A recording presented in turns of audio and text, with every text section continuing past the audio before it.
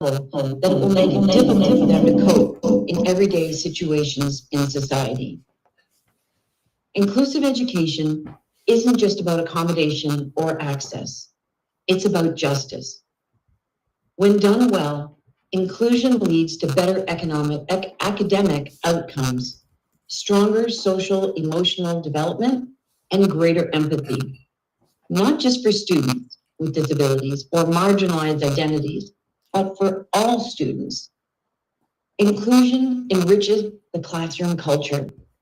It fosters collaboration. It prepares young people to live and lead in a diverse world. And we must pair inclusion with high expectations for every student, because when we presume competence, we create opportunity. And if I'm honest, I learned this lesson in business the hard way. At any given time in our business, and we were restaurant franchisees in Toronto, our team identified as 17% of having a disability.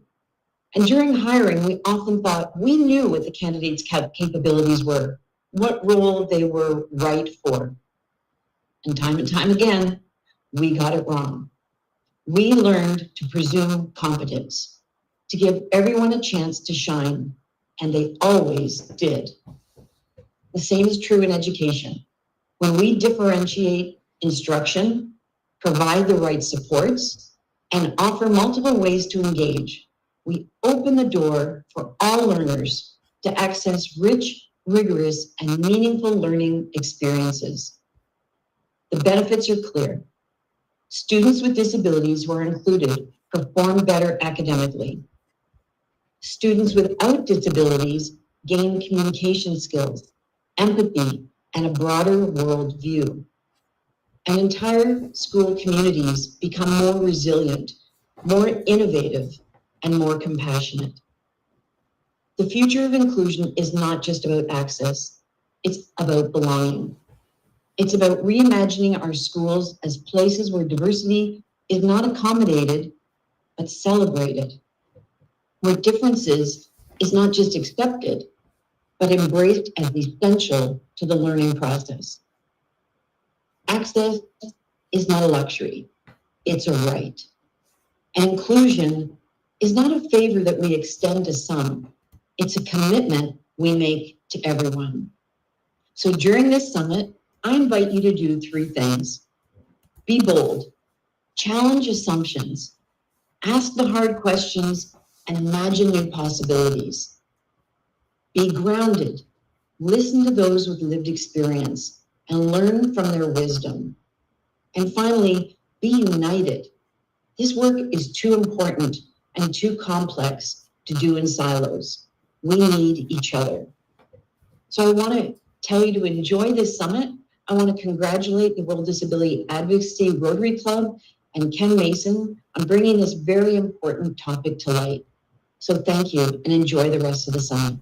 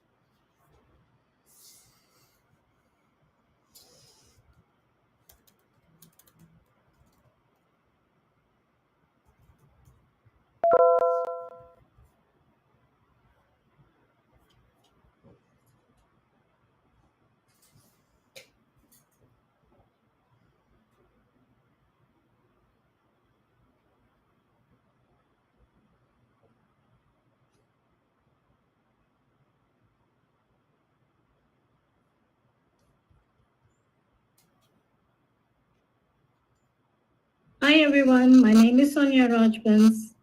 I am the Executive Secretary of the Rotary Club of World Disability Advocacy. I am also the chair of the of the summit that we are in today, which is themed Learning Without Limits, the Inclusive Education Global Summit 2025. So allow me to greet you, first of all. Good morning, good afternoon, and good evening to everyone joining us from across the world. It is with immense gratitude and joy that I welcome you to the Inclusive Education Global Summit 2025, proudly hosted by the Rotary Club World Disability Advocacy under the theme Learning Without Limits.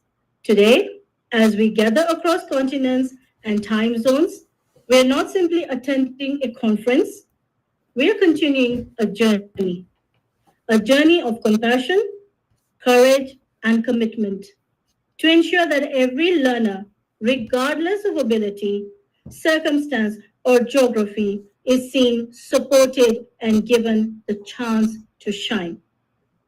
Allow me to extend, first of all, a heartfelt welcome to all our distinguished participants, government officials, education leaders, teachers, disability advocates, interfaith and youth representatives, and of course, our incredible partners.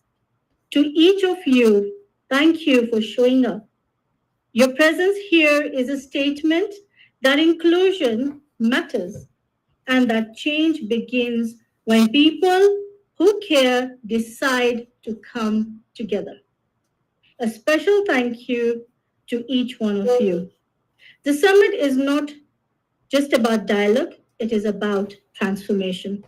We meet at a time when millions of children and youth with disabilities still struggle to access inclusive, quality education. When teachers need more tools and systems and they need more compassion. When inclusion is still too often spoken of as an afterthought instead of the foundation it must be. Sorry. Our goal over these 4 years is to reimagine education systems that embrace diversity, where support is not charity,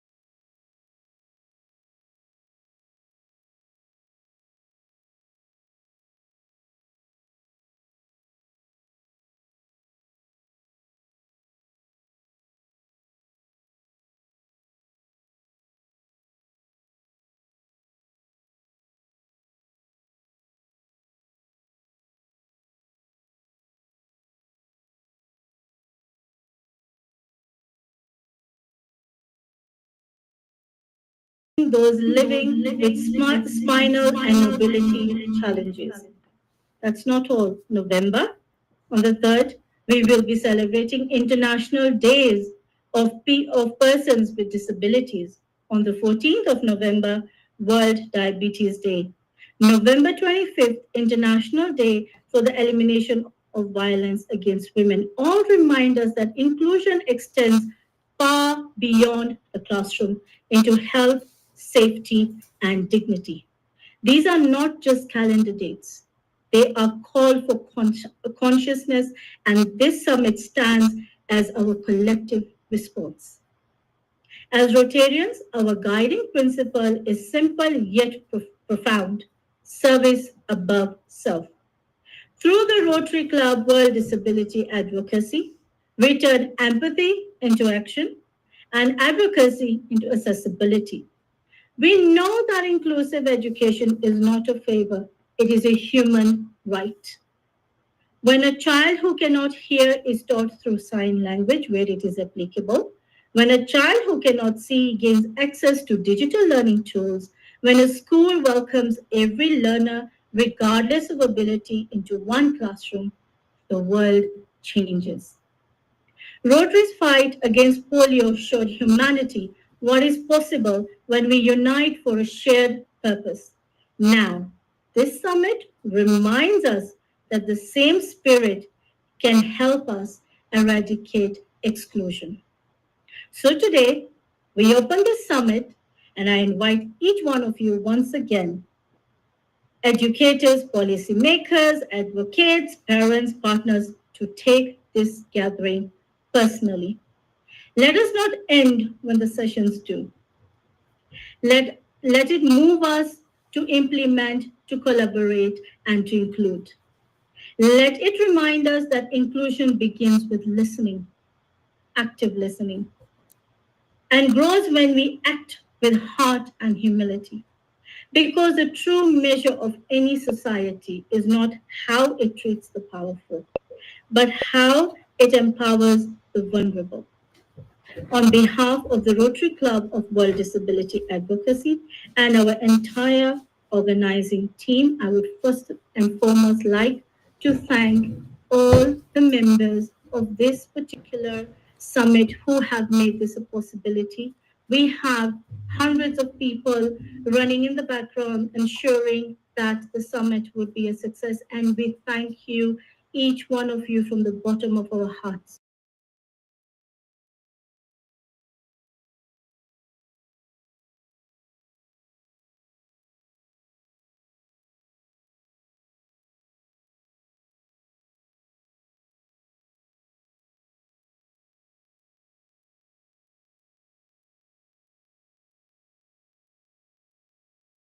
Yes.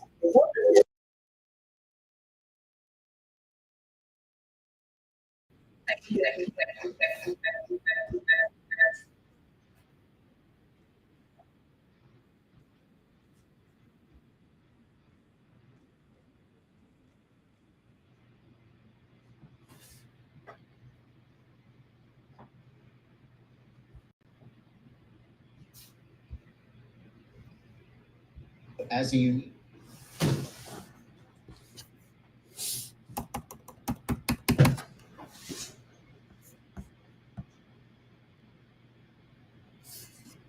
Yes.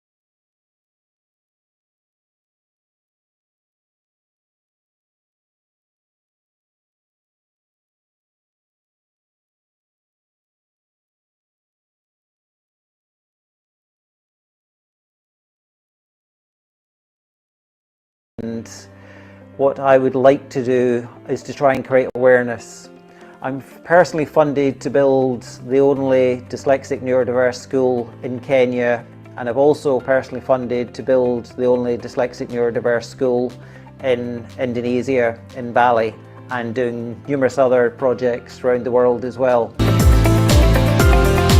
This center is actually a center of my dream and passion. I am an educationist by profession, and for a period of about 25 years, I have worked with persons with disabilities in the education sector.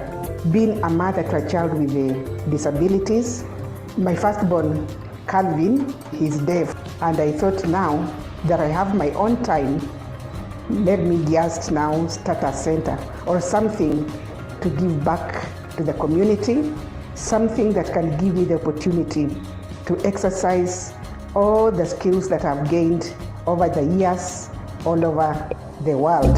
Advocacy is crucial because estimates show the worldwide disability community constitutes up to 20% of the population, making it the largest minority group internationally. We are honored to be part of this powerful group, and working in unity with the global disability community, we are striving to bring about the necessary change. What's presented here was a quick view of one of the most unique Rotary clubs in the world.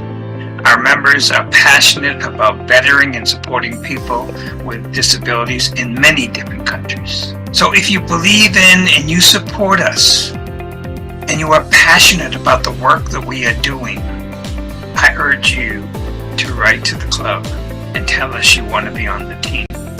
Thank you for experiencing this video, and also thank you for the good work that you are doing.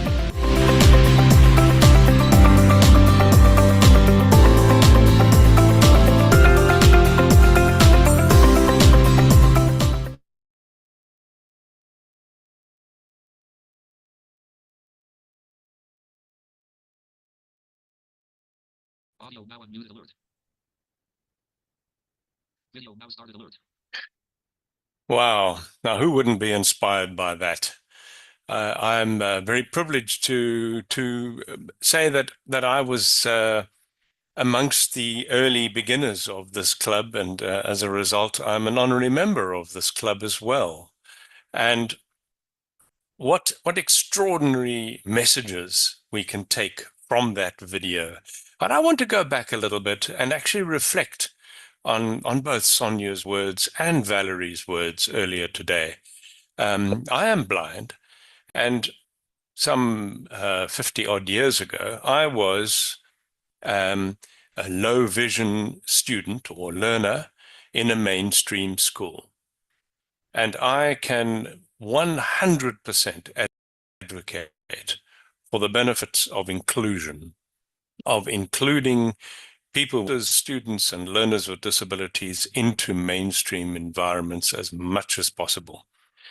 I believe that I am in some way a testimony to that policy, and I am very passionate about this message that we need to find far more opportunities for students and learners to benefit from mainstream education so that they can access mainstream society. That's what we're here for. Moving on, we have our next moderator, who is an extraordinary woman who is always around in this club, the indefatigable Suan Suraj, who will be introducing our keynote speaker. Suan? Hello, everybody. Nice to see you, Jeremy, today. We keep meeting online. I hope we'll meet in person very soon. I'm so excited about this summit.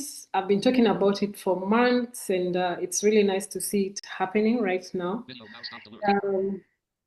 But even more importantly, I'm excited to see that we have a lot of people online. Guys have joined in, and I see more people joining in. Please invite your friends. We have quite an exciting summit. Very, very nice discussions. We'll be introducing our keynote speaker. I'm really even more excited about what he has to speak about. Our keynote speaker is Dr. Aaron Cook. He's an inclusive educator, systems leader, and an advocate for the power of public education. For the past 2 decades, he has served nearly every role across the education pipeline: paraprofessional, special education teacher, a county office coordinator and administrator, a school board member, researcher, grant writer, and university professor. He currently coordinates the Classified Employee Credential Program at the Glenn County Office of Education, a statewide initiative that supports classified school employees on their journey to becoming credentialed teachers. He also helps lead the California's multi-tiered system of support and community schools partnership program initiatives, where his work focuses on braiding equity, inclusion, wellness, and continuous improvement across rural school systems. He loves collaborating with educators across the state, especially throughout Northern California, and advocating for the unique strengths, challenges, and opportunities of rural education. He's a Bill and Melinda Gates Fellow and Fulbright PhD graduate from the University of Central Florida. He has delivered a lot of addresses, including this one of ours today. His research has been published in a lot of journals. His leadership has contributed to millions of dollars in educational investments, including over 17 million in CCSP funds, workforce initiatives like creating opportunities for youth apprenticeship, and teacher pathways such as CSP within California State University. He has a decade of experience teaching in higher education. He's worked with a diverse range of learners, including Fulbright scholars and international educators through the Fulbright Teaching Excellence and Achievement Program. He is a beloved student-centered instructor known for creating inclusive learning environments where every individual feels seen, supported, and inspired to lead, the reason why we are here today. He's especially passionate about championing an ability-first mindset.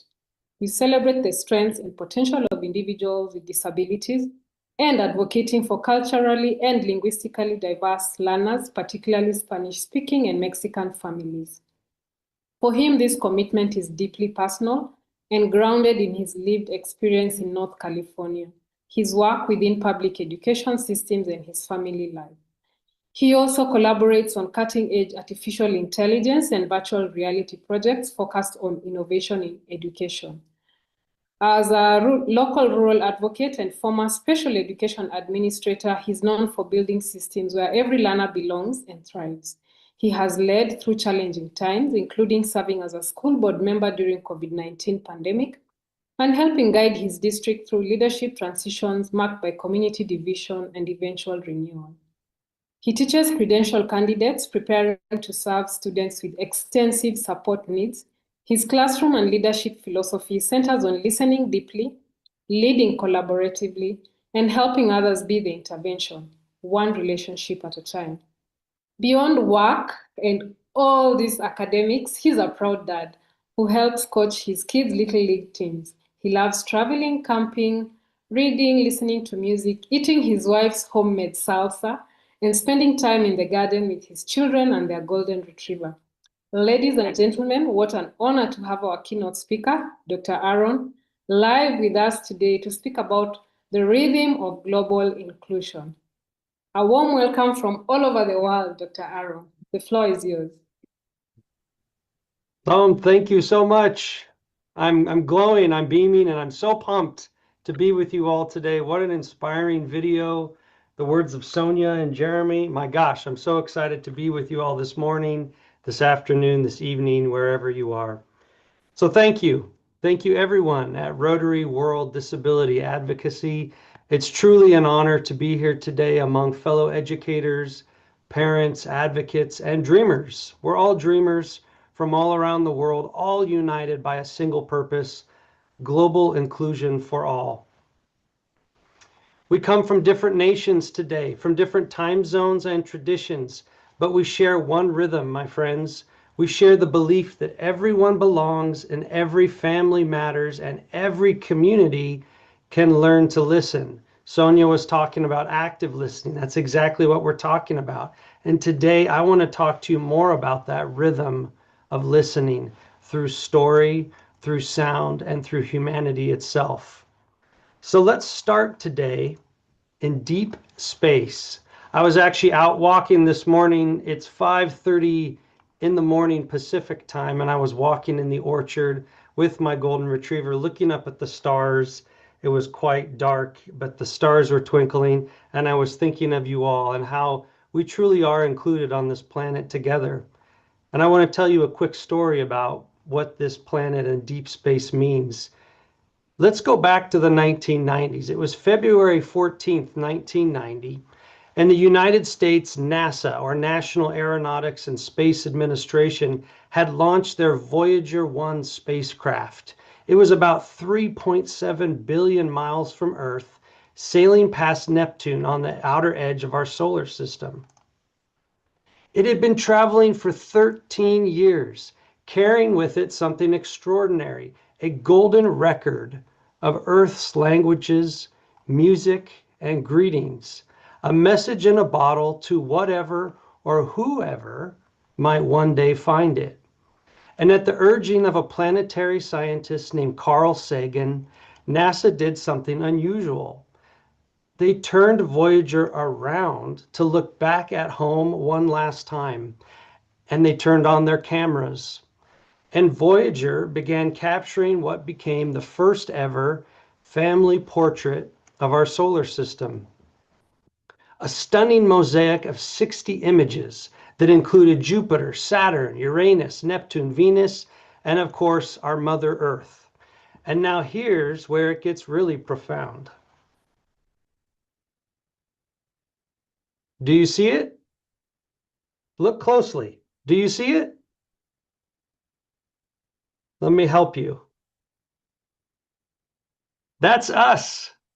In this image labeled Earth, our home shows up as a single pixel, a tiny, pale blue dot floating in a shaft of scattered sunlight. That's it, a speck in the vastness of space. The Voyager team knew the photo wouldn't show much, and that's precisely why they took it. They wanted us to see it, to feel it, to remember how fragile our planet is and how connected we all are, and how small we may seem in the grand arc of time and space, but how deeply precious. The images took nearly 3 months to finally reach back home here to Earth, and just 34 minutes after snapping that last photo of home, Voyager powered off its cameras forever to conserve energy for the journey ahead. And yes, Voyager is still up there, still flying, still listening, and attached to that same spacecraft is that golden record, carrying the sounds, music, and greetings of Earth, a heartbeat, a Native American Navajo chant, singer Chuck Berry's rhythmic song, Johnny Be Good, a mother kissing her child. And it's been playing the story of humanity for nearly 50 years out there in the dark, a love letter to the stars. In this image, the pale blue dot has hung on the wall at NASA's Jet Propulsion Laboratory ever since. And over the years, they've had to replace it again and again because so many people reach out to touch it. And why?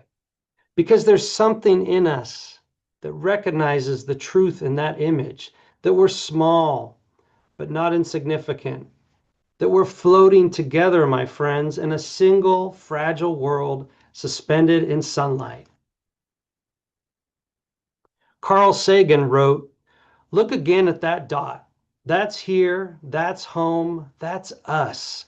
On it, everyone you love, everyone you know, everyone you ever heard of. Every human being who ever was lived out their lives. Every saint and sinner in the history of our species lived there on a mote of dust suspended in a sunbeam. There's perhaps no better demonstration of the folly of human conceits than this distant image of our tiny world. To me, it underscores our responsibility to deal more kindly with one another and to preserve and cherish the pale blue dot, the only home we've ever known." And somewhere on that pale blue dot right now, a teacher in Kathmandu is helping a child read Braille. A mentor in Rio is teaching sign language through dance, and a principal in Nairobi is installing the first wheelchair ramp their school has ever had. That is our shared rhythm, the rhythm of inclusion. But my friends, we know there are all sorts of barriers in this fight for global inclusion. We face them every day, don't we? Oh my goodness. Physical, environmental barriers, systemic and institutional barriers, attitudinal, cultural barriers, communication and informational, economic and resource barriers, and of course, psychological and social barriers. What's ironic is that even something meant to be helpful can create a barrier. Even our symbols, the icons of access and awareness, can unintentionally reinforce limitation instead of liberation. You see, our brains look for patterns and meanings in things we see. And oftentimes, just seeing someone who looks different can trigger something we call othering in our minds. It's not always, it can be primal, a survival instinct tied to implicit bias. But that's why we have to retrain our senses and our systems. We have to learn to see through the lens of what our colleagues call ability first. This is the dynamic international symbol of access, a forward-leaning wheelchair in motion, a symbol that asserts the ability of the individual, not the label of disability. It's a small design change with a powerful message: movement, agency, participation. And much like the practice of gratitude can train our brains to see positive in our day, an ability-first mindset trains us to see possibility, not pity, potential, and not pathology. It's how we evolve our consciousness, learning to celebrate ability in spite of limitation, to see pride where others once saw stigma. The disability pride flag teaches us that disability is not a defect to hide, but a dimension of diversity to honor. Each color represents strength, interdependence, and the vast spectrum of human experience. It's a flag of movement, not mourning, a banner that waves for every person whose resilience redefines what's possible. And not all disabilities are visible. The sunflower. It's become an international symbol for hidden disabilities, conditions that aren't immediately apparent, such as autism or ADHD, chronic pain, hearing loss, mental health conditions, or autoimmune disorders. When someone wears a sunflower pin or badge, it's a quiet signal that they may need extra time, understanding, or support. Not sympathy, but awareness. It reminds us that inclusion begins with recognition, that empathy must extend beyond what the eye can see. And in airports, hospitals, and classrooms across the globe, the sunflower is becoming a shared language of compassion, a way for invisible challenges to be seen and heard and honored. We need to be aware of these symbols that promote identity, symbols of strength and resilience and pride, because we've come a long way in our work, my friends. Some of you have been around a long time, and like me, and we've been doing this work a long time, some of us even longer. And despite injustices and setbacks, inclusion is on the rise. In Kenya, inclusion is being reframed as a civil right, not a special program. In India, the National Education Policy 2020 builds UDL, or Universal Design for Learning, right into the classroom. In Ghana, teachers partner with families to design community-based supports using their local language. In Brazil, Escola Acessível funds ramps, restrooms, playground upgrades, inclusion all through infrastructure. And in the US, we're fortunate to have the IDEA, Individuals with Disabilities Education Act, a civil rights law ensuring access and equity. And next month marks 50 years of this law protecting the right of every child to learn, to belong, and to dream. So from Mumbai to Mombasa, from San Francisco to Stockholm, inclusion may sound different in every language, but the rhythm is the same. Ability first. And as Rotary World Disability Advocacy reminds us, inclusion isn't charity, it's justice, it's humanity. And if inclusion is a right, then voice is the instrument that carries it. This sticker, it's called a bumper sticker in the States. I've had a bumper sticker in my office for years that says simply, listen to children. And when I began my career several years ago as a special education teacher, serving students with the most extensive needs, I worked with students who were nonverbal, medically fragile, and profoundly unique. And they spoke, just not always in words. They spoke with their eyes, they spoke with their laughter, their rhythm, their energy. Our job as educators is to learn their language, to hear these beautiful voices singing these songs. And I know that if you're on the call with us today, you're someone who values the voice of the youth you work with. Youth voice is more than just a talking point. It's an essential ingredient to humanity's success in this mission toward global inclusion. The student voice continuum shows how adult mindsets and systems can shift from treating students as passive recipients of decisions toward empowering them as co-leaders in shaping school culture, policies, even financial ones, and of course, solutions.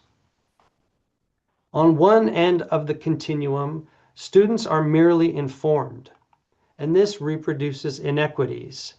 But as we move across the spectrum, consulting, involving, collaborating, we reach the ideal shared ownership. This is where students, especially underrepresented youth, are not just heard, but they lead. The message in this continuum is clear. We cannot unlock transformative solutions without our youth. And today we see that same voice rising around the world. In Finland, students lead their own individual education programs, learning to advocate for themselves from an early age. In Chile, student councils co-author respect charters that hang in every classroom. In Jordan, parents form the Right to Play Coalition, advocating for accessible playgrounds across hundreds of schools. And when I work with my friends here, the Fulbright scholars at California State University, Chico, educators from Asia, Africa, Europe, the Americas, the Middle East, we see how inclusion transcends socio-political boundaries. As a classroom teacher, I used to educate my parents of my students on the basics of inclusion and the law. We called it Know Your Rights under the law. We'd give them the basics of the law so they could be empowered to advocate for their student. The 7 major tenets of the IDEA, or Individuals with Disabilities Education Act, stated FAPE, free and appropriate public education, is what your child is entitled to, designed for their unique needs and goals. Least restrictive environment. Your child should learn with their peers whenever possible, with supports provided. An IEP, an individual education program, a plan created with you to set goals, services, and measure their progress. Evaluation. Schools must use fair, culturally responsive assessments. Participation. You are an equal partner in all educational decisions. Safeguards. You and your child have legal rights, access to records, notice of changes, and options for dispute resolution. And transition. By age 16 and earlier in some states, IEPs must include post-school goals for college, career, or independence. But that's for parents to understand. How are our youth going to become empowered with this knowledge if we don't speak their language? We must rewrite the language to speak to them. And then we must be their guide on the side, not the sage on the stage, standing by them, supporting them, so they can learn how to voice and advocate for themselves. So here in the US, we have 5-year-olds, we call them kindergartners, and we translate this law to say, school is for you. Everyone gets to go to school and learn new things. Learn together. You can learn and play with friends even if you need extra help. Your learning plan. Grown-ups make a special plan to help you do your best. Fair testing. Teachers use games and questions to see what helps you learn. Family team. Your family helps your teachers know what you need. Your rights. You and your family can ask for help or answers anytime. And growing up, school helps you get ready for big kid life. We can also reference the United Nations Convention on the Rights of Persons with Disabilities with the following language: human rights, peace and security, and sustainable development for all can be enjoyed only if persons with disabilities in all their diversity are included in society on an equal basis with others.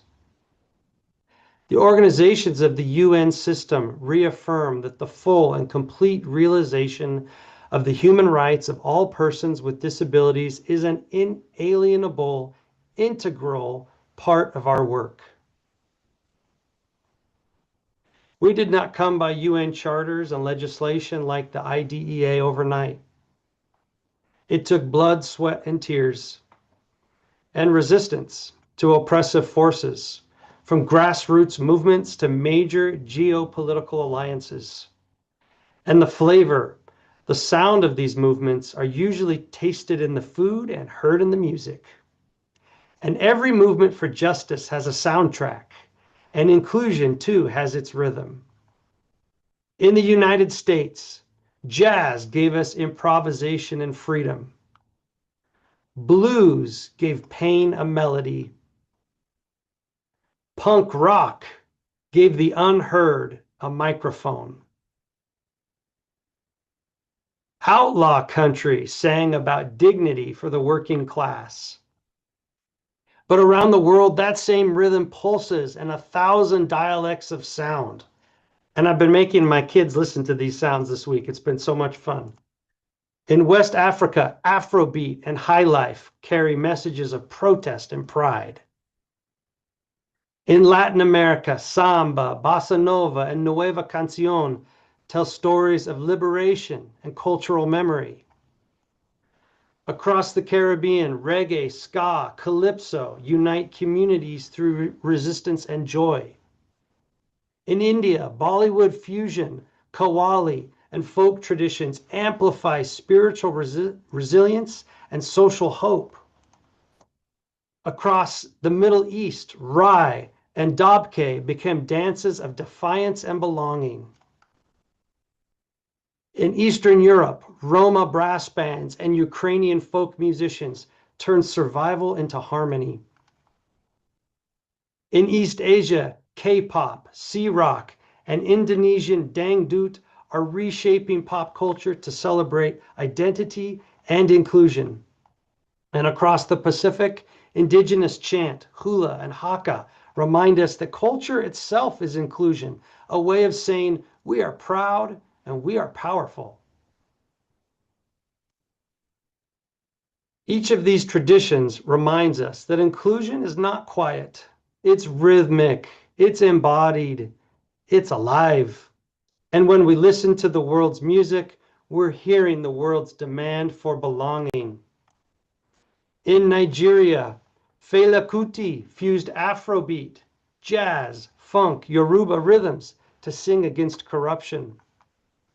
In South Africa, Miriam Makeba, Mama Africa, used folk and township jazz to fight apartheid. In Jamaica, Bob Marley's reggae became the language of liberation. In Spain and France, Manu Chao's Latin ska and world fusion celebrated migrant life. In Benin, Angelique Kidjo's Afropop and funk became global anthems for women's rights. In Ireland, U2's rock and gospel-infused anthems filled stadiums with empathy. In India, A.R. Rahman's classical meets electronic fusion carried messages of peace. And in Ukraine, Jamala's ethno-electronic ballad 1944 became a song of survival. Each of these artists took a local struggle and made it universal. Art as inclusion, music as education, and sound as solidarity. When we teach, when we advocate, when we create, we are part of that same rhythm, and that's our rhythm of inclusion. When I was in graduate school at the University of Central Florida, UCF, I was fortunate to be part of a team that conducted research in a virtual reality simulator called Teach Live, a virtual classroom simulation where teachers could practice classroom management with digital students in real time.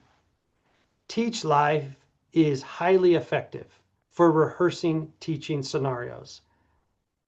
But as technology does, it has evolved. And now we have AI to do simulations for a fraction of the cost while reaching larger audiences. Today, with simulators like Relative AI, we're building the next evolution. AI simulations that let teachers rehearse real-world interactions, learning to listen to and speak with our students, practice conflict resolution, and deliver high-leverage instructional practices. Let me show you a brief clip of an AI project, a glimpse into how AI can be used not to replace educators, but to rehearse social interactions in low-stakes situations. How are you? I'm doing well, thank you. Maya, can you tell me a little bit about who's in charge at your school? Who runs your school? The principal is in charge of the school. That's right. Your principal is in charge of your school. What is their role or what is their job when they're in charge at your school? I don't know. Their job is to help the teachers be the best teachers they can be, right? So they are in charge of the teachers, just like how on your soccer team you have a coach and your coach is in charge of the players. Yeah, the principal is in charge of the teachers. That's right, Maya. The principal's in charge of the teachers. And who else have you seen working at your school? I've seen the cafeteria workers. Oh, excellent. Thank you for bringing up the cafeteria workers. So what do they do? What is their job? They make and serve lunch. That's right. It's important to eat a good, healthy lunch every day. So you've talked about two people who are really important at your school. Thank you for sharing these roles, Maya. Do you know anyone else who works at your school? I know the teachers. They are probably the most important. Everybody works together and your teachers are the ones who teach you and make you a good student, right? Yeah, they help us learn. Technology becomes inclusive only when it amplifies empathy, not efficiency. When technology levels the playing field, that's what we're going for. Let me tell you a quick story about how this technology here is leveling the playing field for inclusion. We recently ran a study in a professional degree program where women have historically entered the workforce with lower starting salaries. And the results from this study were transformative.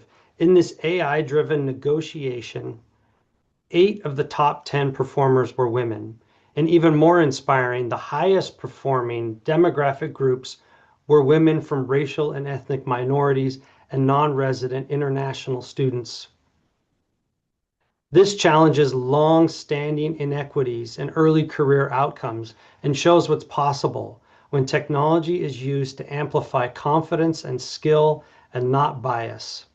AI, when designed with empathy and equity at its core, can create practice spaces where every student gets a fair chance to rehearse success before it's high stakes.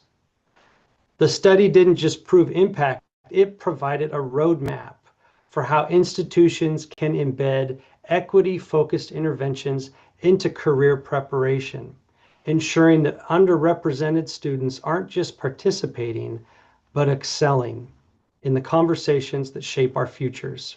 And that's the future worth building. In India, Samagra Shiksha trains teachers in adaptive tech. In Mexico, Educación Inclusiva integrates bilingual and indigenous language supports. In Ukraine, UNESCO and UNICEF are rebuilding accessible schools amid conflict. In South Africa, Inclusive Education SA trains teachers using low-cost local tools. In Japan, the School for All movement connects inclusion to civic life.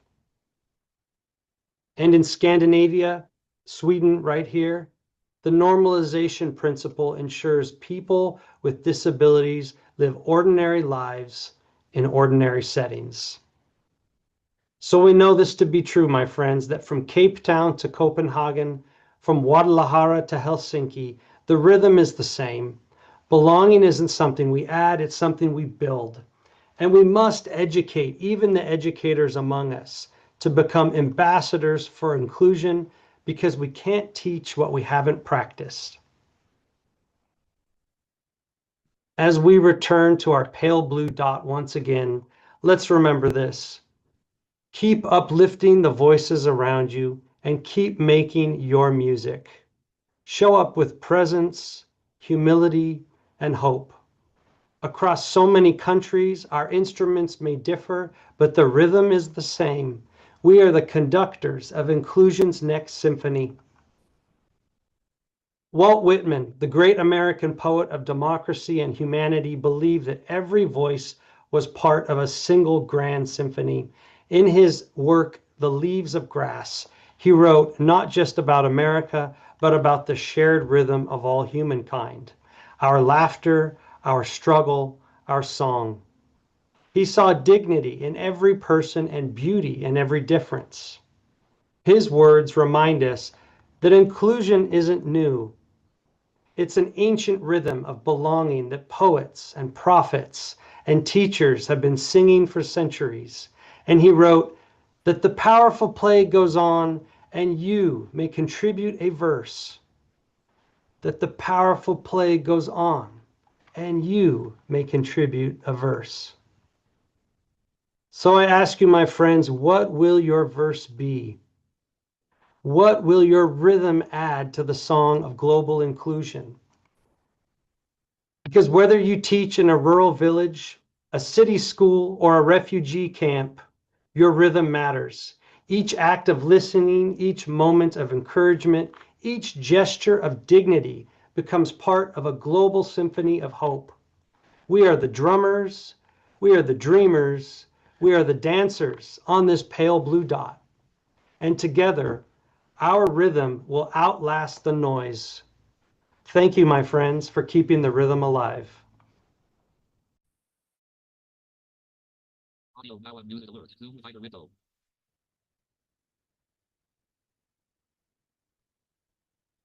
Video now started alert. Wow, Erin, that was amazing. I wish I was back at college and particularly studying under you. I would have loved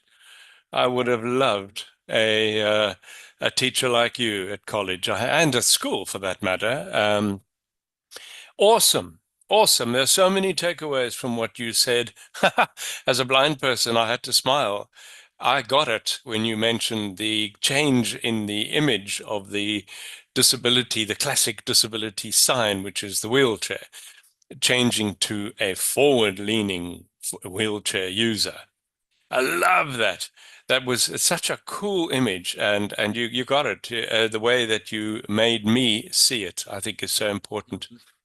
And something I want to say in reaction and reflection to your wonderful keynote, thank you. Something particular that worries me in this particular instance is I come from South Africa. Thank you for mentioning South Africa twice, and specifically Cape Town. And what we've learned of after 400 years of subjugation of the majority of the population was the tragedy in what we missed out on by excluding so many people from basic human rights, fundamental education opportunities, etc.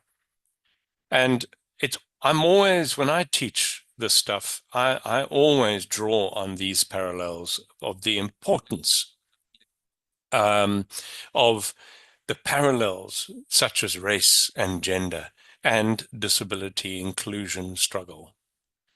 And what really saddens me is how many extraordinary individuals have lost out by not having the opportunity of inclusion at an educational level. Before I introduce you to our next moderator, I want to leave you with the words of the white paper. And a white paper is a prelim to possible legislation in any country. And in 2000, we had a white paper on inclusive education.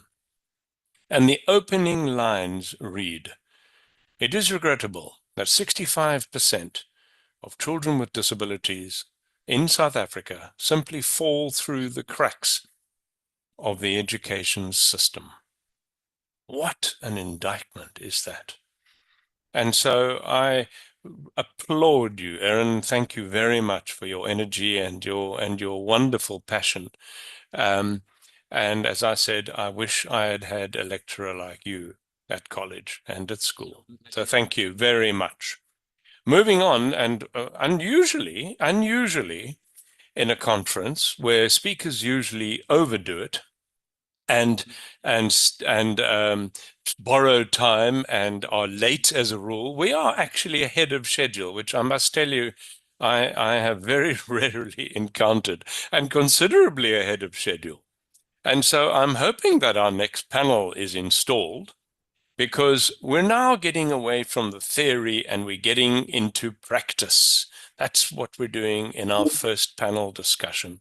And so without any further ado, please welcome our moderator for this session, who is a very experienced educator herself, and in addition, has a diploma in the Montessori system, which I picked up immediately because my daughter is a Montessori teacher in America. And so welcome Simran Main as the moderator of this panel. Thank you. Simran, over to you. Thank you, Jeremy, and hello, everyone. I'd just like to add a little bit more on my introduction. Whatever Jeremy said was excellent, so thank you very, very much for that. I have over 10 years driven operational excellence and strategic transformation in the Kenyan healthcare sector. My work, particularly as an assistant operations manager at the Lion Sight Eye Hospital, was primarily centered on saving sight and permanent disability. However, additionally, I was very instrumental in setting up a multidisciplinary diabetes care center. Now, apart from the education part, my professional focus also includes an EMBA in healthcare management, and my dissertation was based on chronic disease management in Kenya, and it fostered strongly on the governance and measurable growth to ensure equitable access. Of course, that includes the topic that we're dealing with today. So without further ado, I am very thrilled to moderate this session where the panel will discuss how inclusive education translates into everyday experiences for learners with disabilities. We're going to move away from theory into real impact. I therefore take this opportunity to introduce my panel in alphabetical order. I will start with Monique Rahiro from Uganda, Joya Kelvin from Cameroon, Dr. Rimpi from India, and Mr. Ted Leonard from the USA. I take this opportunity for you panelists to introduce yourselves, after which we will move on to the question and answer session. Thank you. Monique? Hello. Hello all. Can you all hear me? My name is Monique Roahero. I'm a teacher by profession and an educator by search. I suffered a stroke 9 years ago, and thereafter I started a civil society called the Champion Road Foundation. At the Champion Road Foundation, we are geared to eliminate the misconceptions about disability. I work with the community, rural community of children with neurological disorders and other disabilities. Today, I'm so humbled to be part of this team. I should say that by far, inclusive education is the biggest act of kindness there is. I have seen tremendous success stories in my 9 years of operation here in Uganda. And my task today was to give experiences that I've had. One of them is myself. As an educator, as somebody that got a disability later on in life, I have had to be accepted in the community, to do my work. It is by the grace of disability inclusion in every sector that we're in. And one of the pillars is inclusive education. Like I said, that inclusive education is the biggest act of kindness there is, where children that have other needs, that children that have other different abilities are incorporated in a system where they coexist with children that do not have special needs. In this, it gives a child a chance to exhume that innate character they have, or something that unique about them. I've worked with many children and this is a rural setting. I'll give an example of a child, because my task was to give experiences that I've had. A child that I worked with through the art and art project that we're doing, because I operate as an asset-based social development, whereby you use the community, the churches, the mosques, every public entity within the community to bring out your point. That means that we do advocacy and sensitization of that disability. We are disabled, but we still have something to offer. These children draw pictures that are in their hearts. I started when in the COVID pandemic, and the children were able to draw things that were passionate to them from their inner being. And they were able to show me that they had desires to be somebody. One case in child is a child with spina bifida. He knew that he wanted to be an artist, and and giving him this chance and putting his work on social media, I was able to be cited by our co-president, Ken Mason, and he put me on to the team of Rotary, World Disability Rotary Team. I am a member of that club. I've enjoyed the mentorship. Monique, Hello? sorry, I'd like to just pause you over there because we're still at the introduction phase. We will carry on with your personal experiences as we move on to Joya. Kindly give us a brief introduction.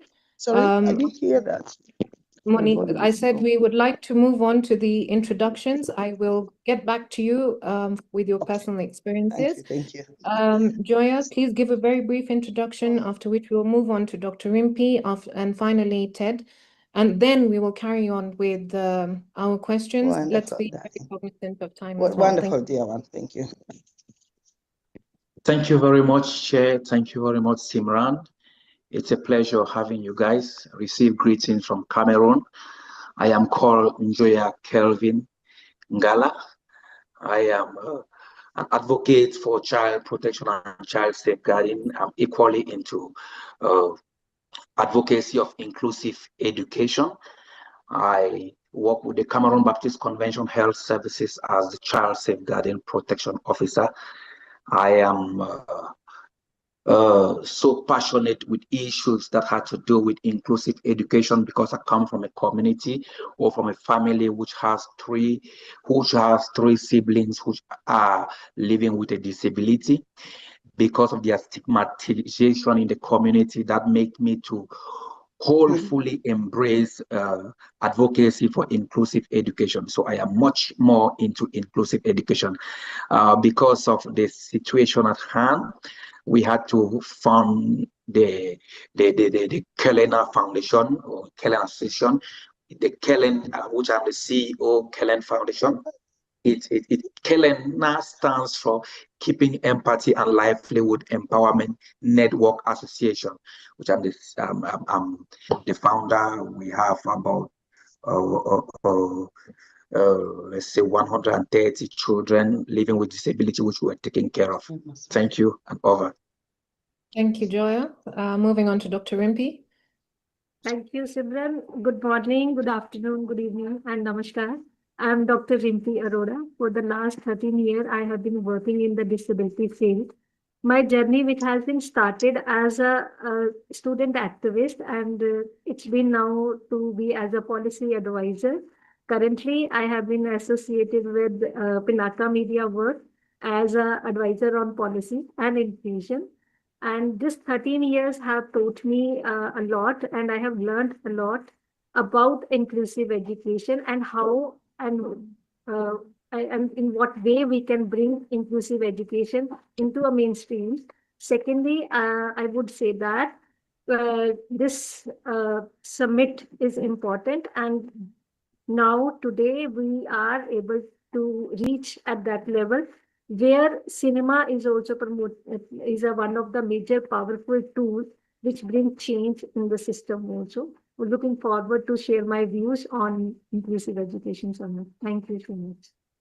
Thank you, Dr. Rimpi. And last but not least, Ted, please take the floor to introduce yourself before we move on to the rest of the questions. Good morning, good evening, night, everyone. My name is Ted Litter Jr. I am, many hats. I am a safety supervisor at just about every school where I'm at. I am a mentor. I advocate for the disabled as well. I do so many things, go around, get resources for low income families. I have a worker that works with me on that.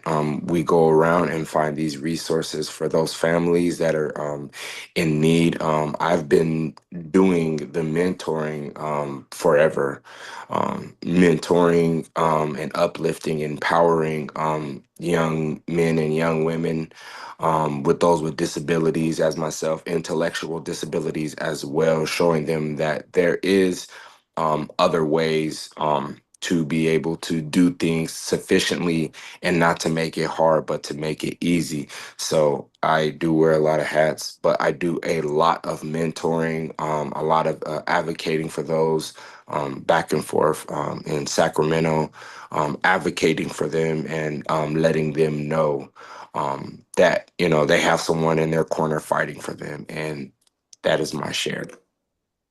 Thank you, Ted. Your introductions are all amazing, and well done on all your achievements.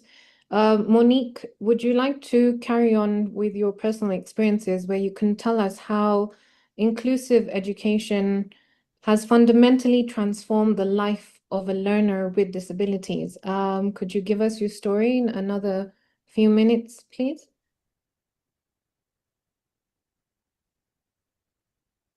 Monique?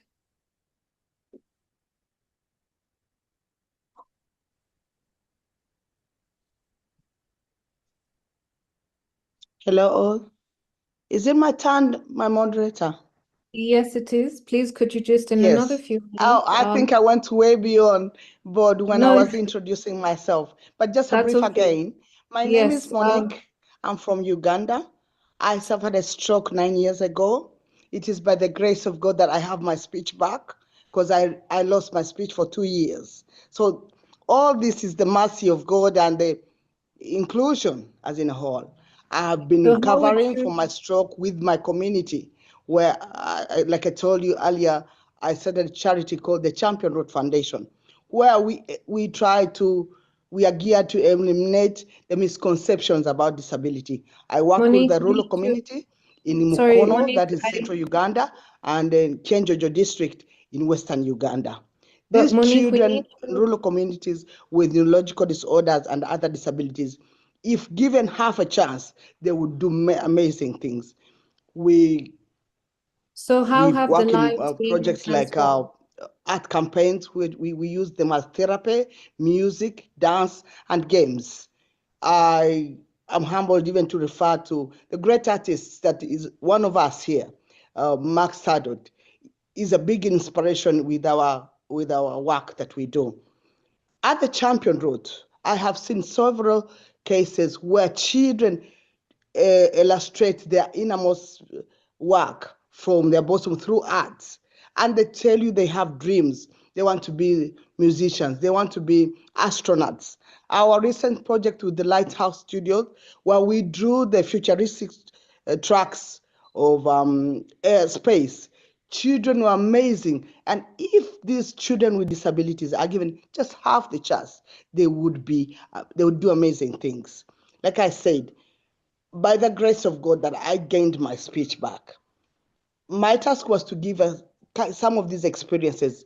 I worked with a child called Gokoe.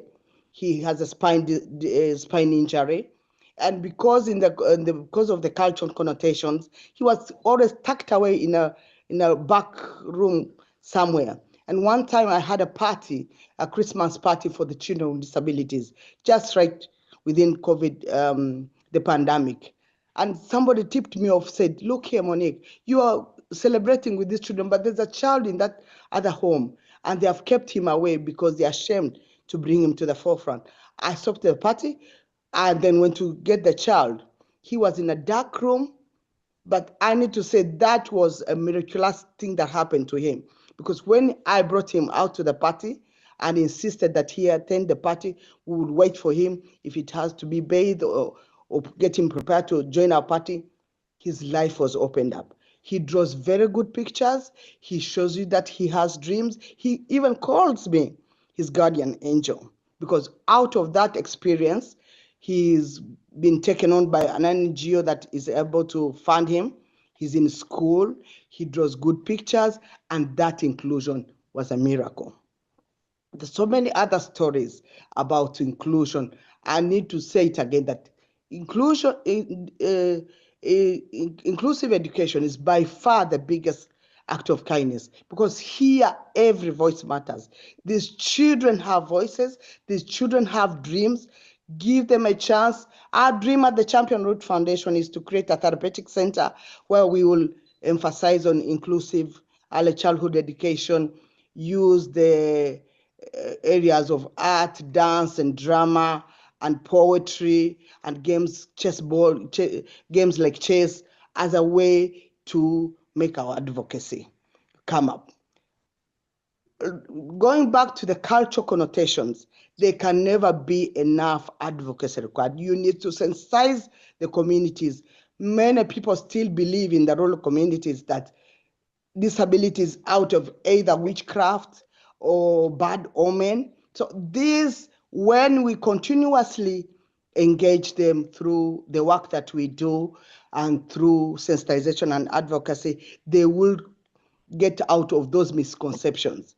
I am normally a success story or reference in my community. So I said, that woman never used to talk. Now she can talk. I walk with a limp. I have a paralysis on my left side, but I'm able to do a number of things. I'm even able to be on this summit. Isn't God good? So let's use these forums to educate people that people with disabilities still can do something and can be productive and can be a bonus to this country. I love you. I do not know how many times I can give you other examples. This is a child that I've been working with. This child's dream was to create a supermarket out of the picture work that we did. He showed me that he wanted to do a shop. And through the soliciting for funds and talking to Ken Mason and a friend of mine in the UK, we started up a shop. He's now a businessman. He then got a tricycle. He can pedal back and forth to the market to buy his merchandise. And I have seen that inclusive education. We still work remotely, but in the schools where I have paired these children with, my children are excelling. And if other children are given all this other chance, they would excel too. Thanks.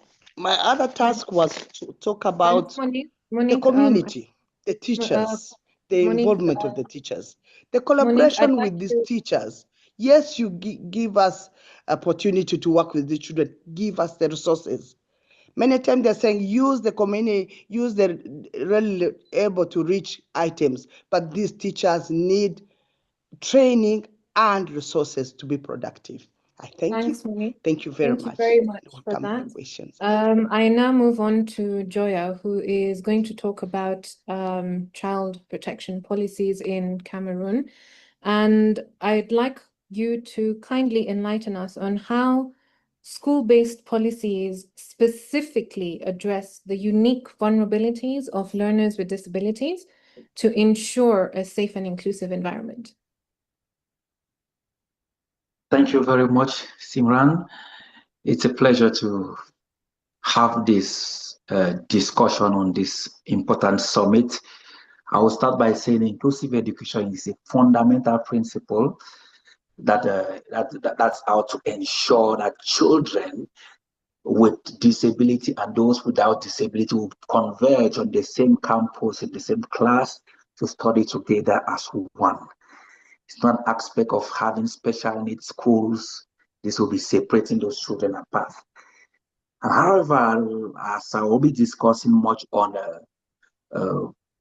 the protection in inclusive education or policies of inclusive education, I will start by saying the core purpose of child protection policy is to safeguard the well-being and safety of all students. Well, I underline the phrase all students. For learners with disability, these policies are even more critical because in most cases you will see policy, the implementation becomes challenging. They often face a heightened risk, like a risk of abuse, neglect, exploitation, and even violence due to communication barriers.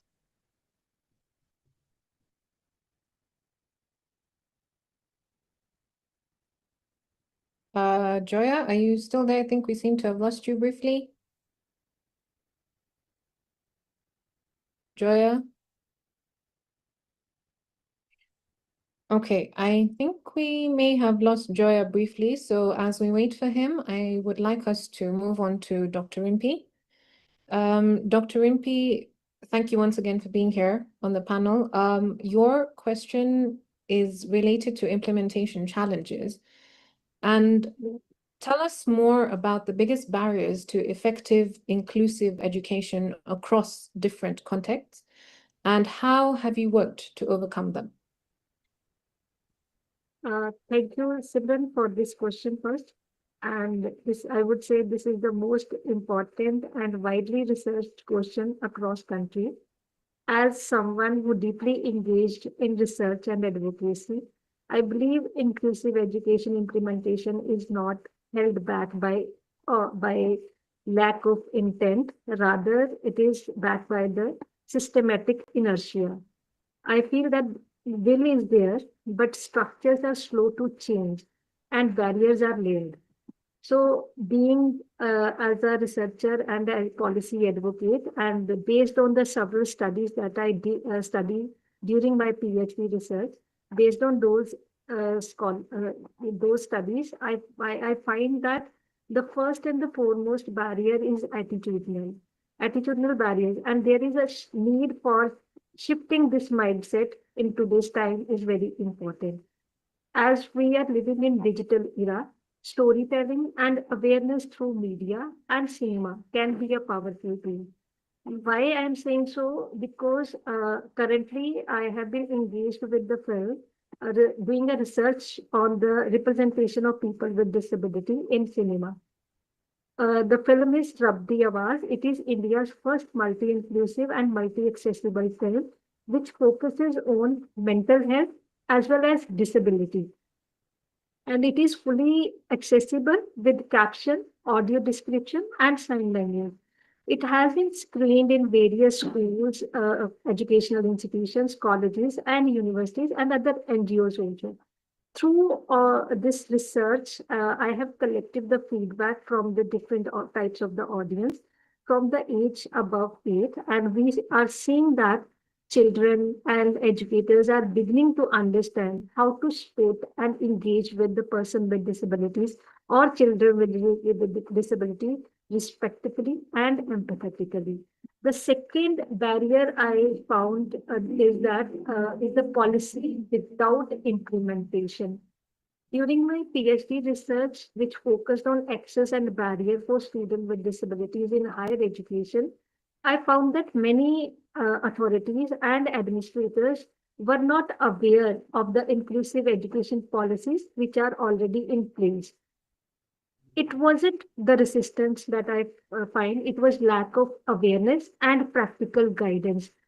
And through that research, I had the chance to engage directly with the university officials, helping them to translate those policies into real steps.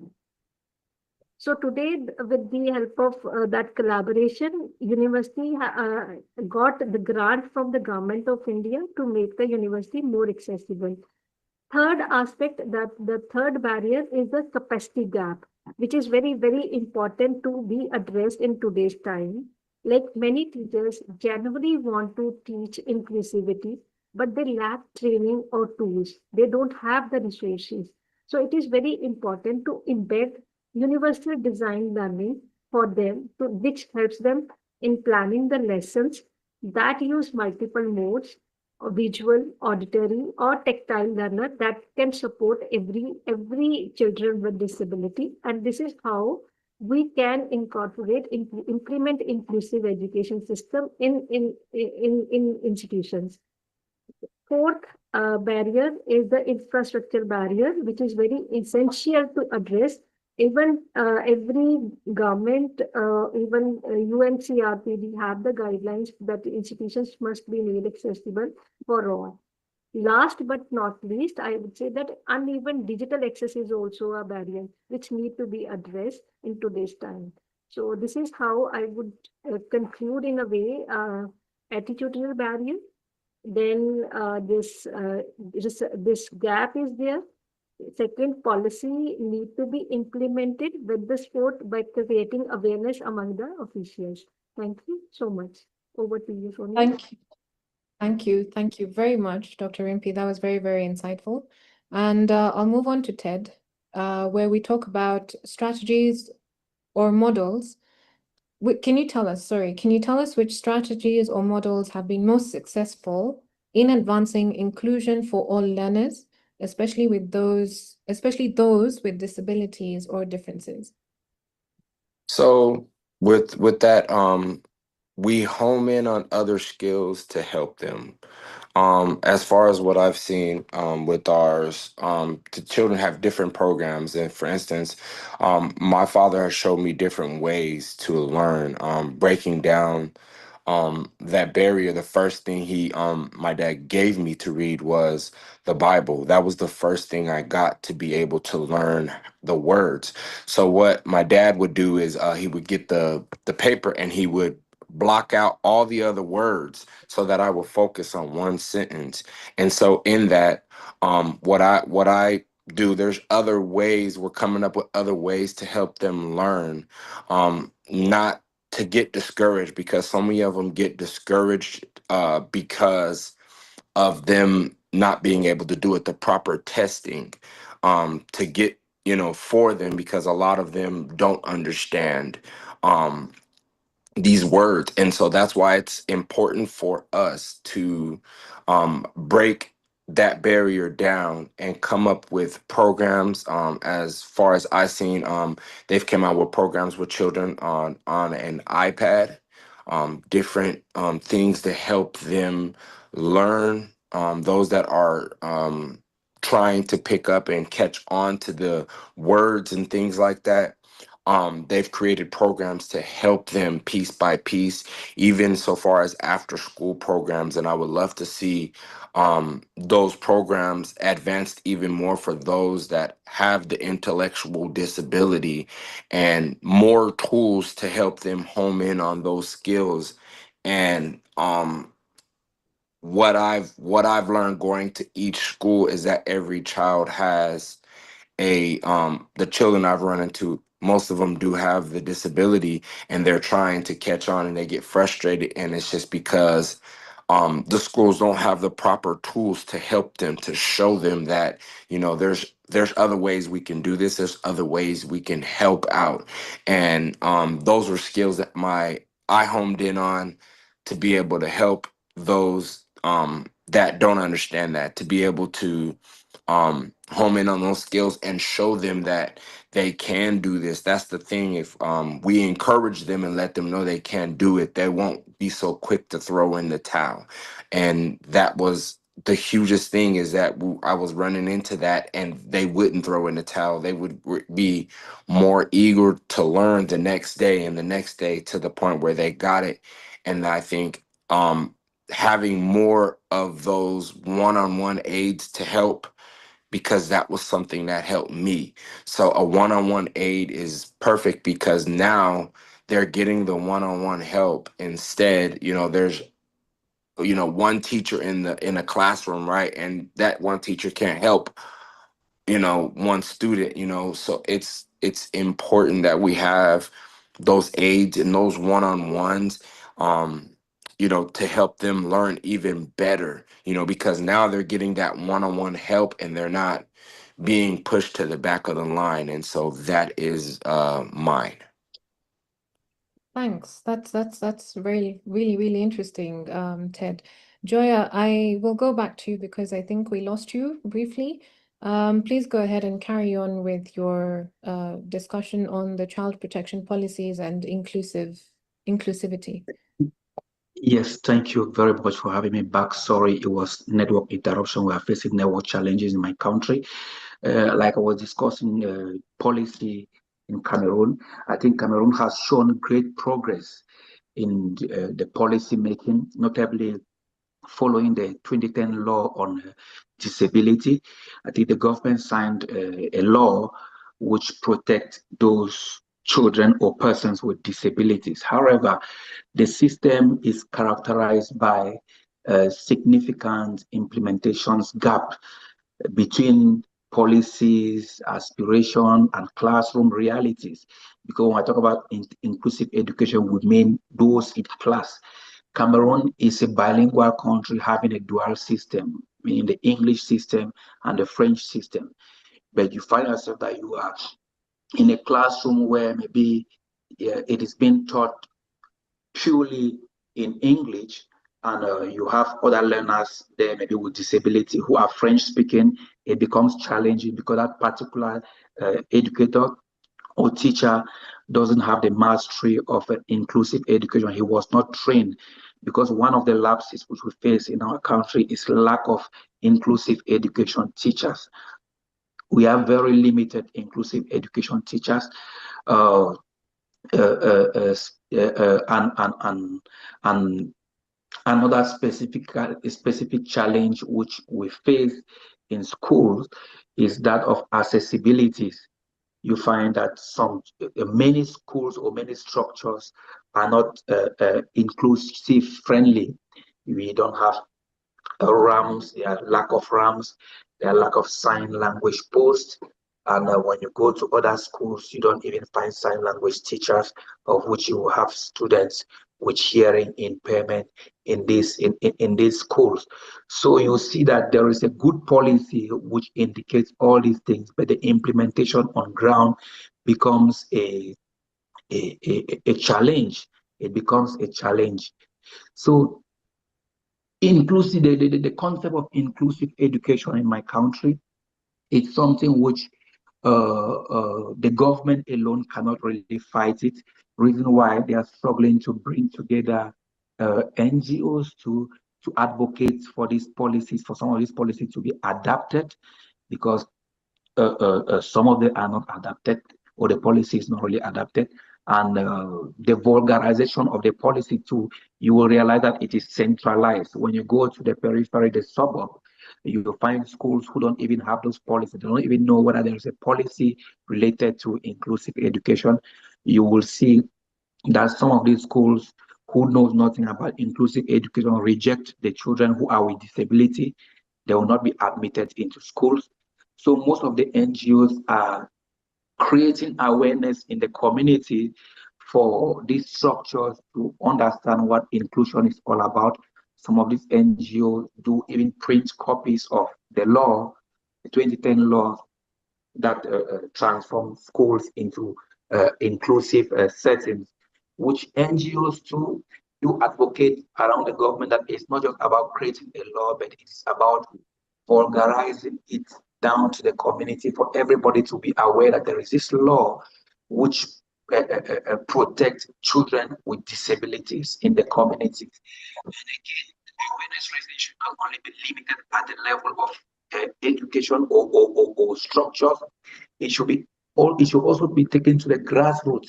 Parents should be aware that even though they are being stigmatized in the communities, in their communities, these are the potentials which their children have. When they are being educated and made to understand that their children can also go to school, they are relieved from the stigma. You have children, like in the previous presentation where they said some children are kept at home. It's a reality. What Monique said is a reality. In my community, children are still locked at home because of the stigma. Parents are scared to come out with the children to show that they have a child with disability. But due to the awareness which is being raised in the community, some of these parents are now understanding that their children can also excel in school. So it's just need that we as organizations don't need to encourage them, provide them with the necessary adaptive tools like a wheelchair, crutches, building of RAM in school for them to have good accessibility into these schools, advocating for the schools to recruit trained inclusive teachers, advocating towards the government to equally increase the number of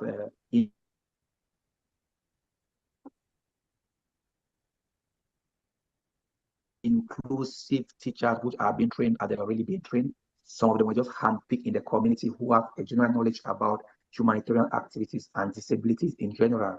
But now the government, like I said, they are also trying on their part, because now in the teachers training schools around the state, they now have a department where they are training inclusive teachers, but the pace is really slow because the number of schools are much, and a number of teachers are very limited. So we still find many schools not really being inclusive.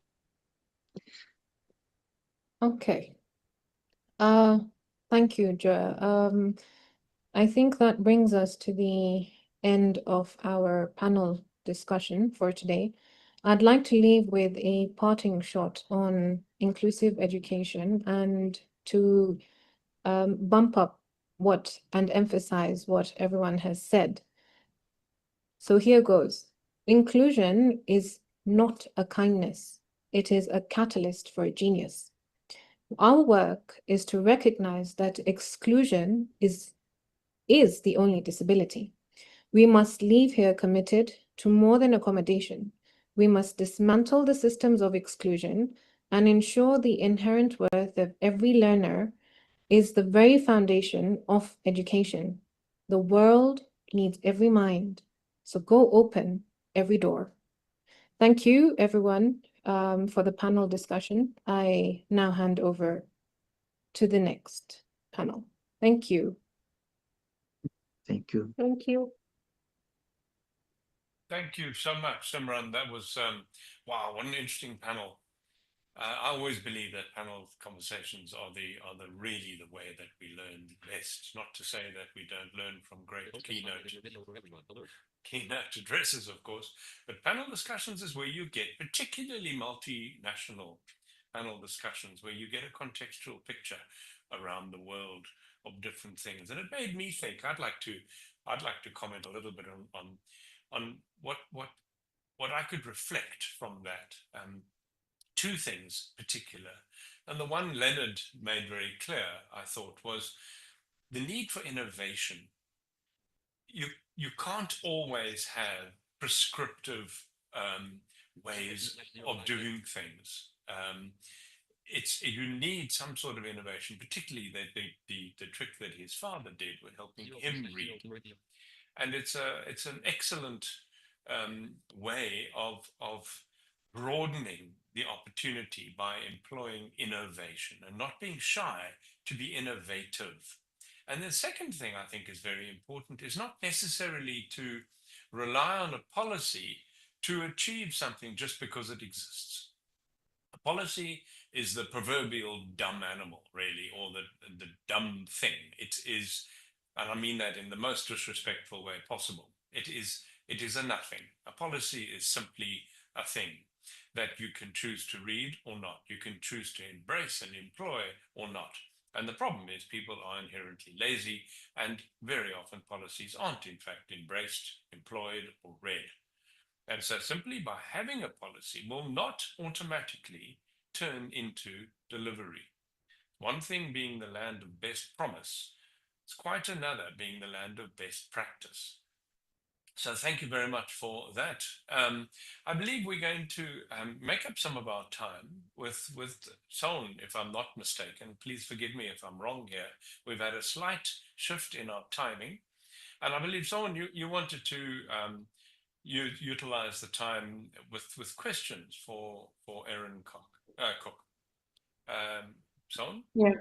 Yes. Wow. I've enjoyed this session that just got completed. Interesting conversations from different parts of the world. I would like to have a short Q&A session with Dr. Aaron, if you can allow him to come in. We've seen there's a lot of interest in the discussions that are ongoing. We have so many questions coming in. We'll run through some of them very quickly for at least 10 minutes before we go on to the next panel.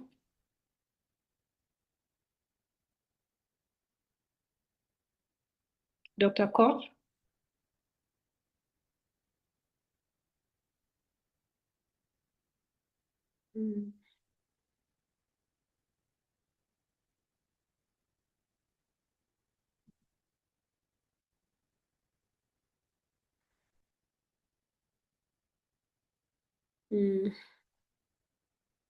As he's logging in, I'll request him. You can do some promo video before we proceed. We'll come back shortly.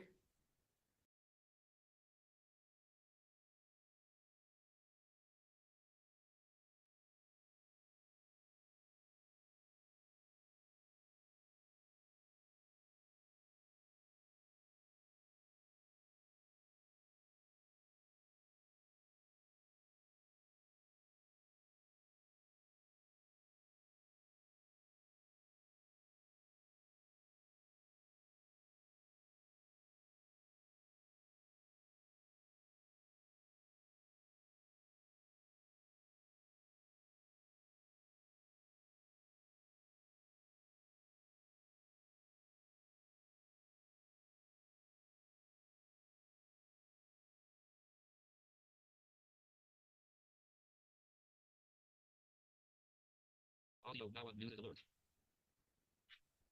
Right, well, The host has spotlighted your video for everyone. Alert. without some form of wobble, no online conference would be normal and human. So we're always going to have some aspects of technical challenge. So bear with us, please. The Erin is apparently coming back on for some questions, and then afterwards I'll introduce you to our next panelist. Monitor Ladierm has left the meeting alert. 03/04 Stephen Pope has joined the meeting alert. Can somebody give me an indication as to where we're standing, or possibly if that's not going to work, we could of course go straight into our next panel, which is only 15 minutes 15 minutes away. What do we prefer to do? Could somebody guide me a little?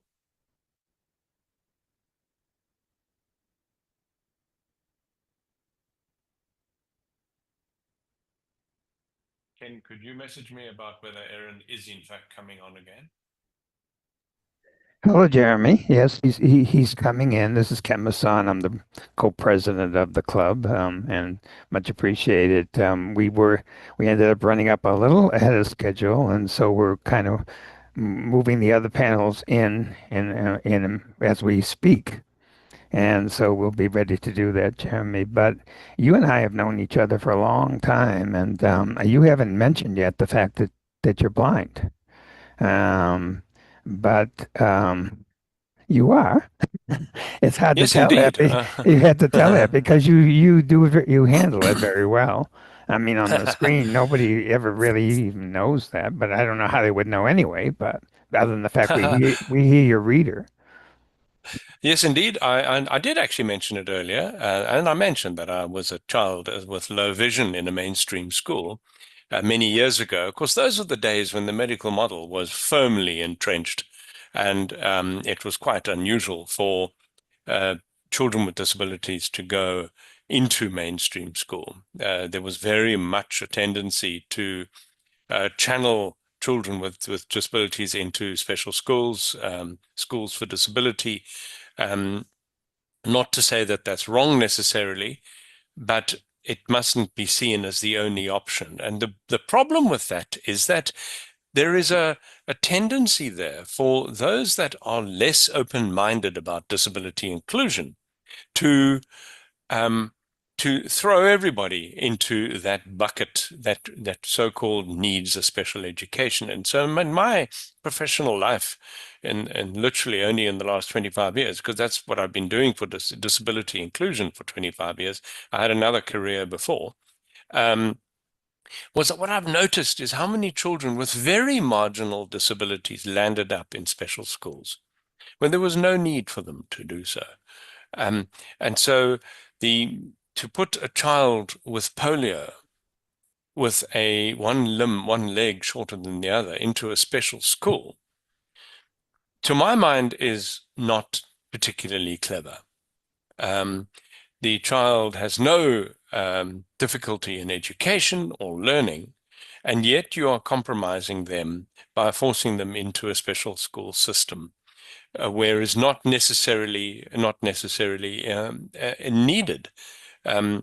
Other than the theory being that, well, you know, he'll be more comfortable amongst his own kind, was classic medical model language in the old days.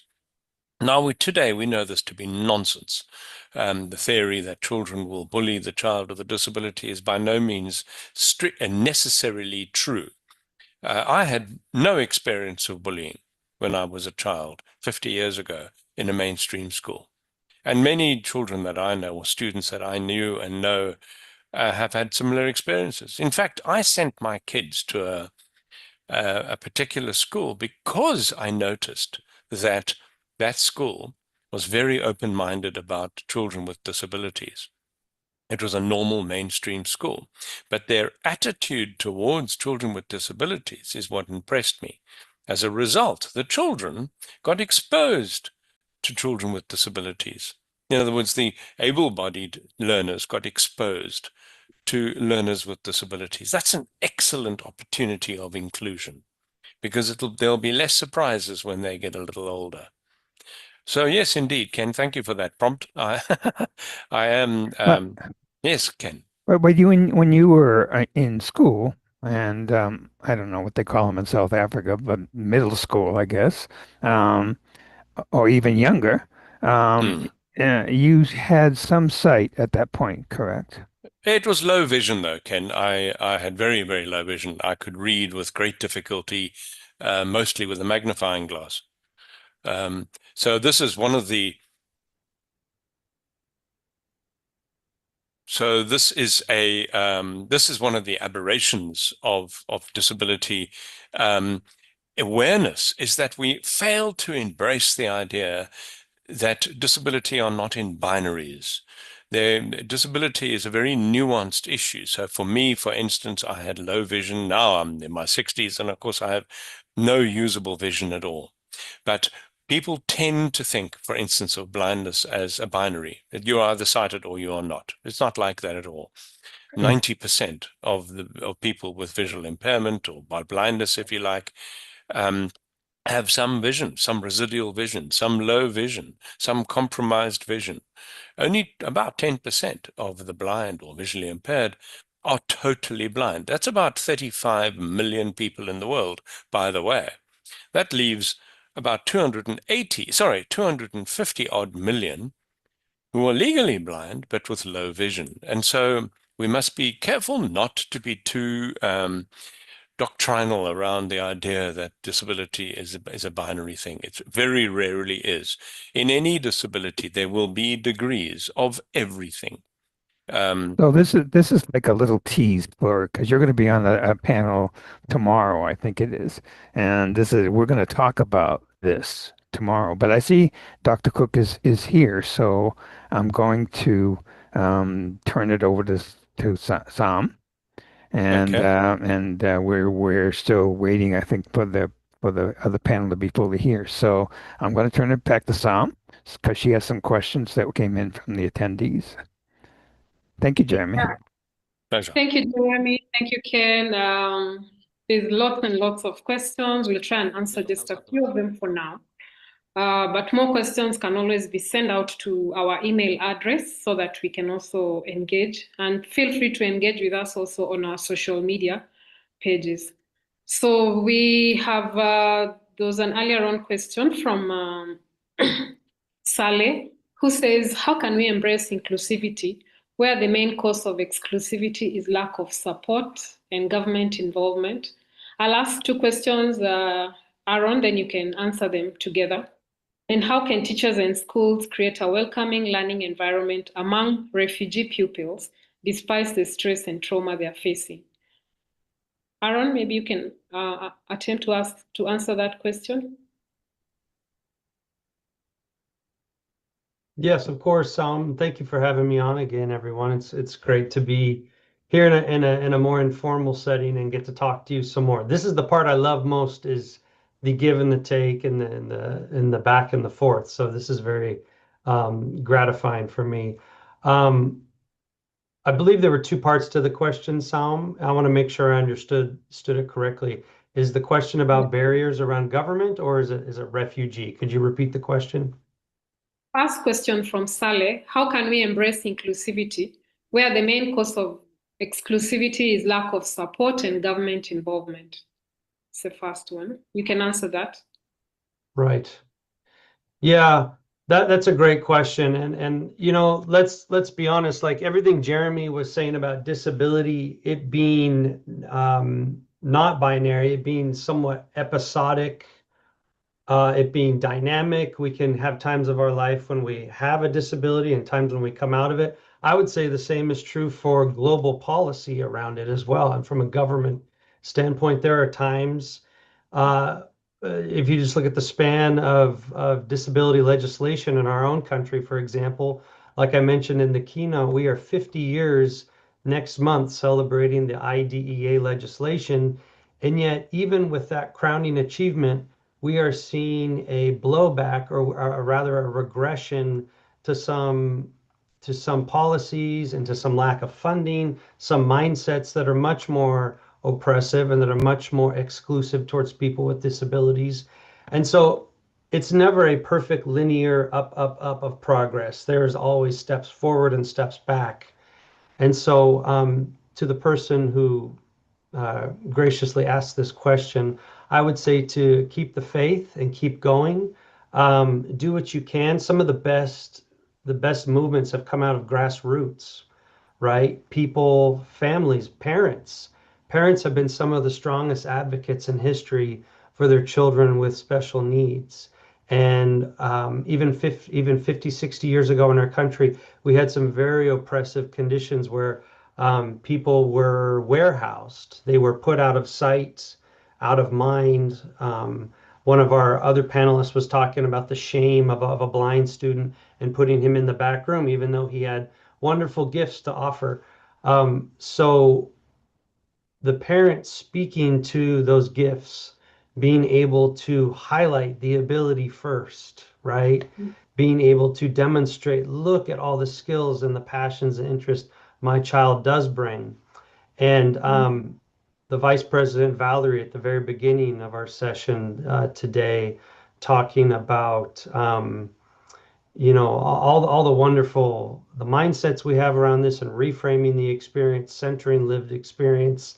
I can't agree with that anymore. I just think it's so important that we continue to do that. Yeah, I guess changing one life at a time, because we cannot do it at once. So there was a question about how can teachers and schools create a welcoming learning environment among refugee pupils? Because they're already going through a lot of stress and trauma. And now if they have a disability, that's a totally different story. That's right. That's right. Yeah, that hits heavy on the heart, right? Yeah. To think about how much this child and their family has already been through, having forcibly left their home, having to find themselves in a new place, maybe they've seen some very unwelcoming faces along the way. Look, I think first and foremost, we're ambassadors. I remember being a classroom teacher and having other teachers that did not want my children, my students, our students on the playground because they thought, wrongly so, they could catch the disease or that the behaviors would influence the typically developing students in a negative way. And I think we have to be ambassadors that demonstrate we are people who care about all of humanity. We are interested even in people who dislike us and are not kind to us. And so I spent a lot of time getting to know, building relationships, building bridges with these other teachers. Honestly, simple things, baking cookies, baking bread, bringing flowers, drawing pictures, and then slowly maybe bringing one student at a time to their classroom and showing them that this student can play drums, this student can listen to a story and has really good questions to ask about the comprehension of the story. And then slowly, bit by bit, they start to see that I'm not going to bite, I'm an okay person, and that my student here is also that way. And then that tends to open the doors to other students. So it's a time building thing. It's a trust building activity. It takes a plant time to root, right? And to, especially in a new environment, it takes a plant or a tree a long time to sink those roots down deep. And we have to be very supportive of the children and families who are refugees and come from strife and are new to our area. We have to give them all the love and attention that they deserve and give them a lot of grace. And we have to be understanding of the fact that language and cultural differences and learning differences will be present, just like it is with students with disabilities. And that's okay, and see it as an asset. And what a richness they are bringing to us. Our life is better because of their diversity. So an ongoing process, never finished. Very true. In fact, most of the world inventions were created by persons with disability. And the beauty about it is that whatever they invent is inclusive, whether it's a telephone, whether it's whatever it is. We are the ones who create innovations that are kind of exclusive, and these conversations are good to have right now. So Clever, who is from Site Savers, Uganda, he says, we often hear global organizations speak of a rhythm of inclusion, yet in reality, that rhythm seems uneven, fast, and loud in conferences and reports, but silent and slow in the daily lives of persons with disability, especially in low-income countries. Why does global inclusion still feel like a song without harmony, where the global north sets the tempo and the global south struggles to catch up? And what bold actions will you take to ensure that this rhythm becomes truly universal, practical, and inclusive for all? Before you answer, Erin, I must just point out we've got very few minutes left. But can I ask you for a short answer? And then literally 3-4 minutes, we're going to be going into the next panel. I'm so sorry. I would love to hear you expound on that in detail. Go for it. Thank you, Jeremy. Thank you, Saum. And I wish I had more time to meet this individual personally. I would just like to say that is the first step. We should know you. We need to know the nuance of your local town, of your local village, your local township, country, the region you come from, the riches, the assets you bring. It is a mistake that the global world of progress and innovation and advance and all this talks about these themes of diversity, equity, and inclusion, and just labels them on policy and on banners, but then doesn't actually meet with you. It starts with friendship. It starts with collegiality. It starts with knowing each other, breaking bread together, sitting down and having meals together, talking about heartbreak, talking about experience together. And that my hope is that technology continues to democratize and level the playing field. And like this call right now, when would I have a chance to meet Saum, if not right now, today in this call? We're in different time zones. Yes, there are still major inequities. We will never be finished and content with that. But thankfully, we are making progress bit by bit, and we need to leverage the resources we do have to connect and get to know each other better so we can break down those barriers and make it something that is reality, not just talk. Thank you for the question. Thank you, Dr. Aaron. We'll end it here. Jeremy, we over back to you. Thanks, Saum, very much. And thanks, Erin, once again. I love your sagacity, and I look forward to connecting with you offline, actually. So our next panelist is queued up, and we are now back on track time-wise. And we're now back on the theme of getting practical, and what more practical application could you find than bringing AI into the mix, AI into the conversation, and in this panel, AI into the classroom. And moderating our panel is Felicia Gibson.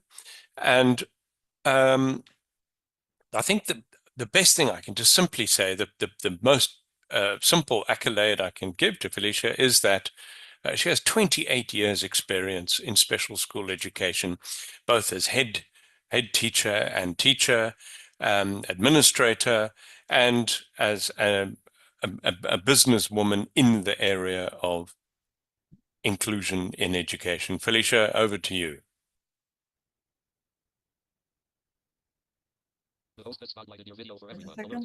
Unmute. Good day, everyone. Thank you so much, Jeremy, for the introduction.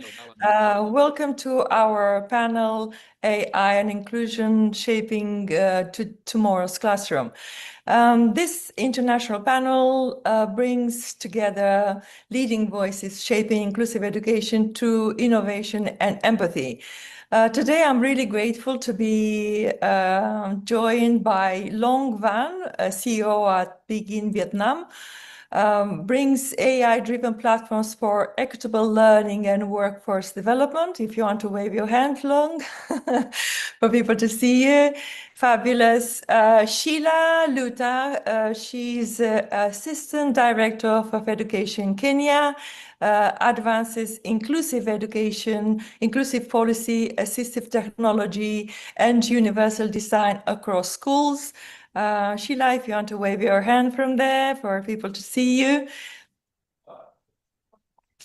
Brilliant. We have Steve Close, Head of Product of PAGS, joining us from the UK, turns strategies into impactful teacher-centered tools.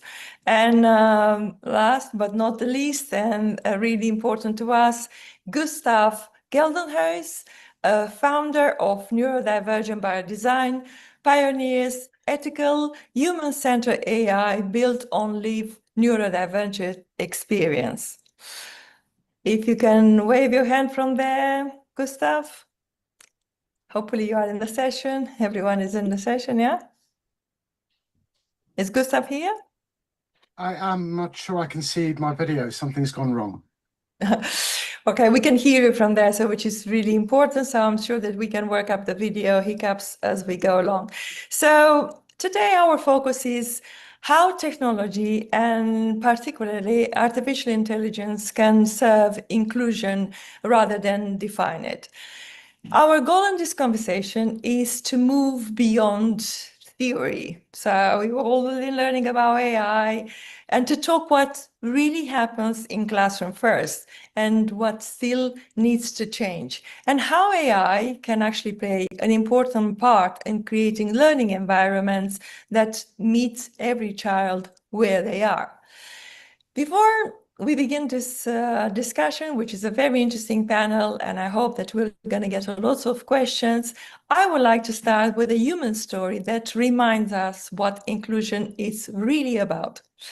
So, Gustav, I'm going to put a spotlight on you. You've been diagnosed with ADHD and dyslexia 6, and you only began to excel once the teacher recognized your potential. So after 2 decades leading in technology via the Vodafone, BlackBerry, and Samsung, you discovered that you have autism, you are on autistic spectrum, and that moment actually reframed your entire life. So can you, shall we start with yourself? Can you start off by sharing us how your own experience as a neurodivergent learner shapes your view of inclusion today, and how this perspective actually inform all kind of tools and systems that we should build for future classrooms? Fantastic. Yes. I mean, thank you for having me first off. I know you guys can't see me, but maybe that's a good thing. I was diagnosed age 6. My mother was amazing with spotting that I wasn't quite as other children. I was also in the doctor's surgery at the time, and the doctor told my mum, your child's got ADHD. And then that basically started a whole snowball of events. But I, from a very young age, knew that I was different. I knew that I couldn't concentrate as well as others. I couldn't do things as well as others. I did my first formative year in school. In South Africa, we start school at age 6. I did our sabai, or the first year of school twice, basically, because I couldn't draw a cross. I had to use 2 hands to basically write a cross. As my brain then caught up a little bit, I can now at least draw a cross. But I knew I was different, and I was treated differently by teachers throughout. But because I knew I was different, because my mother was able to fight my cause, was be able to say, this is what Gus needs, this is how you need to help him. She was driving that into the teachers. But I was fortunate enough to have that support system from my mother. But a lot of people that's going through the school system at the moment, they don't even know they have dyslexia. They don't know they have autism. They don't know what flavor of neurodivergence they have. Their parents have grown up with their own narrative of what normal looks like. and our position of what normal looks like versus let's call it a neurotypical family, that's completely different. So when you go into the school system and suddenly your child is not the same as the other children, it's a big awakening moment for some parents that they can't cope.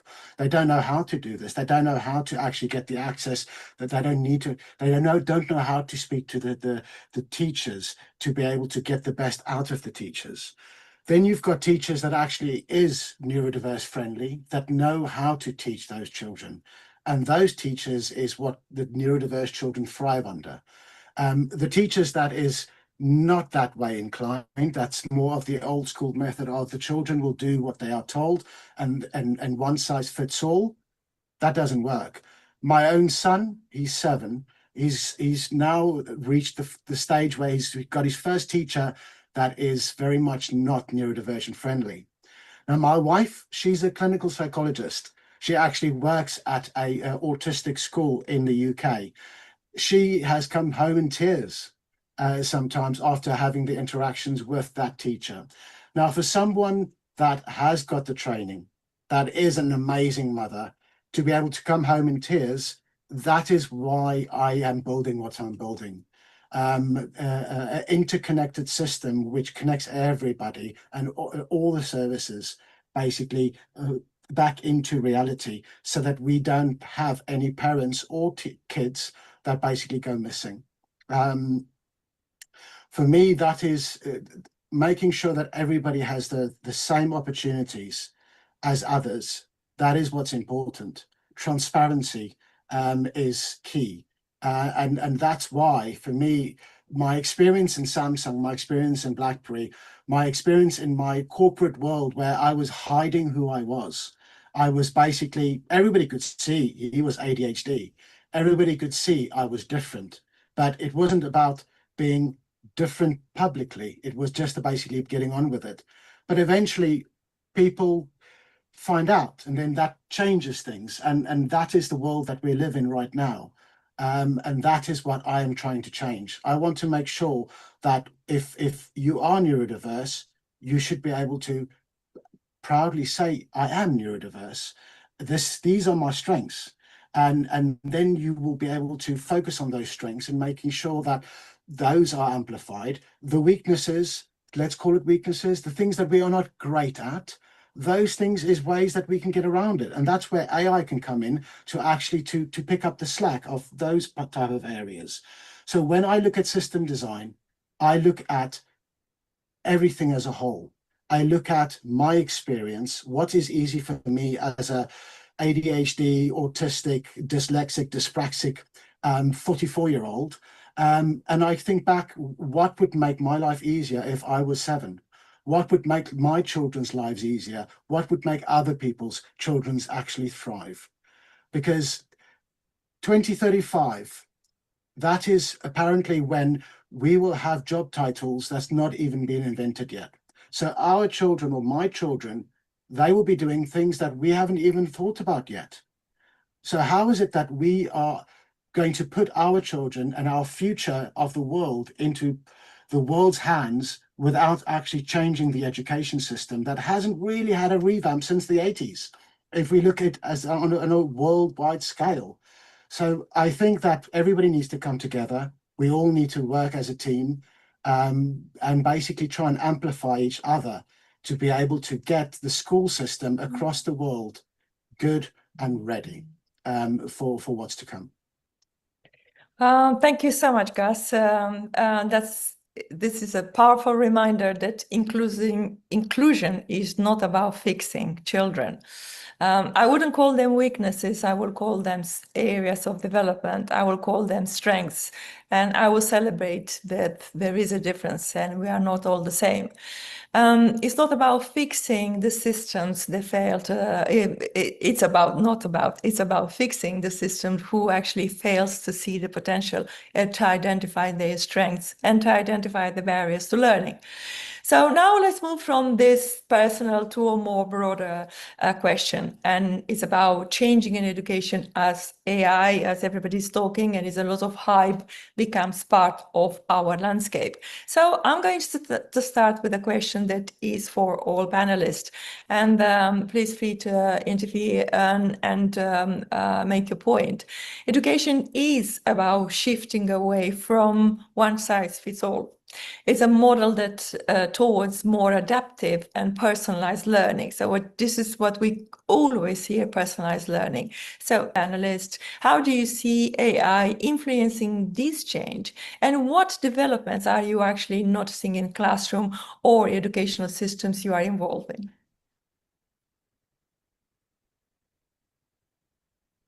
Sheila, would you like to start, or Steve, Long? Sure. Yeah. Hi, everyone. I'm Steve. I'm the head of product at Pugs. So yeah, I think it's rapidly changing is the answer. What AI can really do is cut down and drastically reduce a lot of the admin burden which is placed upon us. But I think there has to be structure in how it's used. We'll get into that a bit further down the line, but I feel the clear way, in my experience from working with schools, is looking at, well, they don't have the resources, they don't have the time. Even everyone wishes they did to have complete individualized learning for every learner. It's simply not possible at the moment because of those constraints. And this is where AI can sort of bridge the gap. I think there was previously a bit of worry around AI replacing people. But as we're using it more and more, it's becoming more evident that I don't think that is the case. In the same way as people will look at how search and search engines and the internet were going to kill off the libraries and things, and it was cheating if you used a search engine over opening a book and writing your own bibliography. AI is just another tool which can really help us get to those actionable points a lot quicker, especially when it comes to personalized learning. Brilliant, thank you. Long, would you like to add a couple of lines in here? I think Steve just said everything, but from a tech leader perspective, I just want to add that this is the key. As we are not replacing the teacher with one AI, but what we're doing is we are augmenting one teacher so they can effectively manage diverse needs for every student. Yeah. Brilliant. And Sheila, just a couple of... Yeah. No, you're going to have the microphone a little bit later. It's just the role of AI in education. You see it, yeah. Yeah. AI has come to bridge the gap and make learning easy, interesting, especially for the learner with special needs in education. It has come to make education inclusive and accessible. So we are moving away from the traditional methods and making learning more accessible, supporting the learner, bridging the gap between a learner and a teacher who may not maybe actually know what they're supposed to do with the learner depending on the disability category. So for me, AI is playing a big role in making education inclusive and more accessible for the learner and trainee with a disability. Thank you. Thank you all. That was our first question. And the second one, we're going to go to actually the challenges in adaptive curriculum for students with special needs. And these are the everyday challenges of what the teachers are facing. Myself being a teacher at heart, what actually, Sheila, I'm going to start with you, because what are the main obstacles that educators encounters when adapting the curriculum for special educational needs? Because we are just thinking of the overcrowded classrooms, too many assignments to mark, lack of trained staff, and heavy reliance of manual processes. So after you make your point, I'm going to give the microphone to Long and close after this. To Steve, sorry. Sheila? Yeah, thank you so much, Felicia. So beyond what we have said, we are looking at systemic and policy barriers. So we lack clear guidelines on how to adapt the curriculum. Like in Kenya, the practice is we develop resources for what we call regular, for mainstream, and then we start adapting for SNE. So you find that the resources for SNE will lag behind 2-3 years after the learner in the mainstream has received their resources. We are also looking at inadequate teacher preparation. The teachers are not aware of technology and AI per se. The highest technology some of them know about is the laptop and mobile phone. But talk about assistive devices and technologies, the teachers are not aware. So you realize that comes out of the pre-service training. It gives very minimal exposure on the issue of technology and AI. And unless a teacher or an educator takes a personal initiative to learn more or to go for in-service training, then you see that there is a gap. And that hampers individualized and personalized instruction for these children. We are also looking at environmental and infrastructural barriers. If the school infrastructure does not support an adapted learning environment, then it hampers access to education. The issue of accessible abolitions, accessible toilets, ramps, visual signage, quiet sensory and friendly learning spaces. So it prevents, we may say we have provided access, but if a learner is not able to physically participate and engage, then it means that that learner is left out in some way. Also, the issue of language and communication barriers. Students with hearing impairment or those with total who are totally deaf require sign language. How many of the teachers are fluent in sign language? It is one thing to have basic signing skills, and it is another to be competent in sign language, whether it's Kenyan, American, or British, for you to be able to relay content to this particular learner or trainee within the learning spaces. Other modes of communication, alternative modes of communication, speech, learners with speech and language difficulties. How is the teacher equipped? How are the other educators equipped in order to support such learners within our classes? And one of the other issues that is very important is parental and community engagement. You see, we have advocated for inclusive education and inclusion of children with disabilities in our learning spaces, but what we front for more is the rights. How about we go beyond rights and also look at parental responsibility, our responsibility in the education of this learner with a disability. And so it makes involvement in learning a bit hampered because the parent is bringing the child to school and it is like the child is here, basic education is a right, and the child has to benefit from this. But what is my role as a parent? Issue of assessment and progress tracking. There are challenges in Kenya right now. We are struggling with competency-based assessment, leave alone about alternative modes for this learner who may not be able to write, but can speak, can present their responses in verbally. Can we have alternative modes of assessment? I don't know if my colleagues have something to say. Otherwise, then I would go on and give the next 5. Thank you so much. Thank you, Sheila. I think you highlighted the physical challenges that we have in the learning environment and loads more. So we don't want to make teaching profession a terrifying profession because it's an absolutely wonderful profession to have.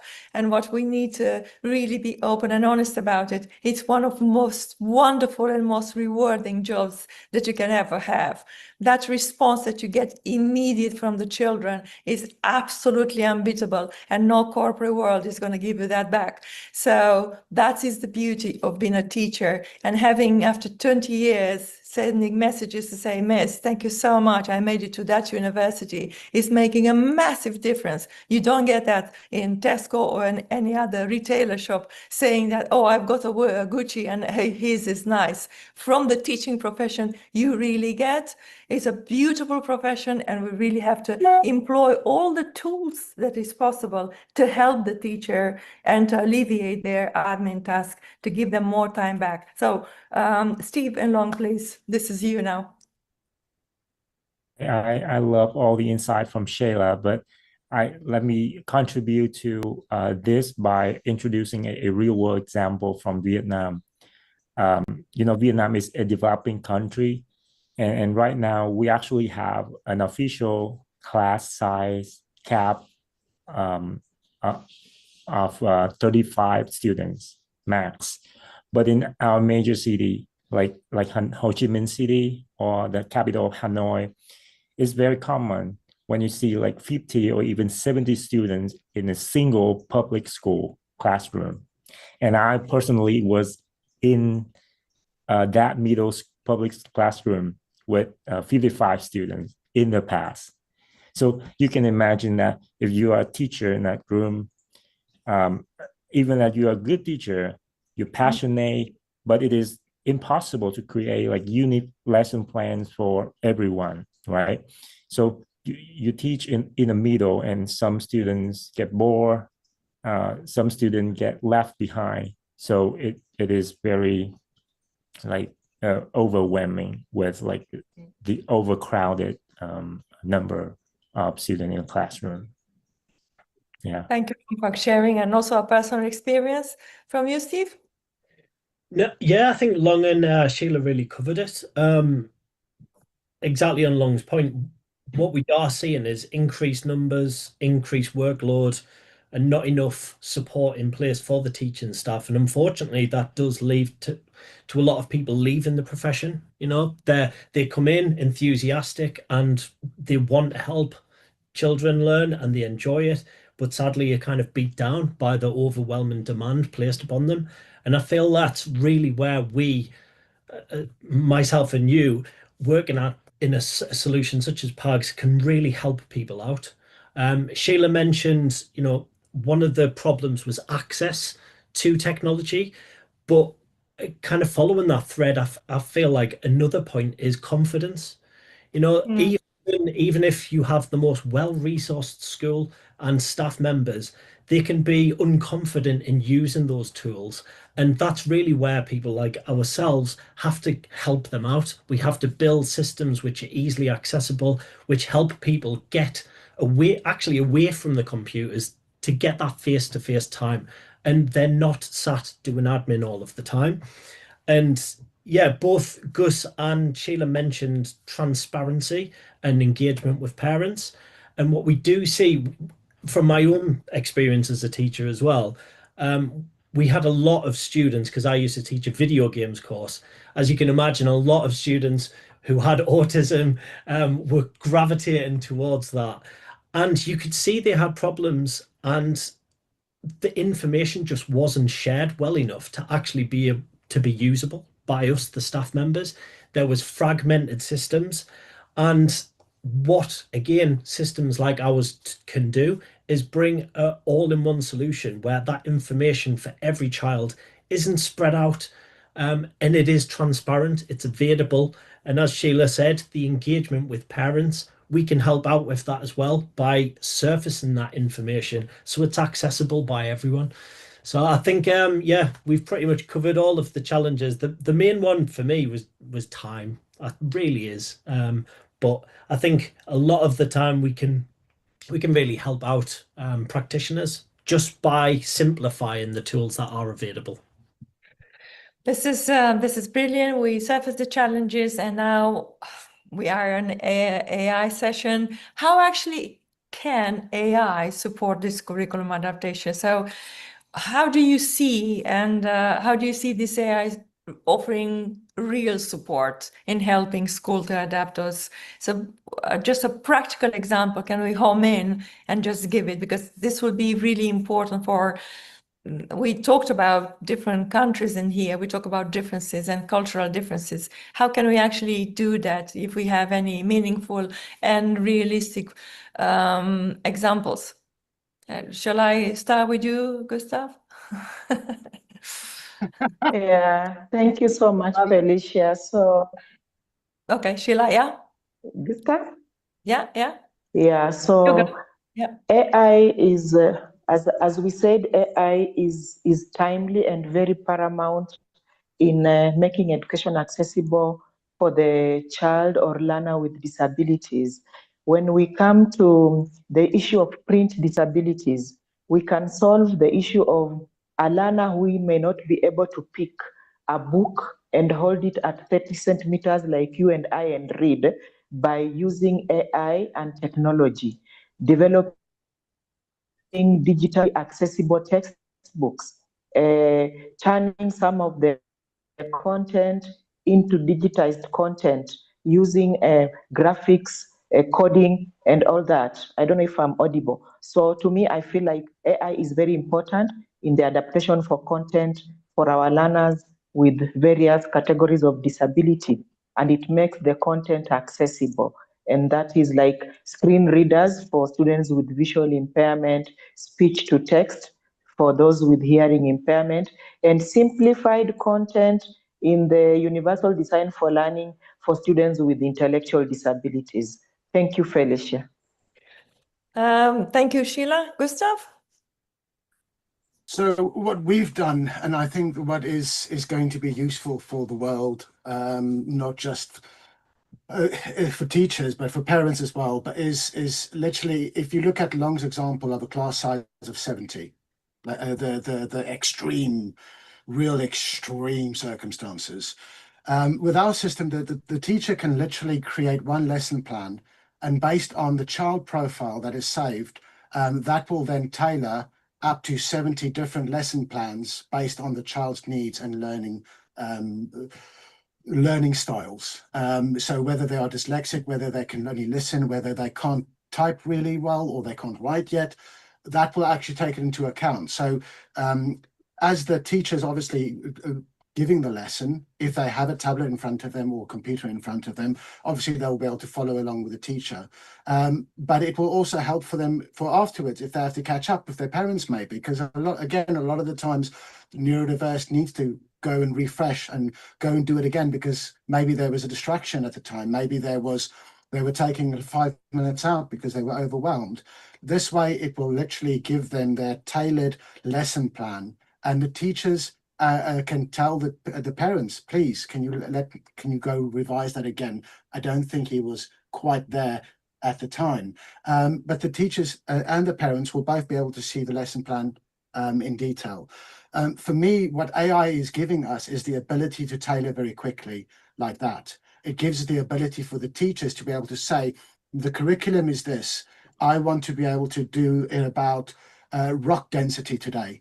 And then it will basically give the practical examples of a quick overview. But then the teacher itself can go into the various sections of the opening to the closing to the middle bit and actually say, no, I want these examples. And then they can type it and change it. And then that will effectively, again, tailor it for the children. That way, it speeds up the process for lesson planning, and the lesson delivery is instantaneous. So that for me is one of the reasons where I think NDD Edu is actually going to hopefully have an impact for parents and teachers, and obviously the children. Thank you, Gustav. This is an interesting observation that you made. And today I was in a school, and we've been talking exactly about those issues, starting with the child first. Yesterday, a national conference was about personalized learning and how can we home in and make it more personalized. I mean, more is always has to be child-centric, but also bringing the other professions around it. And today was an absolute victory moment, I would say, because if we start with identifying the barriers to learning, if we understand where cognitively the child is from the developmental point of view, and what is actually what is actually stopping them for accessing the curriculum, and what are those differences. And it was a practical example. I absolutely loved it for a youngster of 15, and then he was struggling to predict what will happen next. And it was a class teacher for Masenko, now the head of inclusion. I say, yes, but my English teacher is teaching Macbeth. So I want that target to be into Macbeth lesson, and then to give me the personalization of the characters in Macbeth. And it was, and we just pressed the button on the AI and then gave all the tasks that actually the teacher had to do to meet that child's barrier to learning. And I said, you see that AI will never replace the human person who did first the assessment on the child. So this is where we have to take that fear away, because the AI will never replace the human judgment. It's just here to enhance and to give us time back and to create these wonderful lessons that we don't have always the time. And myself, I spent hours and hours creating lesson plan for 3 different groups of children. So therefore, I think those tools, if we employ them at the right level and with the right expertise, with the right prompts and questions, can actually help and save us a lot of time. So if any of you would like to add more here on the practical application of the AI in classroom, please do.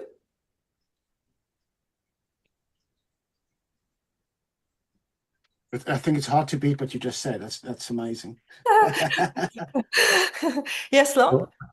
I Yeah. have, I Long, just want to add one thing because earlier Steve said about like a lot of complaint regarding the administrative work. So basically, from a report from McKinsey, it's a how AI will impact K-12 teachers. They estimate that for a 50-hour work week, AI can save teachers an average of 13 hours in grading and assessment. So think about that. And that's 13 hours they can get back to mentor, to connect and to focus on like the high touch point students who really need them most.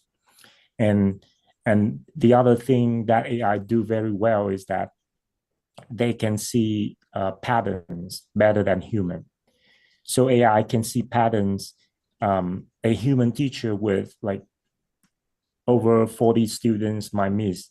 Let's say that it can flag like Long's engagement in math like just dropped 30% in the last 10 days, and he stopped interacting in the forum. So this will allow the teacher, that is just a like dummy example, but what I'm trying to say is this allow the teachers to intervene before the student fails the exam or something like that, or fail the goal, something like that. So we can say that AI can be a factor that we can apply to detect, to have like early warning or predictive analytics, something like that. This is amazing because early detection, prevention is better than cure. And early intervention will always make a difference. All research that we have available from university and academia, they tell us that the early we interfere, that actually we can optimize the outcome of these children. So early detection will help us to have a better prepared generation. One of the conversation we had yesterday is, do we prepare the students with the right thing, equipping them with the right skills for the future? Actually, are they prepared for the jobs that have not even been invented? How flexible are they in the meeting, in the thinking, the critical thinking, the executive functioning? Are they prepared to face what actually the world is preparing for them? Sheila, did you want to add anything in here? Yeah, thank you. Thank you, Felicia. So I'm looking at, we said that one of the barriers was the issue of monitoring, support, and follow-up. So actually AI can help us to move away from a situation where I have to wait for a quality and assurance and standards officer to come to my class to give me feedback about my lesson. So we are looking at self-paced learning and also self-assessment for both the teacher and the learner. I am able, out of the data, as long as said, to be able to predict or to look at my lesson, the outcomes, output, and either review, continue, or sustain whatever I'm doing. And it is very encouraging because mostly teachers in the SNE sector sometimes don't get the right predictions of the actual learner progress in their classes, like when you look at the teacher proficiency platforms. So it will be very interesting for these teachers to be able to populate what the learner has been able to do. In Kenya, we are looking at 100% transition, while people are looking at marks. We can be looking at the levels, the level-based achievements that my learner has and what I am able to do as a teacher, either to continue supporting review, engage, and even the learner will be encouraged to see the milestones that they have achieved. So AI is a good perspective.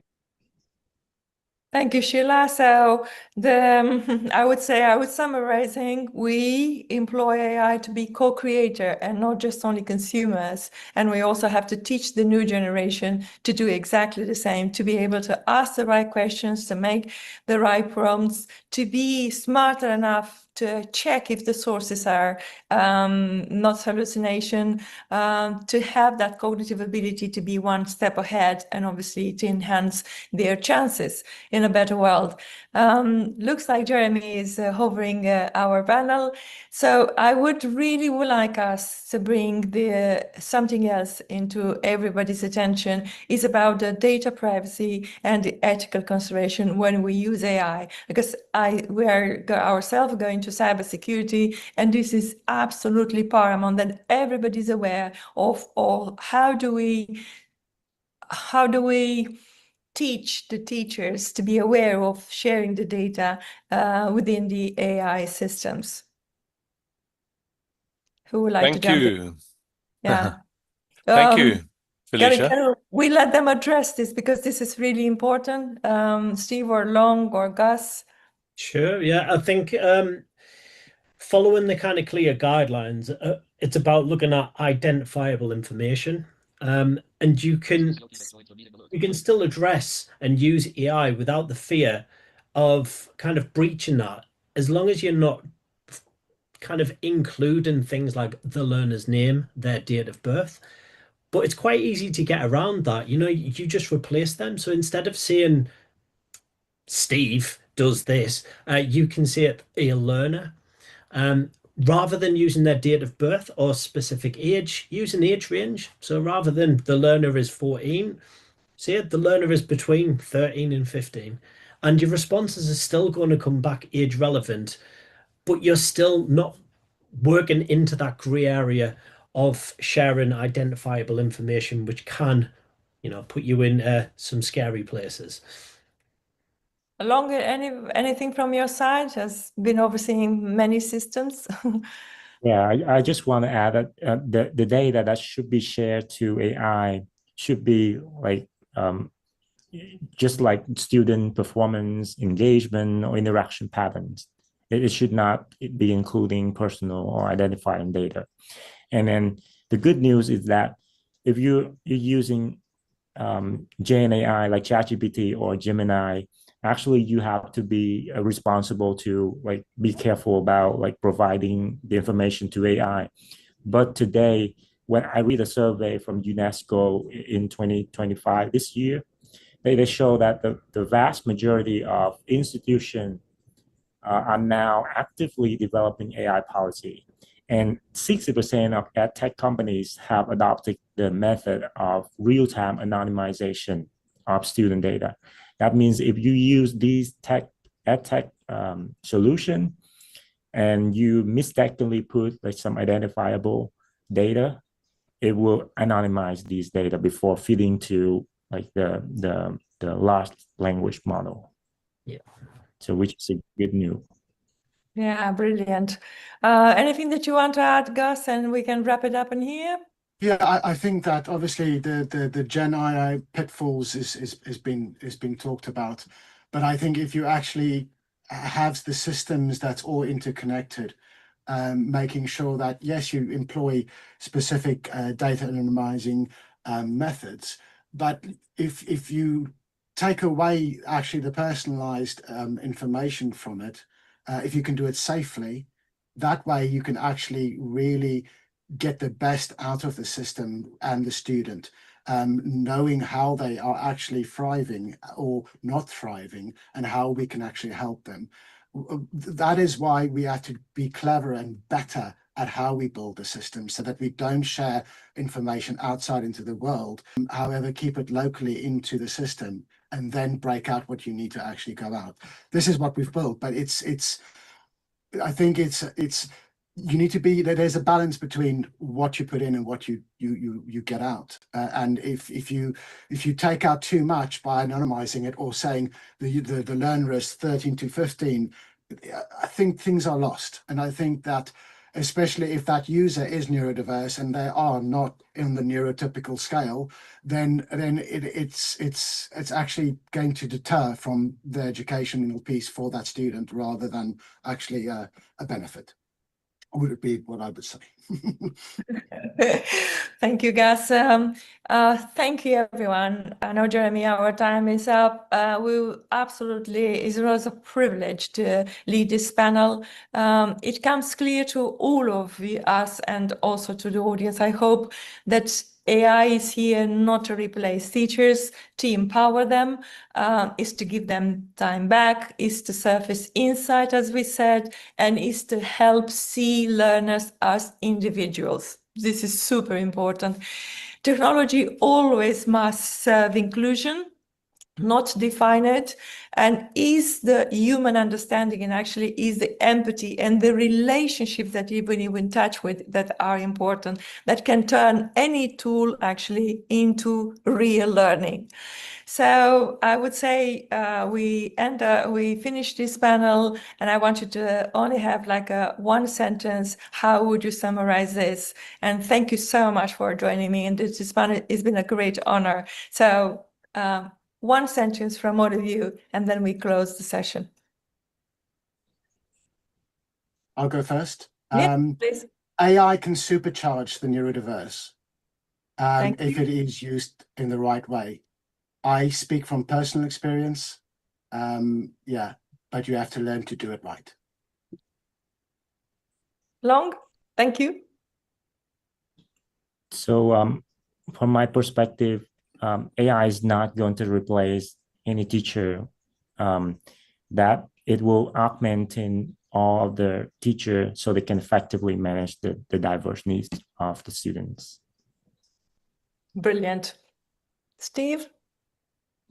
Yeah, I think AI needs to amplify, not automate is the key thing. You're not looking to replace your role. You're looking to improve your outputs. And I feel like that's what it can help with. Brilliant. Thank you. Sheila? Thank you, Felicia. I'd say that AI is the strongest bridge ever that you and I can utilize to bridge the gaps and the barriers that we face in offering relevant, equitable, and accessible education and training, and also social inclusion for our children with disabilities or persons with disabilities. Thank you, Felicia. Thank you, everyone. Thank you to the audience. Have a great evening, and then hope to see you again. Thank you, Felicia. Thank you, Felicia. Excellent. Thank you, guys. That was amazing. I really enjoyed that panel. And you're right. You know, what's interesting about AI at the moment is that there's a great big boogeyman lurking in the shadow that people are frightened. So you get a lot of positivity. We all use it. I don't think you'd have to be born under a rock right now not to use it in some form. Even unwittingly, we are using it. And there's the boogeyman, of course, is that, oh, it's going to take over our lives, it's going to take over our jobs, it's going to make certain occupations redundant. But we mustn't throw this. What reminds me of this is 200 years ago, 250 years ago, well, actually 220 odd years ago, when there were the Luddites, the people that resisted technology, and you got the resistance to the spinning jenny and to other. And there was good reasons for some resistance. But the fact is that at the end of the day, the progress was necessary. And AI indeed it augments teaching and business for that matter. And I believe it has a great deal to offer in the area, particularly time saving in the area. I loved what Long said about saving time, particularly around assessments and marking, saving time, which is something that teachers find very precious. I never realized that as much until my daughter became a teacher. And then and didn't stop hearing about it, how much time teaching takes. So thank you very much for an excellent, stimulating panel. So moving swiftly along, we're just about to have another stimulating, not so much panel, but we're having a talk. And we have Dr. Martha Castellea. Now, Martha, we've come across before in this club and has been very active. And Martha, I just want to acknowledge International Polio Day, because Martha, in fact, is a person who has survived polio. She is a medical doctor, and she has spent an entire life putting a lot of energy into people with disabilities, no doubt polio, but definitely not polio. Martha will be introducing our next speaker, and I shan't take her thunder from that, other than to say Dr. Natasha Veal will be speaking to us. Martha, welcome, and go for it and introduce our next speaker, Dr. Natasha Veal. Thank you. Thank you, Jeremy, but I don't see my face. I think I should have my camera on. Do you know why I don't see my face? I don't see the camera.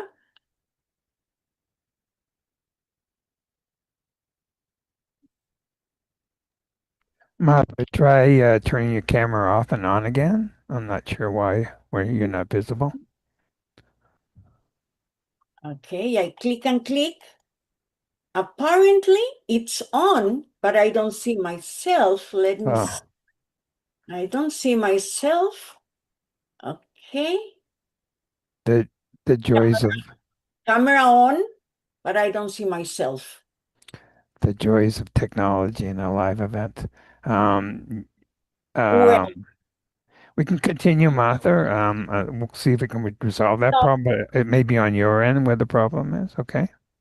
no problem. Okay. Well, thank you, Jeremy, because you mentioned the Polio International Day. Thank you. Hello and welcome, everyone. My name is Marta Castilleja. Martha, just sorry about that. You're on the chat box. You need to turn the camera off there first, okay, and then turn it on here. Say it again. In the chat, Mosa, turn your camera off there. Okay, let me get back to the chat mode. Wow, I don't see. Where is the joys of live events? the camera? Yeah, turn it off there, and then try turn your camera on here. Okay, we're gonna do that again. Okay. When you're ready, I'll prompt you to do that. Okay. I think I did it. Okay, let me get back.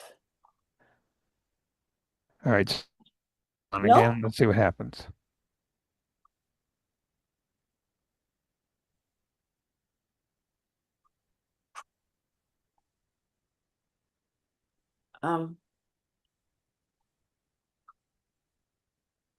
No.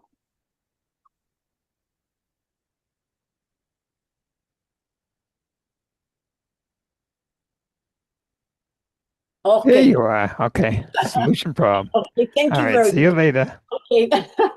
Okay, so I'm going to start over. Jeremy, thank you for mentioning the Polio International Day.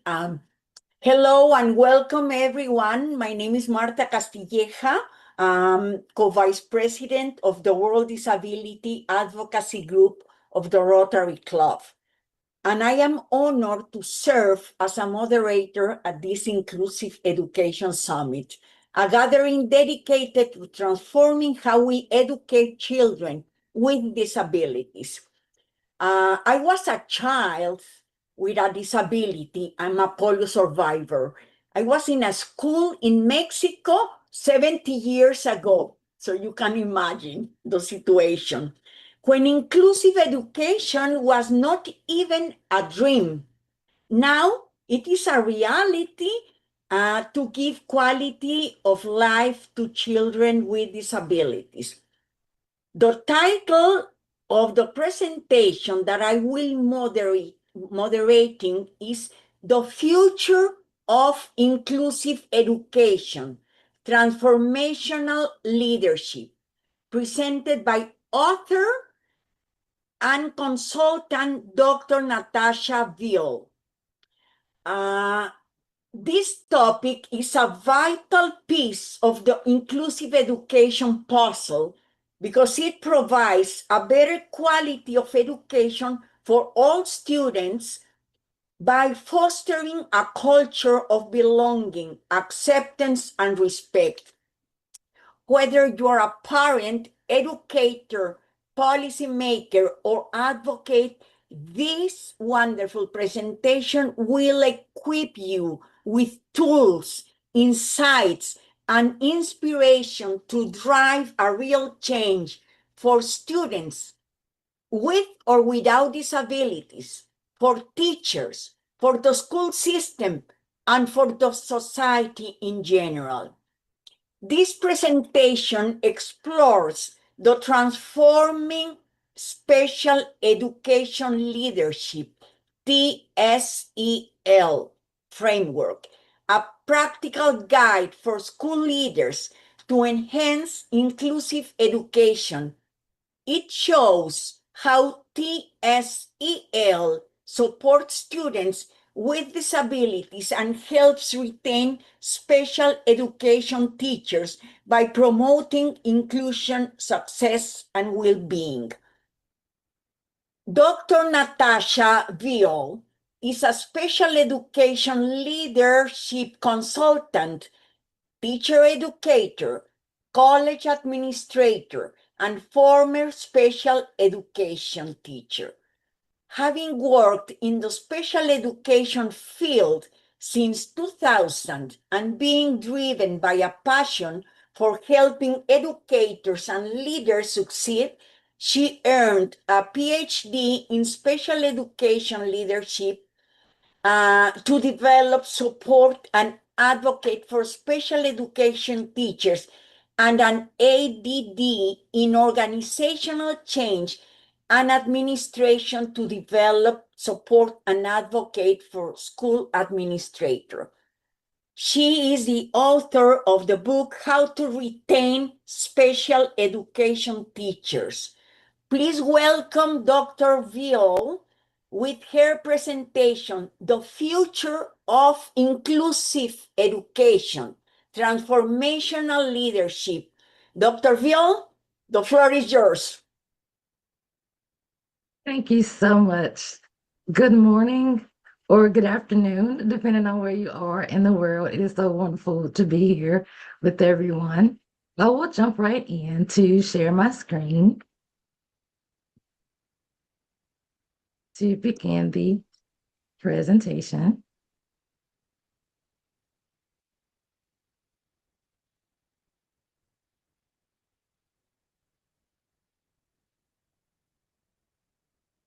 Thank you so much for introducing me this morning.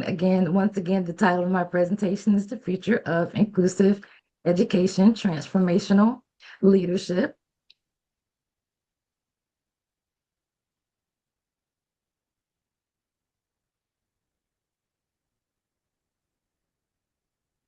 Again, I'm Dr. Natasha Veal. Thank you so much for that introduction. I wanted to highlight that I'm from Greensboro College in Greensboro, North Carolina. So I'm from the United States, and I hail from Greensboro College as like she said, an administrator, a dean of the School of Social Sciences and Education, but also coordinate the special education programs for licensing our teachers to teach students with disabilities. So why did I conduct this research? Back during the pandemic, of course, we all know that there were significant issues in education. And as a teacher educator, I support, mentor, advocate for teachers who support students with disabilities. Well, in my program, there was an uptick in this disheartening feeling of the teachers not feeling supported. And in the discussions with them, I found that they felt that their administrators were not supporting them the way they felt they needed. And of course, in our research, in past research, it showed that school administrators, do not have, or sometimes may not have a background in special education. So my thought was, well, how can I get into the conversations with school administrators to find out what their leadership practices were toward their special education teachers in order to hopefully improve special education teacher retention? Because if my candidates and my programs were saying, I don't know, I don't think I want to continue doing this, I don't feel supported, I felt like something needed to be done. And so as I looked into this area, the problem that I found, and considering that I'm in North Carolina, the attrition rate for teachers, for beginning teachers, is as high as 17.5%.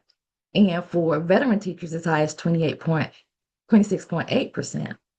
And so with that, and understanding that school administrators demonstrate a lack of knowledge in special education and inclusive practices, I thought there has to be a connection between the teachers leaving and the administrators not presenting the knowledge that they have in order to support those teachers. So when I went into the research, I found different articles, and there was a study of 134 principals, and we found that 75% of the principal prep programs did not include special education in their curriculum. That was eye-opening. And so a quote from that is, "It is a responsibility of principal preparation programs to provide the necessary curriculum content and to develop the necessary knowledge and skills of future principals in preparation of their roles as advocates for the free and appropriate education of all students." And of course, that includes our students with disabilities. And so when I think of the future of inclusive education, the future of those administrators, the future principals who are being prepared to teach students with disabilities, it needs to include special education. It needs to include instruction for students with disabilities in order to then broaden the scope of how those administrators are able to support their special education teachers in order to improve student outcomes. So why does this matter? It is necessary to increase administrative support, to improve special education teacher retention, to therefore improve special education student outcomes, students with disabilities outcomes. And so in another study, this was held in completed in 2020, 366 special education teachers across 34 states in the United States regarding their work-related stress and why they leave the field. A third of them said it was their administrator that was the main cause of their stress. And so they said that the administrators were totally clueless about special education and unable to see the students as valuable people. And then went on to say, if administration fails to provide a supportive work environment, teachers will continue to feel disempowered and ultimately choose to leave the field. And I experienced that as a former special education teacher, I will admit that, but also supporting and mentoring those current teachers while they were obtaining their license.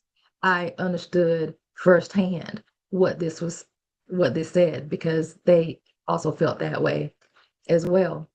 It also I also was able to in conversation with the administrators I spoke to, gain their insights. And so there was one administrator with 2 years of experience. She said, truthfully, special education is the weakest area of my leadership. I'm starting to do things to strengthen that, but I feel like not only the administrative programs at colleges, but even regular education programs at colleges and universities don't spend nearly enough time in the EC realm. And here, EC is exceptional children or students with disabilities.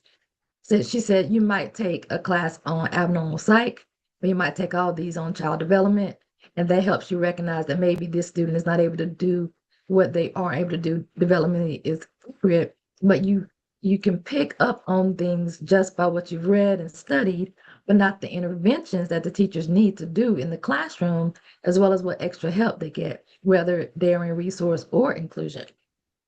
That's not part of most preparation programs. I'll be honest, I feel like some of our EC students are just getting robbed of the education they deserve and the education that they're entitled to. So this administrator felt like students with disabilities were getting robbed of their education because of the lack of special education curriculum in those principal preparation programs where it all starts. Because the leader of the school, the one who sets the tone for the school, the one who sets the tone for inclusion, inclusive education, and special education, weren't being prepared fully for those students or those teachers who teach them. So while I create a framework, like I said before, there's a teacher shortage. There's a national teacher shortage in the United States, and I'm sure there's a shortage across the world as well. Special education teacher working conditions and administrative behaviors should be understood to improve teacher retention. And in the studies that I read, there were general education studies, regular ed studies. Principals were significantly linked to teacher job satisfaction and work performance. And there were positive links between principals or school administrators, transformational leadership behaviors, and teacher commitment for the general education teachers. So I thought, is it possible for inclusive and special education? Yes, yes, it is. Our special education teachers can feel that they are satisfied of their jobs and they can be committed to staying and working with those students with disabilities to reach their fullest potential if principals were more adept with transformational leadership behaviors that were related to the special education leadership of their schools. So I focused on transformational leadership in my study that I created because a transformational leader influences positive change for both themselves and their followers, resulting in a higher level of accomplishment than expected. And my thought was the high level of accomplishment is the higher special education teacher retention and more inclusive settings, more opportunities for students to be successful in the regular education classroom with the support of the students, the teachers who teach the students with the disabilities in those classrooms. Also, transformational leadership involves emotions, ethics, and long-term goals. But what I highlighted here, treating them like human beings, where if I have teachers who've constantly said that they don't feel supported, they feel ignored, they don't feel like they're important in the school, transformational leadership kind of can change that frame, and the leader can treat them like they are present, that they are human beings in that school and they're a part of it. And so the 4 areas of transformational leadership: inspirational motivation, idealized influence, intellectual stimulation, and individual consideration. And so for those of you who are not quite familiar with transformational leadership, the 4 areas: inspirational motivation involves the leader demonstrating optimism, showing a team spirit, motivating followers to reach their goals. Idealized influence, they model working collaboratively, inspires respect and trust, and identifies with their followers. Intellectual stimulation, they can stimulate innovation and creativity and problem solving, creative problem solving.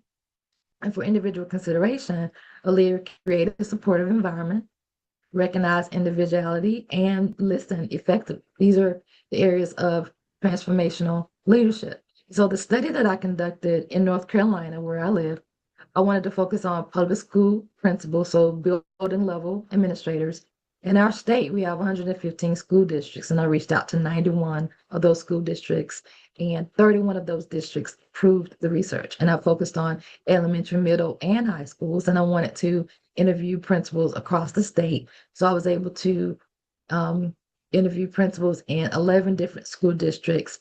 Thing is, they were supposed to not have special education background, which most of them, well, none of them had special ed background, and to be employed for at least 2 academic years. The range of the people, the administrators I spoke to, their years of experience was 1 year to 13 years.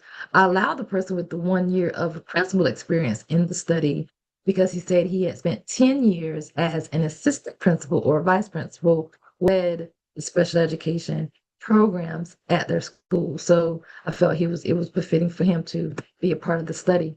So the themes that came of it, I asked them questions based on the 4 transformational leadership behaviors and what their experiences were positively. What were their positive experiences leading their special education teachers and their special education programs? And so they were able to talk about aspects of the special ed teacher workload, ways that they supported the heavy caseloads that the special education teachers had.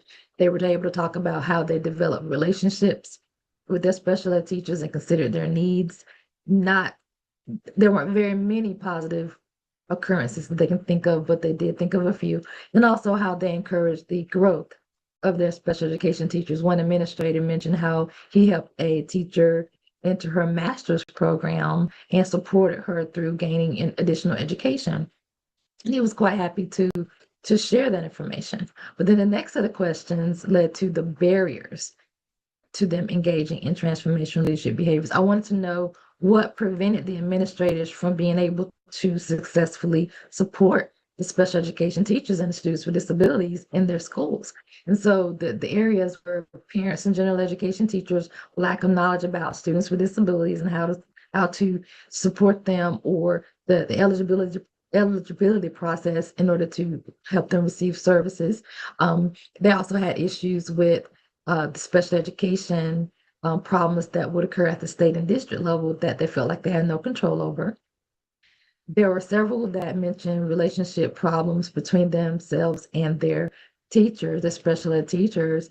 One in particular said that their teacher, their special education teacher, had a wall up because of her former administrators at a different school. She didn't open up to him at her school, at that present school, because of past occurrences. So sometimes, it's hard to build a relationship with that teacher if a former administrator kind of changed their outlook on their place in the school. So that was a barrier that administrator has specifically with that special ed teacher. They also mentioned, and all of them mentioned, self-efficacy concerns, meaning their belief in their ability to be transformational leaders for their special education teachers, for their students with disabilities.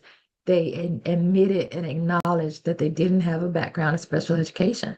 And so it wasn't very much talked about, but I found that it was eye-opening, and they appreciated talking about this topic with me. They also had barriers with other aspects of special ed teacher workload, meaning that sometimes they just didn't know what to do about the heavy caseloads that the teachers experienced, and they didn't know how to support the students with disabilities because they didn't really know what those students needed, because they didn't have the background in special education. And so then I asked, well, what do you need? What knowledge, resources, and skills do you need to become a leader in special education at your school? And they wanted to build their self-efficacy and wanted professional development. They wanted professional development for their special ed teachers and the paraprofessionals in those classrooms, realizing that they need additional and specific support as well. They want to build relationships with their special education teachers, understanding that they don't have the frame of reference to really connect with their special ed teachers, so they wanted to find ways to do so. They also wanted parents and general ed teachers to learn and gain education on special education processes and just how to help and support their students. because they also don't have that background in special education as well. And also they wanted district-related support in addition to support they would already receive. So the study I conducted allowed for self-reflection. These administrators were able to talk about the fact that they do want to feel confident in their ability to lead their special education teachers. They didn't feel confident yet, but they wanted to. They had a desire to learn more about special education teachers' needs and to build relationships and rapport. And that was really great to hear. And they also want to improve their ability to support special ed teachers by maybe taking additional classes or gaining some professional development. It was very eye-opening, and it caused me to think, okay, I hope I could get to talk to more administrators who feel this way but may not have a platform to share. At the district level, principals wanted the district level administrators to support them throughout the year and not just in the summer times, because a few of them said that they may have a couple of workshops in the summer or at the beginning of the school year, but not really much during the academic year. So that was an implication for school districts. And also they wanted to receive support from inclusive and special ed specialists or instructional coaches so that they can understand kind of what to do with those students in those classes on a deeper level from someone who is an expert in it. And also they wanted the school districts to offer professional development on co-teaching, on those practices that fosters collaborative environments between the special education and general education teachers so that they can work together. So after conducting the research and realizing, okay, so I have this information from these administrators, so what, right? And so another study I read was that there were some special education teachers and building level administrators to discover their leadership behaviors to find out what they felt was supportive, what type of leadership area was supportive. Now, administrators need to find out and practice which leadership behaviors special ed teachers think is supportive from their perspective. Because in this study, they found there was a disconnect between what administrators thought and what special education teachers thought. Special education teachers said that they value emotional support over all other types. And emotional support is part of what drives transformational leadership. And so that made me feel confident in, okay, I'm glad I chose transformational leadership as the area to focus on if special education teachers are saying this is what we need. And so with this study, it said the more knowledge that principals have of special education, the more they will support the programs on their campus, and the more likely they will demonstrate leadership behaviors that are perceived as supportive to special education teachers. So then what do we need? There was another study that interviewed principals about their perceptions of their transformational leadership abilities, like I did, but they focused on the change process because, of course, transformational change is needed. And so they said that they wanted to receive professional development beyond instructional knowledge, wanted to include knowledge and skills in transformational leadership behaviors. And so the quote says, principals may benefit from the opportunity to focus on targeted professional development opportunities to learn the appropriate steps that effective organizational change requires through a transformational leadership framework. And I thought, well, okay, where is this framework? I searched high and low. I went through different studies and, of course, across all the general education studies. And I looked for a transformational leadership framework that would support special education teachers, inclusive education, students with disabilities, and I could not find one. So I decided to create one. And it's called Transforming Special Education Leadership Framework, TCEL. And so based on the research I conducted and the interviews I conducted with the school administrators and those results, I decided that this framework would foster emotionally supportive environment that improves special education teachers' job satisfaction, commitment, and retention. It's a framework that provides a systematic approach that building level administrators can apply to grow their transformational leadership capacity and self-efficacy as leaders of their special education programs. And of course, that includes the students with disabilities being fully embedded into the schools in all aspects across the board and inclusive settings. And it integrates transformational leadership principles with the Council for Exceptional Children's standards for administrators of special education. The Council for Exceptional Children is an international special education organization. And it emphasizes enhancing Build 11 administrators' leadership capabilities to foster the success and well-being of both students with disabilities and their special education teachers. So I wanted to make it easy to remember, and I used a mnemonic MISS, like miscellaneous, MISC, M is for motivate, I is for influence, S for stimulate, and C is for consider. And so to provide special education teachers with an emotionally supportive environment, Build 11 administrators can miss them using the TESOL framework. They can motivate, influence, stimulate, and consider. And the framework breaks down exactly how to do that in a practical way. So the first part is M, inspiration and motivation. And I decided to say, put them on the map, MAP. Motivate teachers, articulate a shared vision, and promote positive school culture. Build 11 administrators can motivate special education teachers by including them in monthly awards, shout out meetings, and featuring them in newsletters, for example. They can articulate a shared vision. And the shared vision, of course, can be the inclusive vision by hosting vision setting meetings between the general ed and the special ed teachers together to define the goals that will align with inclusive practices and the school objectives to create a shared sense of purpose.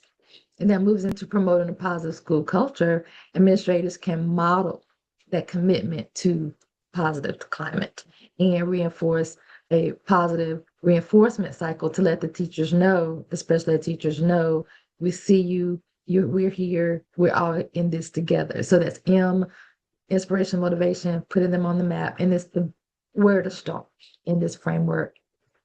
I is idealized influence, bump them up on the priority list. And so, of course, sometimes we, I'm sure it's not intentional, but special education, students with disabilities are not always the priority in a public school setting or general education setting. So to bump them up on a priority list, BUMP, school administrators can build relationships, understand beyond compliance, model best practices, and promote ethical behavior.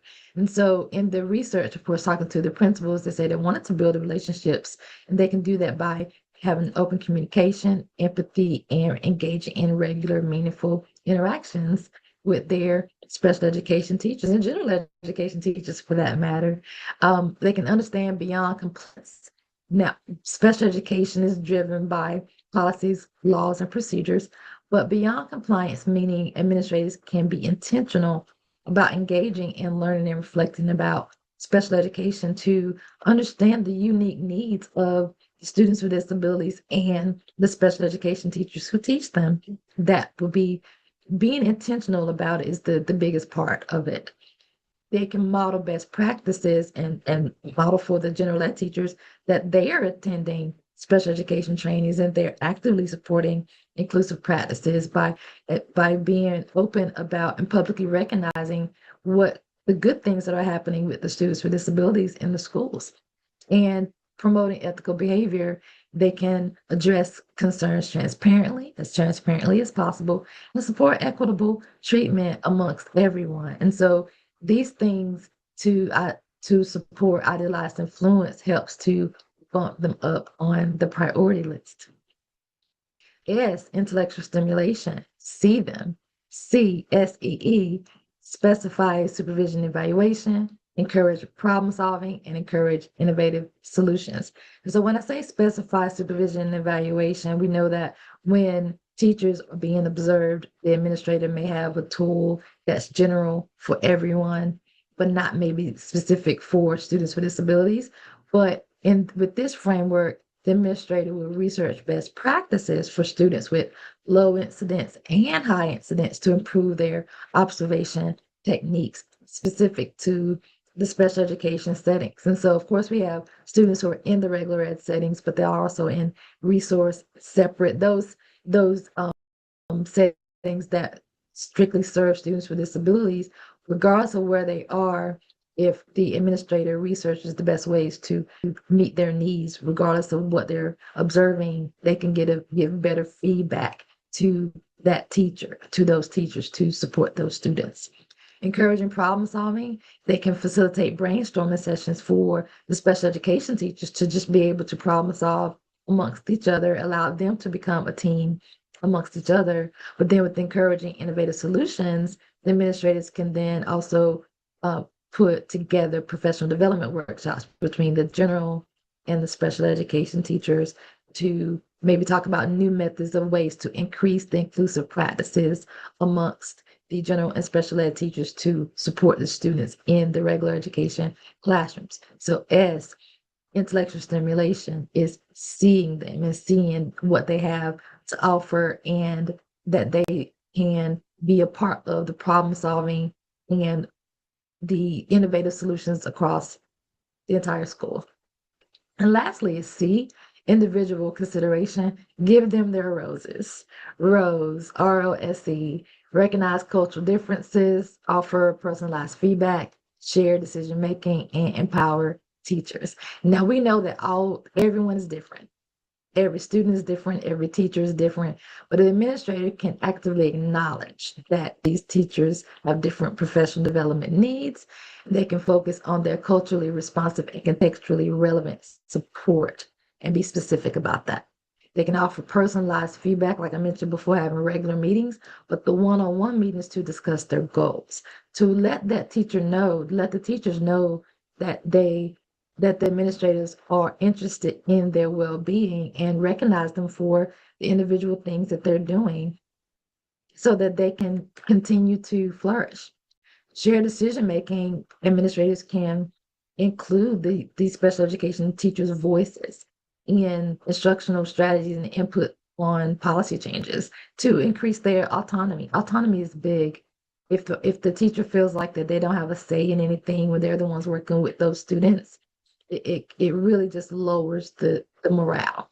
And empower teachers. The administrators can allow the teachers to take initiatives and lead projects and to build their leadership skills. I mean, the special education teachers can conduct workshops with the general ed teachers and show them the strategies that work best for the students with disabilities. And the general ed teachers can use those strategies in those inclusive settings when the special education teacher is not present in the classroom. Empower the teachers.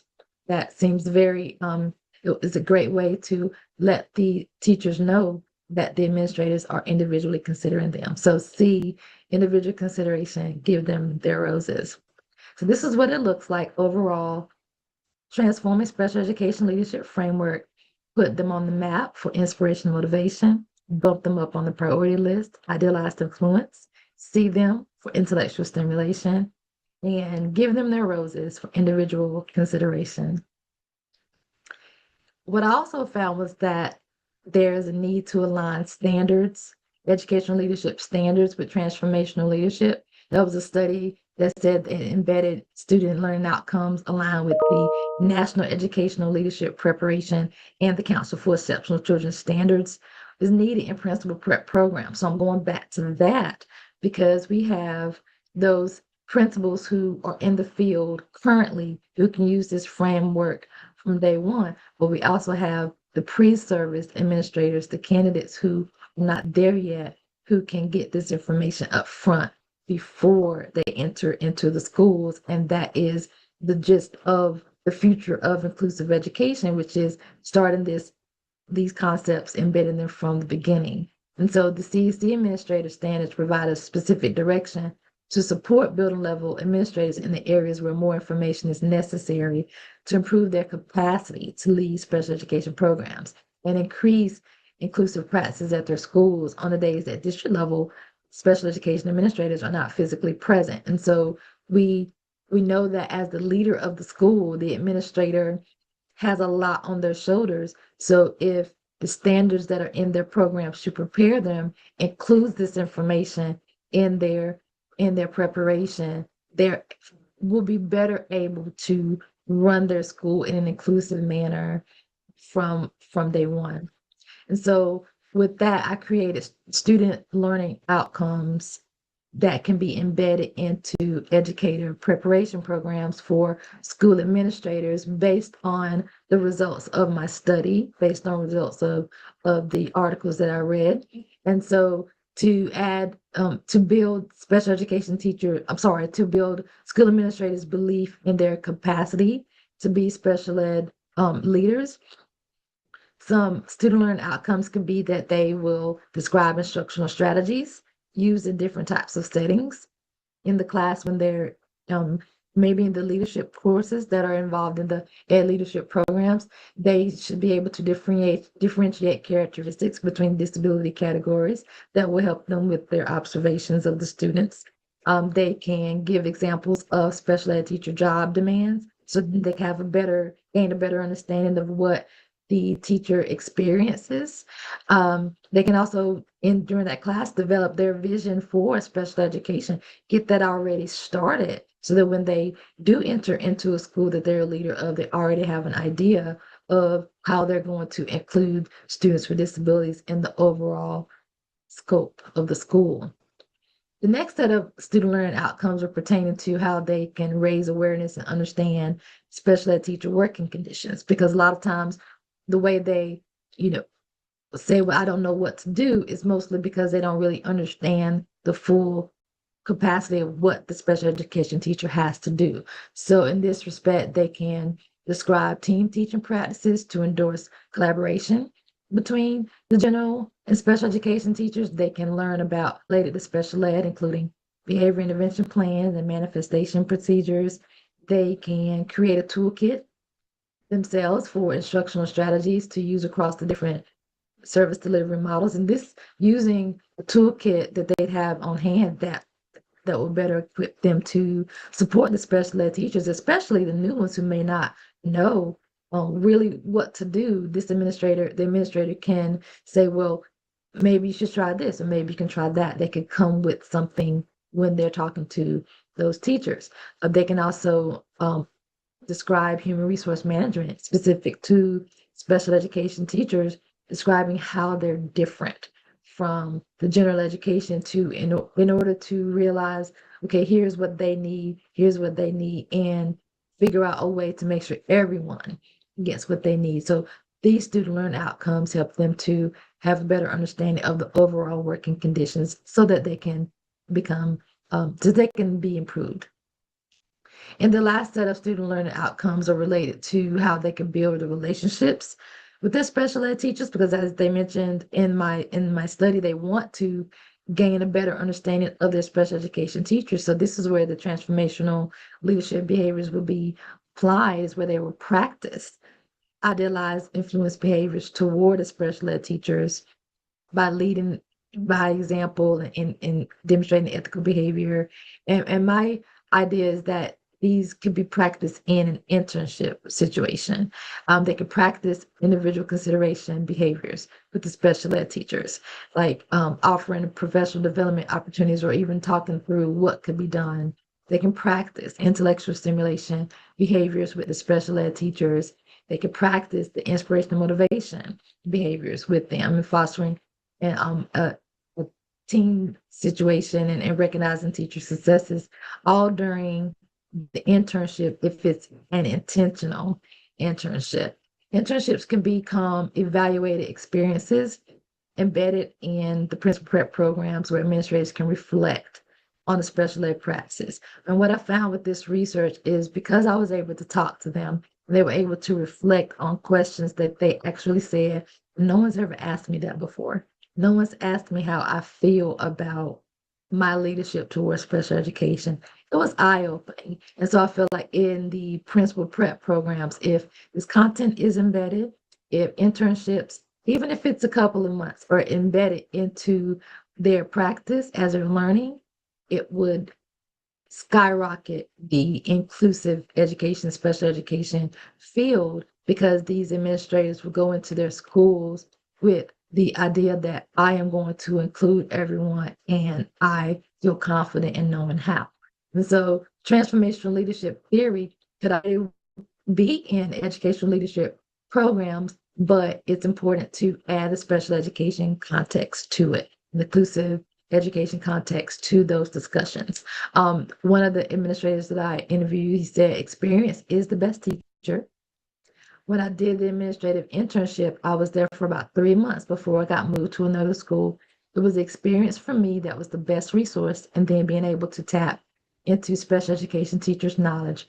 I would be remiss if I told you that I didn't have to tap into their knowledge all the time. So that administrator recognized that the internship that he had was important, but he also knew the value in talking to the special education teacher about their knowledge because he wanted it. And I'm sure there's so many administrators or pre-service administrators out there who want to learn more.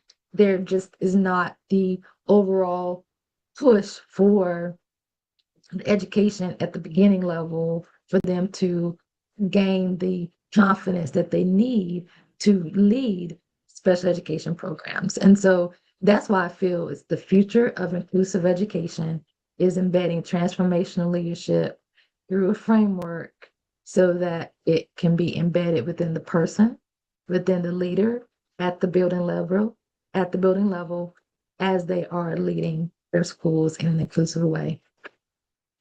And that concludes my presentation. I would like to say this is my QR code for my contact information. Dr. Martha did mention that I wrote a book. It's called How to Retain Special Education Teachers, a Transformational Leadership Guide for School Administrators. And my number, my email address is all there with this QR code. And I look forward to your questions. Thank you so much. Thank you very much. Martha, would you like to facilitate any questions that people might have? Perhaps Yes, you have a question yourself. Yeah, sure. There are two questions. Can I start my video or not? Yes, I'm going to stop my share. Okay. It says that I cannot start my video. It's okay. We have here a question from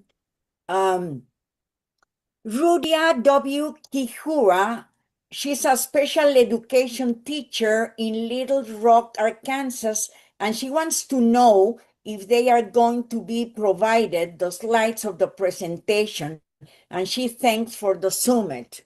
You can answer this, but you are sharing your contact information. Maybe she can get in touch with you and talk to you about the presentation. Maybe you can present in Arkansas. Why not? Absolutely. That is a great idea. Yes. And if I need to share my screen again for my contact information, I can do that. I would be happy to interact with them. Sure, that would be a good idea. And here we have another question. Let me read it. I have a question. How can we as parents, teachers, and students build capacity for administration and school boards to understand the benefits of this transformative approach?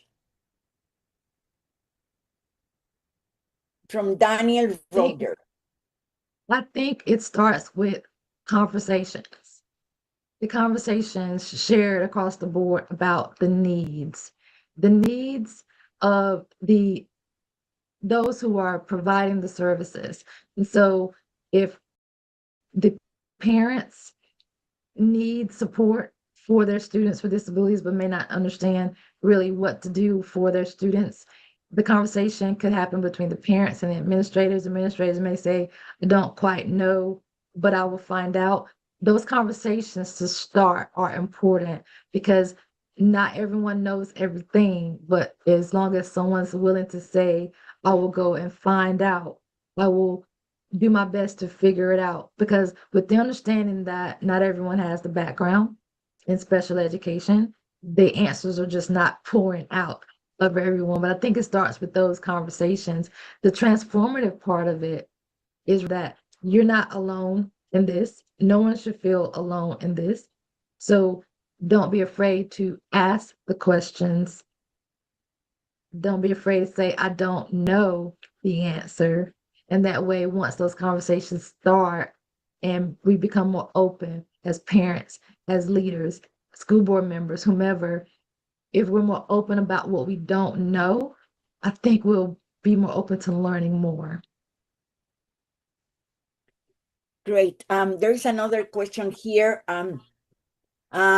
Could you give us an example of intervention in a school to include a non-ambulatory child when when they are going to have physical activities at school?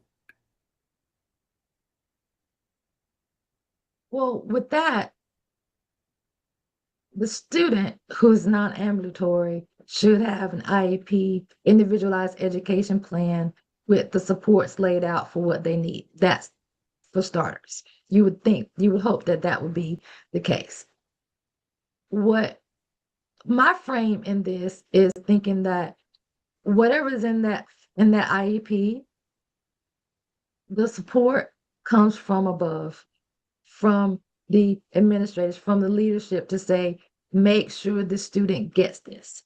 So if there is a need for that student to have maybe something altered at that school to be able to access a room, something that if there's a barrier that needs to be adjusted so that that non-ambulatory student can have access to that, that trickles back to, okay, where are the decision makers who are able to say, we need to make this change in order to support this student?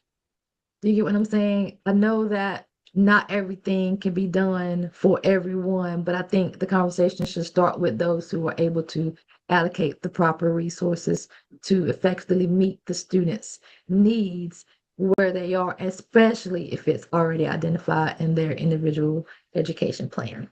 Yeah, thank you. There are three more questions. Okay. How teachers can engage parents in more effective ways outside schools and classes? How school authorities can support here in low-income countries, rural areas? From Nusrat Serene. I don't know from which country. This makes me think of community partnerships. This makes me think of outside of the school setting when teachers are engaging in just ways to engage with parents, but in with community partnerships and with students with disabilities.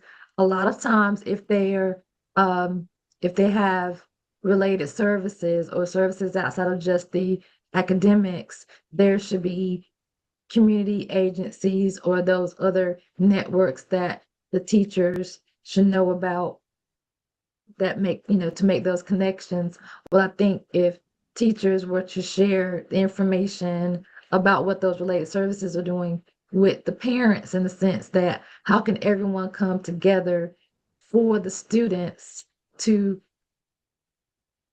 meet the whole child, like where they are, and get the parents, the related services, those who are out in the community together for those conversations. That doesn't necessarily have to be a standard formal individualized education plan meeting, but it can be, here's what the student needs, but I want to talk to you about the opportunities that are out in the community to enhance not just their learning, but their well-being, their the different aspects that are outside of the academics, and parents who may not be fully aware of what's out in the community. That teacher can maybe be the bridge of information. And that way, with just that little bit of extra knowledge that the teacher shared with the parents, that could also help that parent be more open to coming to them about gaining more information about how to help their student,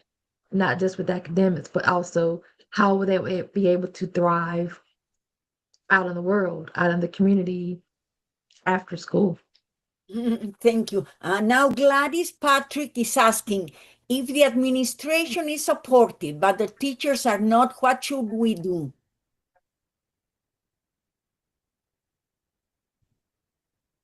That's a great question. I feel like it should be a trickle-down effect. If the administrators are supported, then the administrators should support the teachers. It just has to happen. That's just it's like the snowball. Come A on matter over. of time. You know, yeah, I mean, you would think so because right now it's flipped. It's teachers who may feel like they're not supported, but also quietly, secretly, maybe administrators are not feeling like they're supported either. And that's the kind of that's where I am right now with finding out, okay, who out there needs the support. Can we talk about it so that maybe once the administrators feel like they do have support, they can then feel more confident in supporting those teachers. So I think that's a big reason why a lot of the teachers are not feeling supported is because those who are leading them don't feel supported either. But if those administrators are supported, then you would hope that they would feel like, okay, I'm getting what I need. I feel confident in this area. I can do this for my teachers, and then everyone is happy. That is the future of it all that we hope for. Yeah. There is one more. Sarah Sheila Aloyo from Uganda. Hello, I am Sarah from Uganda. I also would like to know if the presentation can share. I work with children who are on cancer treatment. I give them special education, but I have challenges in delivering this lesson since they all have various challenges. Hmm. That is an area where I would definitely say seek outside support because I have a feeling that there are going to be very few people who know how to support that specific area of challenge. And I would say try your best not to handle that alone.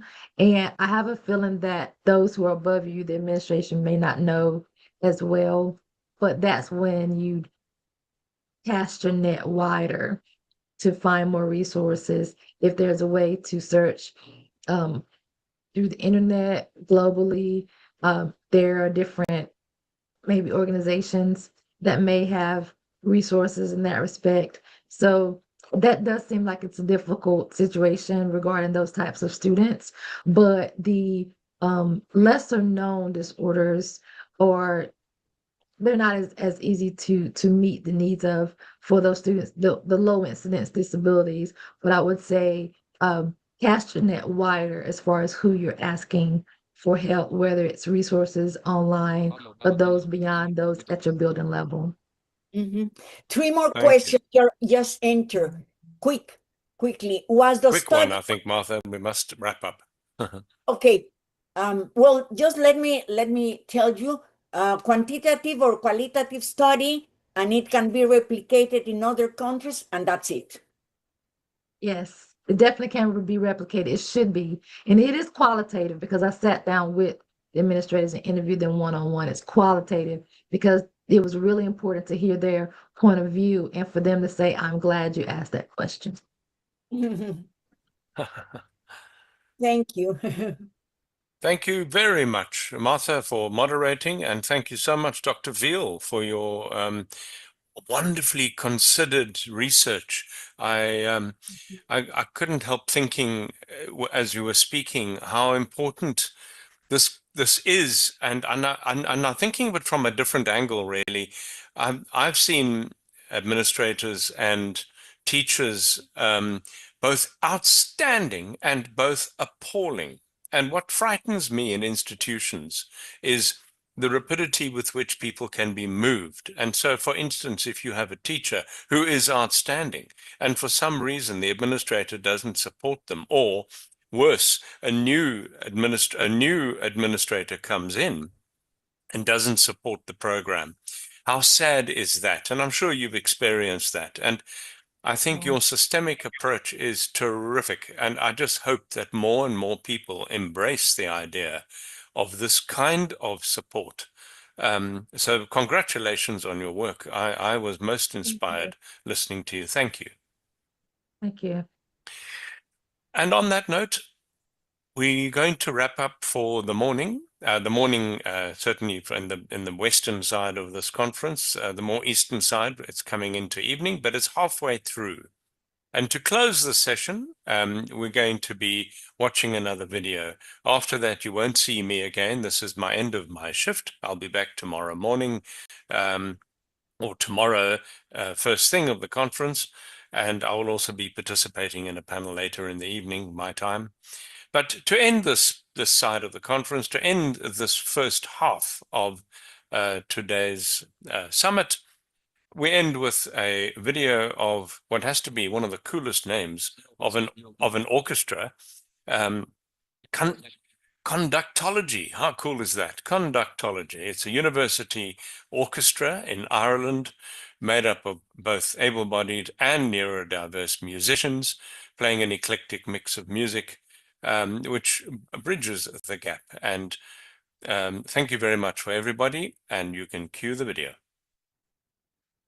Angela Nagwa started screen sharing alert.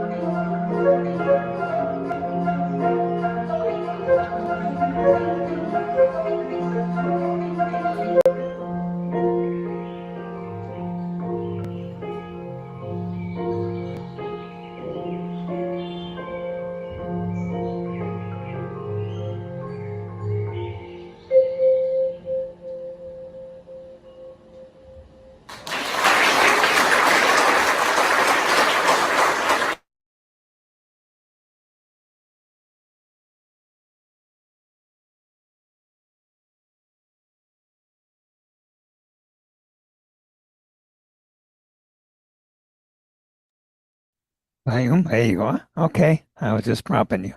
Bye. Thank you very much. I've learned quite a lot today. Conductology, the other day when we were planning the program and I was trying to figure out what it's all about, having a better idea, but really, really interesting. So our next session, coming from people I've interacted with a couple of times, our moderator will be Rotarian Janet, who is the current president of Rotary Club of Columbia City from Sri Lanka. I know him very well as an advocate for mental health and disability rights. I think he writes articles every day on LinkedIn, and he's well known for public speaking and leadership roles. He has a psychology degree. He does a lot of projects promoting accessibility and inclusivity. So quite an apt moderator for this session. My friend Sigamani also very, very passionate about education, especially inclusive education. So the session today is about reimagining education from standardization to liberation. I'm really keen to hear what that discussion is going to be all about. Over to you, Janet. Thank you, Sound. Good morning, a good afternoon, and good evening. I'm Janit, as Sound said, pronouns he, him. Currently, I'm wearing a black coat, a beige shirt, and wearing spectacles. And this is for all the people who needs a visual description. And to introduce this session, we have, so when we think about our systems in education, it can be somewhat a factory line of things. We put in people and we put out people. We talk about standardization, but do we really focus, and how do we really focus on the human diversity? To open this conversation, I have with me a renowned educationist, Dr. Sigamani Naika from South Africa. He's the accomplished author of many books, and I will not do justice to this conversation, and I would like to invite Dr. Sigamani Naika, sir, over to you to unpack, can we be hopeful for an inclusive society? Sir, take it away. Thank you. Good morning, or good day, or good evening. I see my colleague, the chairperson, moderator, Mr. Itapana, is very thoughtful about describing himself, and righteously so. So I have a beard, and I wear glasses, and I'm wearing a blue shirt. I hope that's helpful. But you know, I just made some observations from the conference, and I don't think the problems of the global South as its solution in the global North. There's some wonderful colleagues in the global North. There's some people who've done some excellent work who I respect a lot. But one of the problems why inclusive education is struggling is because we haven't developed. We talk a lot about the social model, but we haven't and the shift away from the medical model, but we haven't developed a practice for classrooms, and we haven't developed good guidelines for schools and districts and provinces or whatever you have in your country. There's a lot of work that we have to do in the global South, and the people in the global South can do it, but with the help of other colleagues in the global North, that's fine.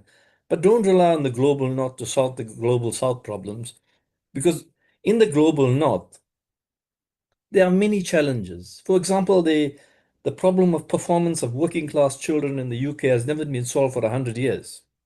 And I don't think it's going to be solved in the next 100 years. And you can look at the United States from a distance and see what's happening there. There's a lot of children who are Hispanic and so on are really struggling, and African American children and so on.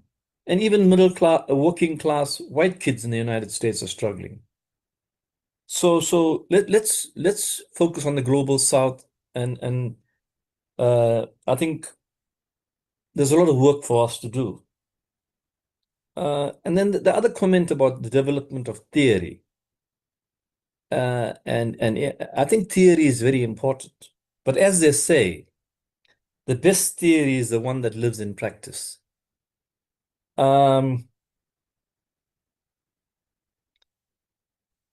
So we have a theoretical framework in inclusive education.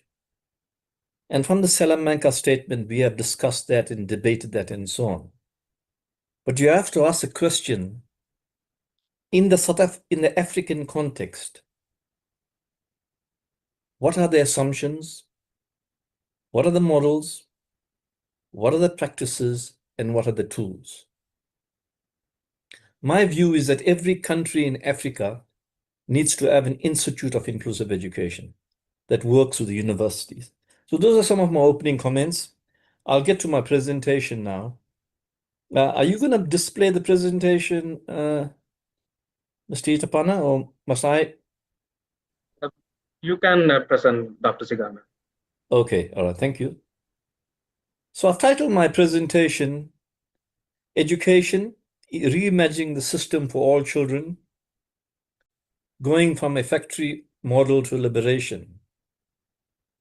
Now, I'm sure many of you are fully aware that schools often assume the sameness, ignoring the diversity in the school.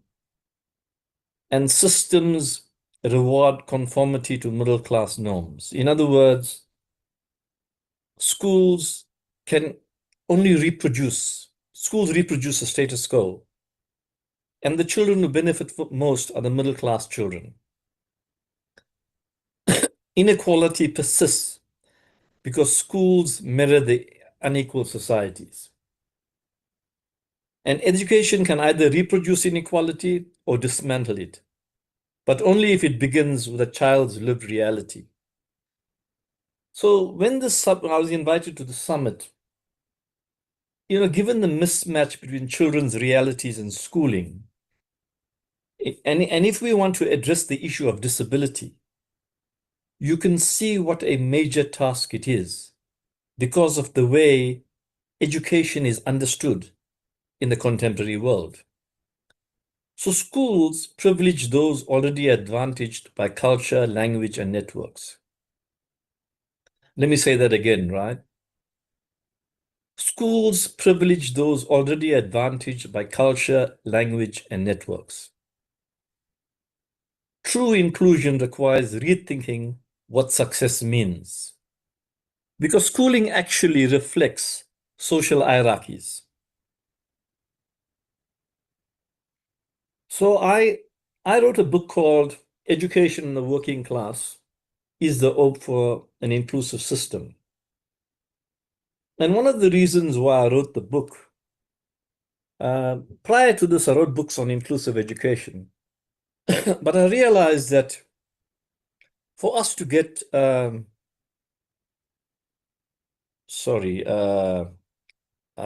think the moderator is asking me if I'm showing the presentation. So let me show you the presentation.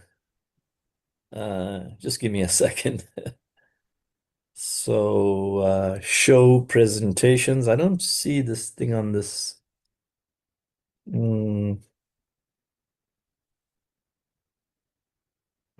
It's not allowing me to show. Oh, here we go. Share.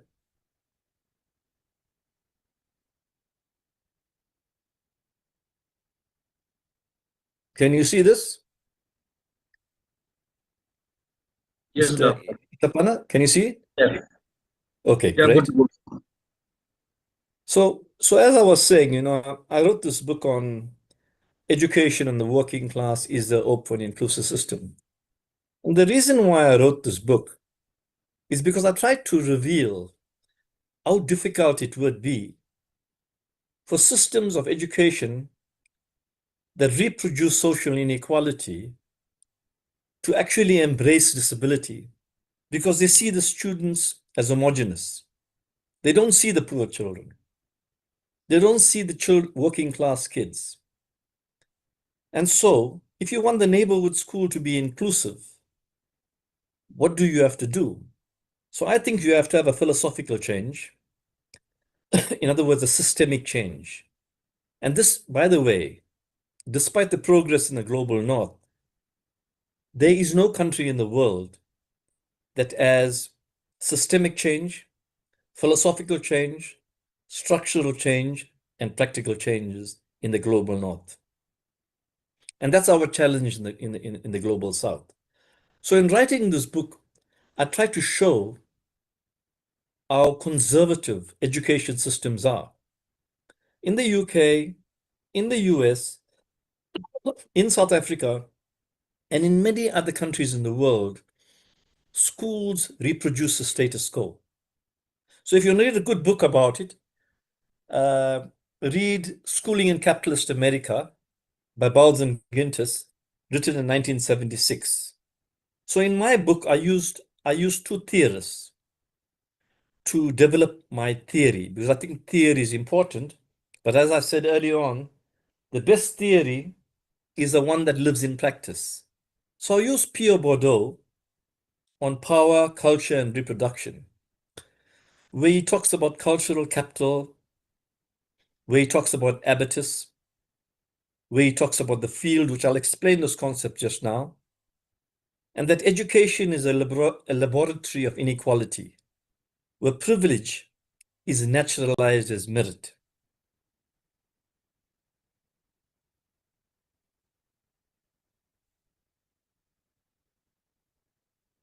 I see my slides are not moving here, so let me just try.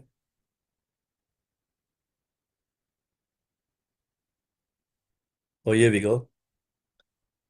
So how does this manifest itself in practice? If you look at the literacy and numeracy levels in Africa, in the United States, there are some states. I was talking to a colleague in the United States, and she was saying to me, in their state, 23% of the children pass numeracy, and close to 30% pass literacy. There's a huge failure rate. If you go to the working class schools in Britain, I went to one area and asked them, what's your biggest problem? They said to me, our biggest problem is domestic violence. What's the second problem? A second problem is drugs. What's the third problem? The third problem is white boys. White boys can't succeed in school. That's in the UK. So that's why I was saying, listen, don't go to the global north. We in the global south need to advance our theories. But as the keynote speaker mentioned in the beginning, you need to understand your context, and you need to produce theory out of that context. You need to understand the lived reality of children. And we have a huge body of sociological knowledge on communities and people and population and so on. But that needs to be translated into a pedagogy. That's a challenge for educationists in the global south, because the curriculum often alienates from their identities. Even the Hispanic children, in some states in the United States, the education department don't understand those children. They come up with programs, for example, socio-emotional programs that manage behavior, but they don't understand the identity of the children and how those children are socialized in their communities. Because there has to be a relationship between how pedagogy is introduced and understood, and the children that you're teaching. So therefore, teachers are under stress from accountability regimes. Now examine your education system wherever you are and look at the accountability regimes and establish whether those accountability regimes are helping children or helping the system. So learners from poor, indigenous, and migrant backgrounds face dissonance. And these are shared global patterns of inequality. So what worries me a lot? What worries me a lot is the fact that we are so advanced. You want to go into space and travel the space and put people in space and do all those things. But we can't sort problems of education in our schools across the world, not only in the developing world, in the developed world as well. And so I struggle with this, and that's the reason why I'm passionate about trying to solve the problems. So those of us who have been very successful in education across the world, if I take my example, I haven't forgotten my roots. I haven't forgotten where I come from. And I want to help those people who I grew up with, who are similar to me and the way I lived. Because I always believe in being an organic intellectual. So what are the main strands and how the tension between rich and poor, and the tension between rich and poor learners? So it's capital, it's habitus in the field. I'll discuss each concept with you because I think that this is very important. You must remember Pierre Bourdieu did this work 100 years ago, right? And we still haven't changed education systems. So when he talks about resources and capital, he says these are forms of advantage that individuals or groups possess and use to gain status or success in society. And so the types of capital are money, property, and material assets. What is the cultural capital? Education, language, manners, and cultural knowledge. What's the social capital? Networks, relationships, and social connections. What's the symbolic capital? Prestige, recognition, and honor. So, example, a child from a wealthy family may have access to better schools, economic capital, and a culture of reading at home, cultural capital, giving them an educational advantage. Now, these are what schools are very good at. They can reproduce the status quo.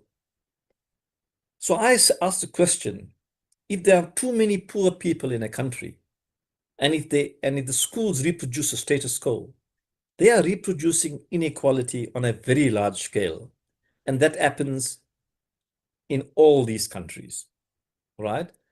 And no question, and nobody raises any questions about this as if it's a natural thing. But what we want to do is we want to create an inclusive system where we want to include any child to the neighborhood school. But given this reality, for example, in the United States, in that one state, where only 23% of the children passed numeracy, can that state bring in children that represent diversity? So what I'm saying is, this is the problem. The solution lies in a philosophical change. So in other words, you can't have a white paper on inclusive education and have all your other papers and programs that are exclusionary. There has to be consistency between inclusive education and all your other programs. So the philosophy, and you got to bring vulnerability to the center, or you would not be able to change the system. And this is the reason why schools are reproducing inequality, because they don't have the intellectual tools, the research tools, and the planning tools to embrace diversity. So, you can talk about inclusive education in a romantic way, but you can't romanticize disability. It's a big mistake because people suffer and you can't allow that to happen. So this is a great conference, right? But we have to ask the questions. How do you transform systems? It's a tough job, but we have to raise it given, I know in my country, there's a lot of people that suffer. And most of the poor people can't challenge the system because they are fearful. They don't have a voice. They can't express the experiences of their children. They can't express their sorrow and their plight. But because I was working class, I grew up working class, and I joined the education department. I'll tell you a little bit about that now, but let me just finish Bordeaux. So the next thing that Bordeaux talks about is habitus. What's the meaning? These are deeply internalized way of thinking, feeling, and behaving that people develop from their upbringing and life experiences. Habitus is how your background gets under your skin and shapes your outlook and actions. It is not fixed, it evolves through experiences, but it often reproduces existing social structures. When I talk about Paul Willis now, you'll see how that manifests itself. So a learner from a working class community might view formal education as intimidating and irrelevant. This is our biggest problem. While a middle class learner might see it as a natural pathway to success. These attitudes reflect different habitats shaped by life experience.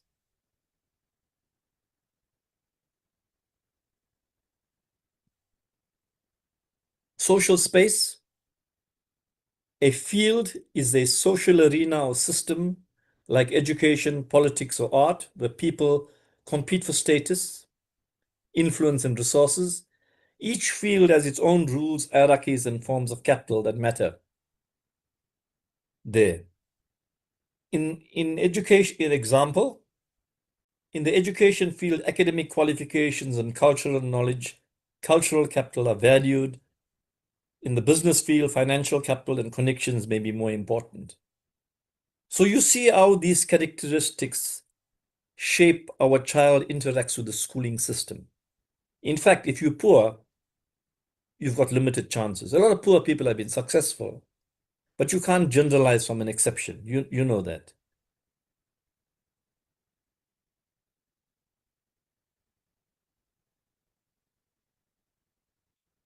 So that's the problem we have. So we need to plan for diversity from the start. Your budget, your policy, other programs. You've got to train teachers for contextual realities.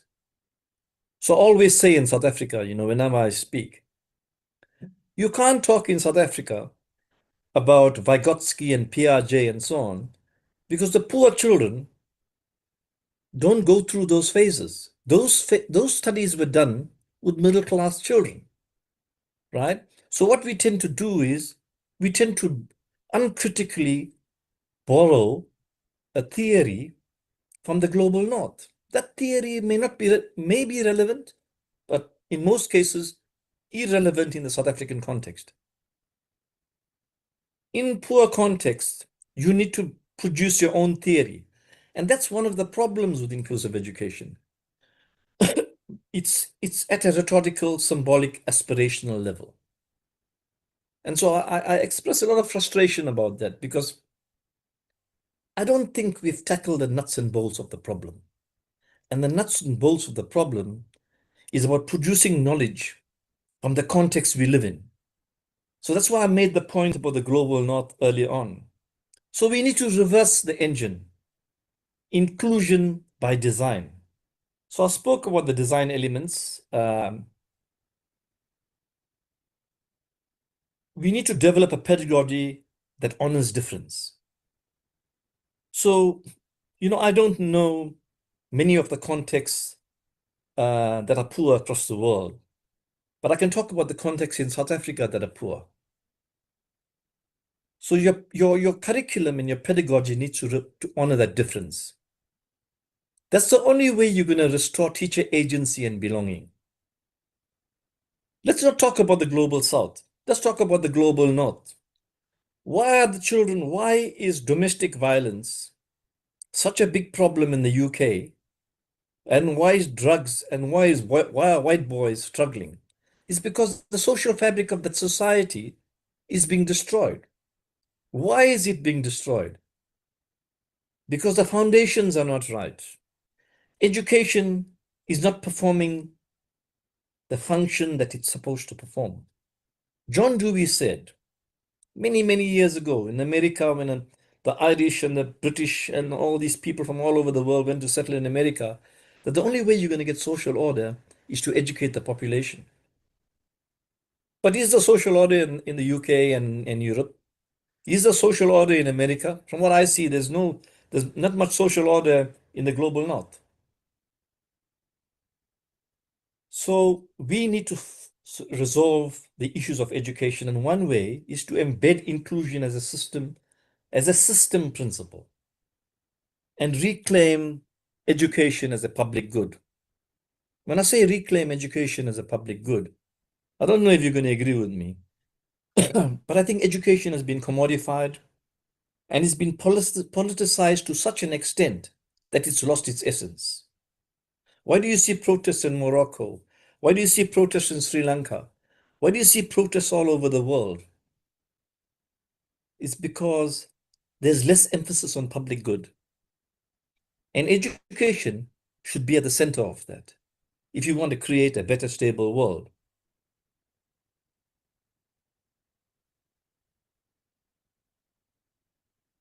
So we have to change, I think, the fundamental thing. And my project at the moment that I'm working on is changing the understanding of pedagogy. If pedagogy is able to translate that big body of sociological knowledge on communities and people and so on that are alienated from the mainstream, then that pedagogy can then embrace diversity. So if you take a poor slum area in Kenya, what's the relationship between those children and the school curriculum? And do you think those children never got a chance of passing? What pedagogy would embrace those children? You've got to link classroom practice to the broader struggles of equity. This sociologically informed pedagogy becomes the foundation for building an education system, that genuinely includes all learners. Now, the point is here, you need sociological power in education. If you don't have sociological power in education, you can forget about it. Because as this capitalist system advances and becomes more sophisticated, it alienates more and more people in the world. I can tell you one thing right now, that you are going to have more working class children in the United States than you ever had in the next 10, 15, 20 years. And that's going to happen in the rest of the world as well. Because you can see money is being concentrated in the hands of a few people. And you saw those people in February 12th on TV when they were having the inauguration of the president of the United States. It's the techies. I don't want to go into that because I'm talking about education, but education is directly related to that. So the other point I want to make is that if you want to change pedagogy in a country that has high inequality, and if you want to change pedagogy in universally that embraces inclusive education, you require a paradigm shift. And I don't want to talk about paradigm shifts. I'm sure all of you heard about paradigm shifts. But what are the practical ingredients of a paradigm shift? You have to ask the question. Because I can tell you now, we always fall short when we want to respond to children who are struggling in the classrooms. Let me give you a very practical example. I went to a class where there were 67 children, one teacher. And I'm sure in the rest of the developing world, there are huge pupil-teacher ratios, maybe more. But in the United States and the UK, they have all these resources. And they have smaller class sizes. And they have very nice, generous lunch programs. But why are children still performing poorly in these developed contexts? The problem is around the relationship between the curriculum, the lived reality of the child, and politics, commodification, and the politics and the economics of education. So education, in my opinion, has lost its essence. I said this before.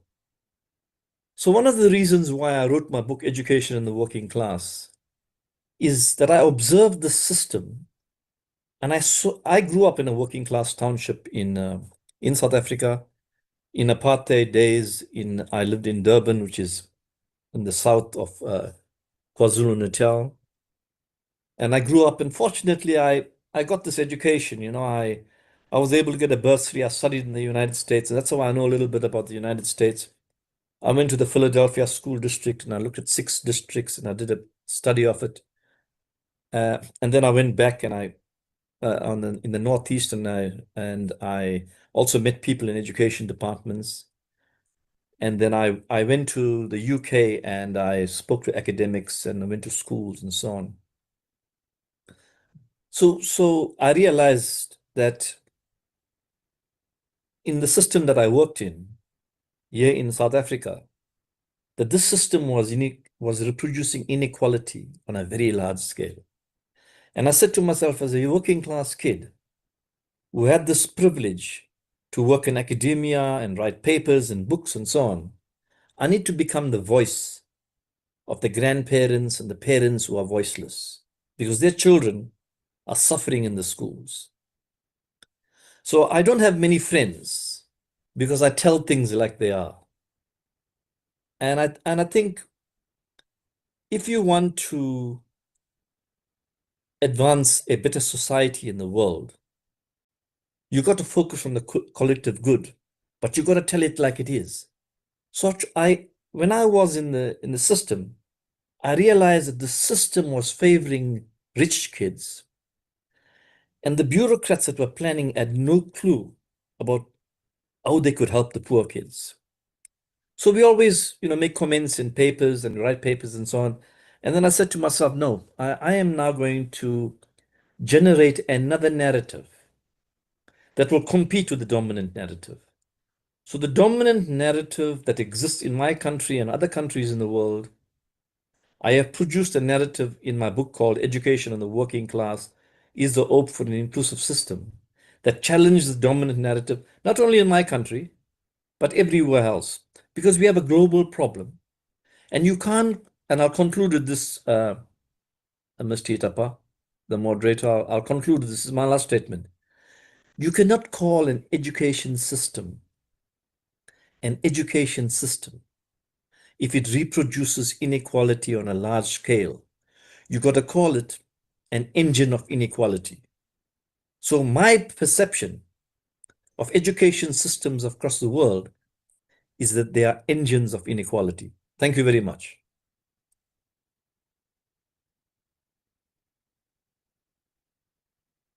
Thank you very much, Dr. Sigamani Naik. It was a very enlightening and a very insightful session. And in terms of, I'm sure there are more questions to come in. And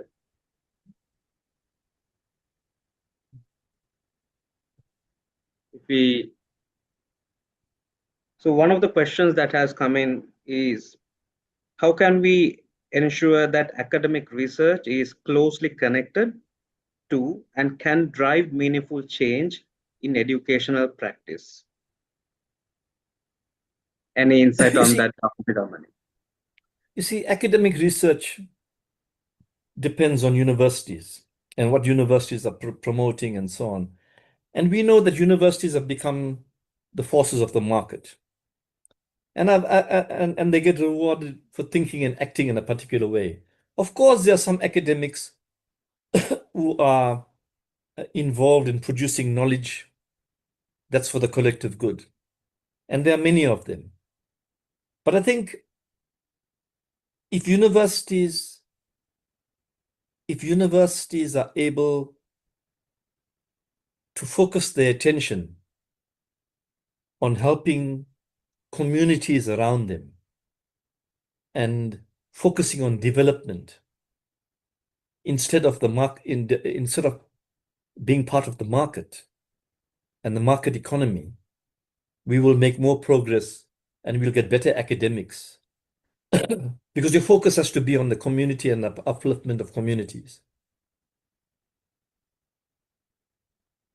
Absolutely, very well said, because we have to be, as you said, Doctor, it's about the collective good as well as in terms of doing good, and always most of the Rotarians here would agree the theme for this year is also Unite for Good. So doing service for good and as well as research for good is the key word here. And of course, one of the follow-up questions, since our focus is also from a factory model to a liberated society, a liberated classroom, if you will. What, according to you, Doctor, what would be a liberated classroom look like? Well, liberate, in my opinion, and this is how I feel very strongly, that any child should be able to go to any school, and whatever their intelligence is, the way they learn, the way they study, the way they express themselves, and the way they study should be embraced. That's the purpose of education and schooling. And everybody should be welcome in every school.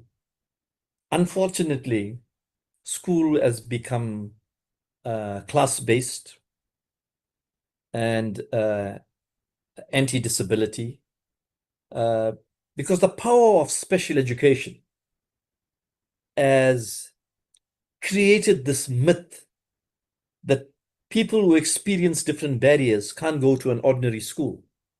You cannot see that in isolation from the power of special education theory.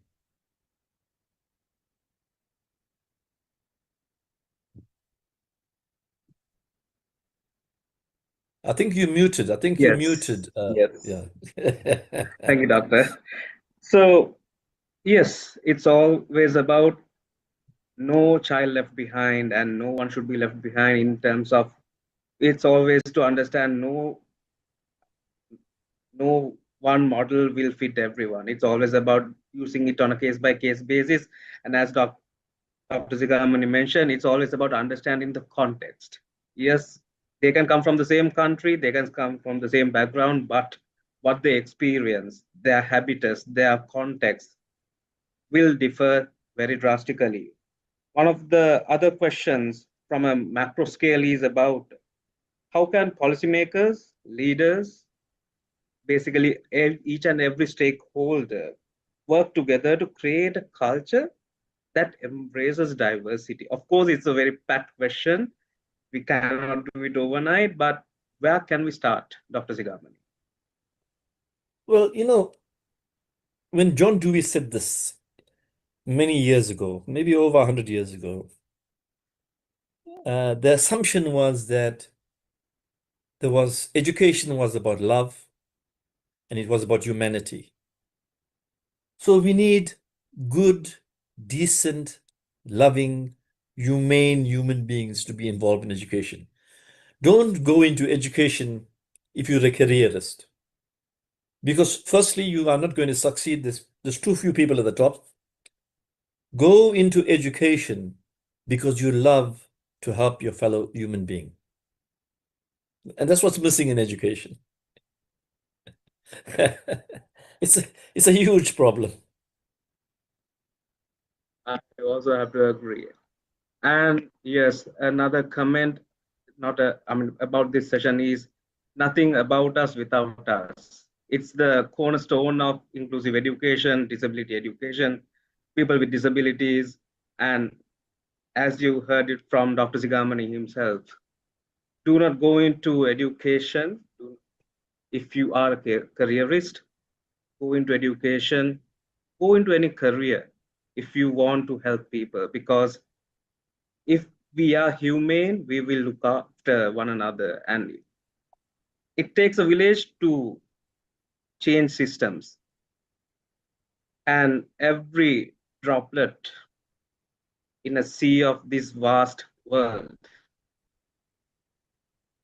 it will take some time to fill, but if each and every one of us here will do our part, we can change the norms for the good, for to be humane, and where every child will not be left behind, where every child will be embraced for who they are, and every child will be facilitated for the future that they deserve. And with that being said, I believe we do not have any further. We have no further questions, and I believe we are also good on time. So once again, thank you, Dr. Zigamani, for enlightening us on how we can embrace diversity from a factory model of thinking from history to change for a liberated society where every child is embraced. And I've been Rotarian Janith Tapana signing off and handing over to our beloved. So over to you. Thank you so much, President Janet. Thank you, Dr. Sigamani. Always exciting listening to how you're always challenging us about inclusive education. And as we wrap up this session, thank you for reminding us that we need to be the voice that challenges the system towards creating inclusive education systems in our communities. I'll sleep over that and figure out how can I be the voice of change. I know beyond this summit, there is a lot that we need to do. This is just a very, very small tip on that iceberg that we need to break through. So we have time. We finished on time, almost on time. Should have finished in the next 4 minutes. But I think we are ready to start our next session. If our panelists and moderator are available.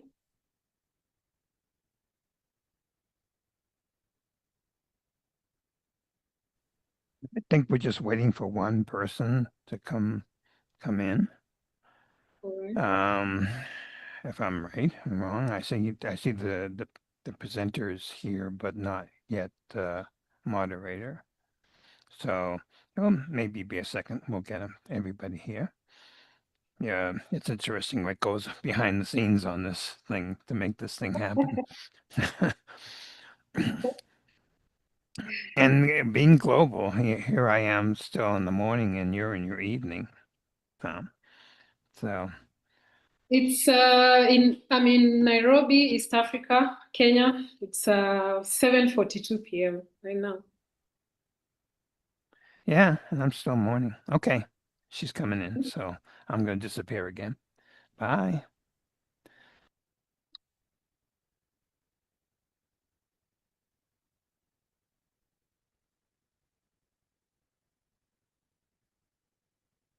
I think the sessions have been quite enlightening. It leaves you asking yourself a lot of questions when it comes to inclusive education. There's a lot of work, whether we're in the north, south, east, or west. There's a lot of work. I can feel the pressure to just be part of this movement, even in a much bigger way. And these conversations, very timely, very, very enlightening, but even more importantly, it makes you go back and retrospect with yourself and just ask yourself lots and lots of questions. So as we invite our next speaker and moderator, our next topic is about flexible learning for an inclusive future. I think it's become a thing even beyond the special education side. I see flexible learning even with the normal classes going on. And our moderator this evening is my sister Ace and Kevin, then is it Daniela from Uganda? Not too far from where I am. I'll be in Uganda in the next 2 weeks. I hope I'll be able, I should get time to see you. She's the founder and executive director of Itinga Charity Education Foundation. She's also an actress and a filmmaker, and her work focuses on creating social awareness. This year, she was recognized as an MTN Changemaker Grant winner, and she participated in the Aspire Leadership Fellowship in Education. And she's here to introduce our speaker, Amy. We've interacted a lot, a special needs consultant, and you really impressed me on what you do with the special needs kids. Over to you, Asen. Thank you. Yeah, thank you so much. Good evening from Uganda, good afternoon, and good morning from wherever part of the world you're watching us from. For the sake of visual description, I am wearing an African earring and I've got the African Afro hair with a very unique t-shirts that has unique features. It has a map of Uganda in the middle. The badge of St. Mary's Goretti Secondary School, which is an inclusive school in Uganda. And then on the left, there's a logo of Itinga Charity Education Foundation in partnership with Mara Uganda Education Fund. My name is Kevin Daniel Achen. I'm the founder and executive director at Itinga Charity Education Foundation, HISEF, a non-profit organization providing inclusive education to children and students with and without disability in Uganda. In partnership with the Mara Uganda Education Fund, we have built St. Mary's Goretti, an inclusive secondary school in northern Uganda.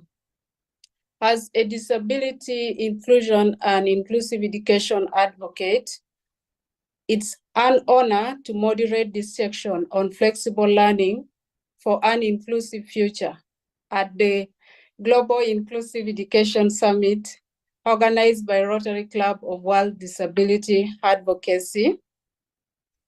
Joining me today, our speaker is Amy Bukin. She's a special need consultant. She's an author.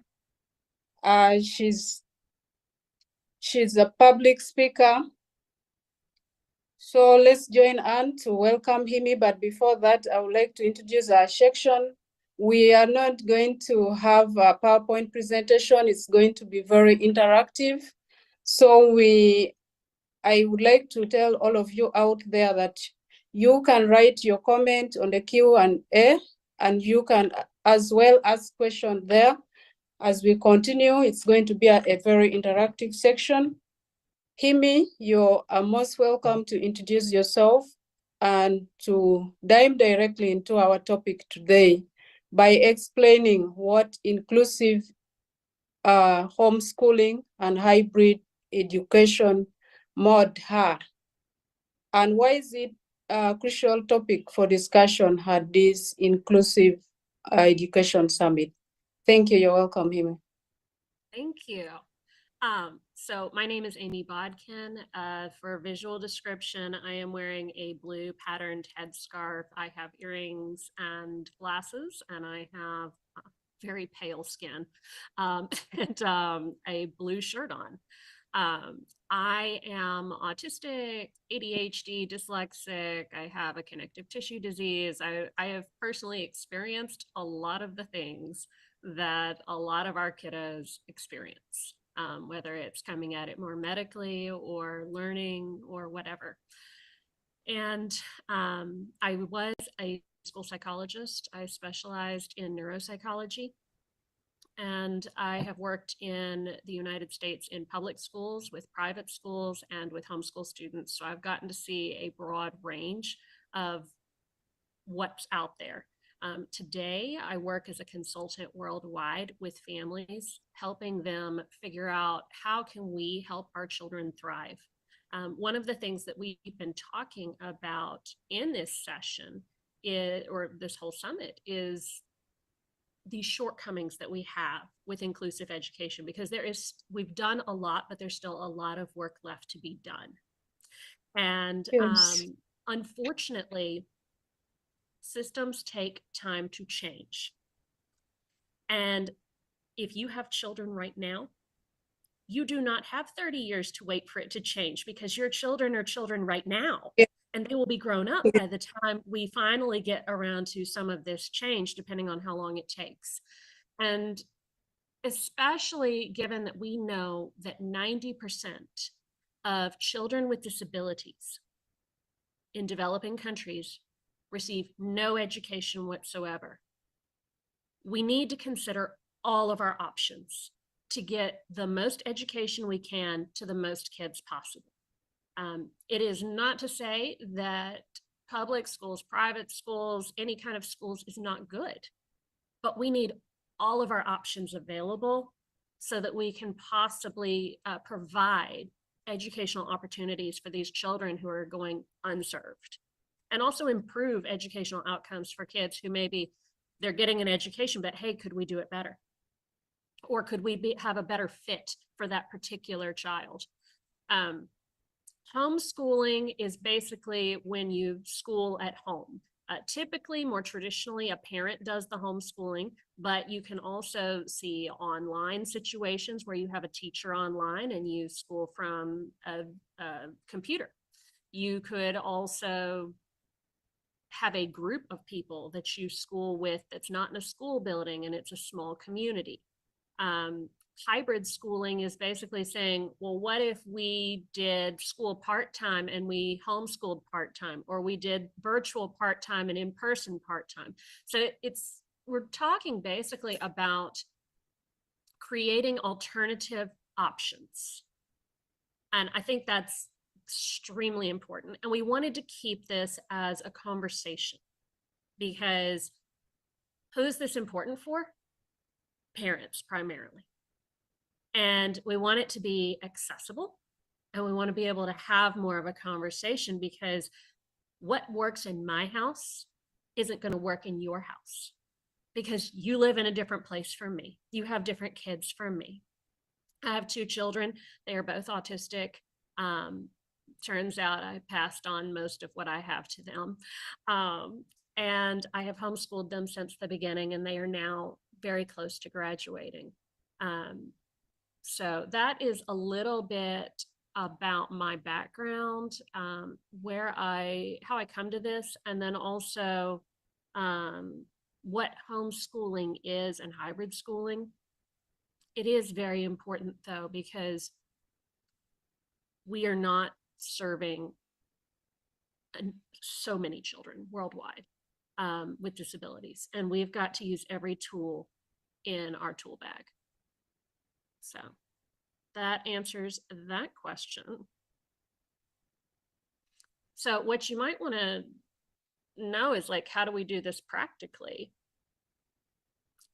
So I will tell you a little bit about what it looks like in my house.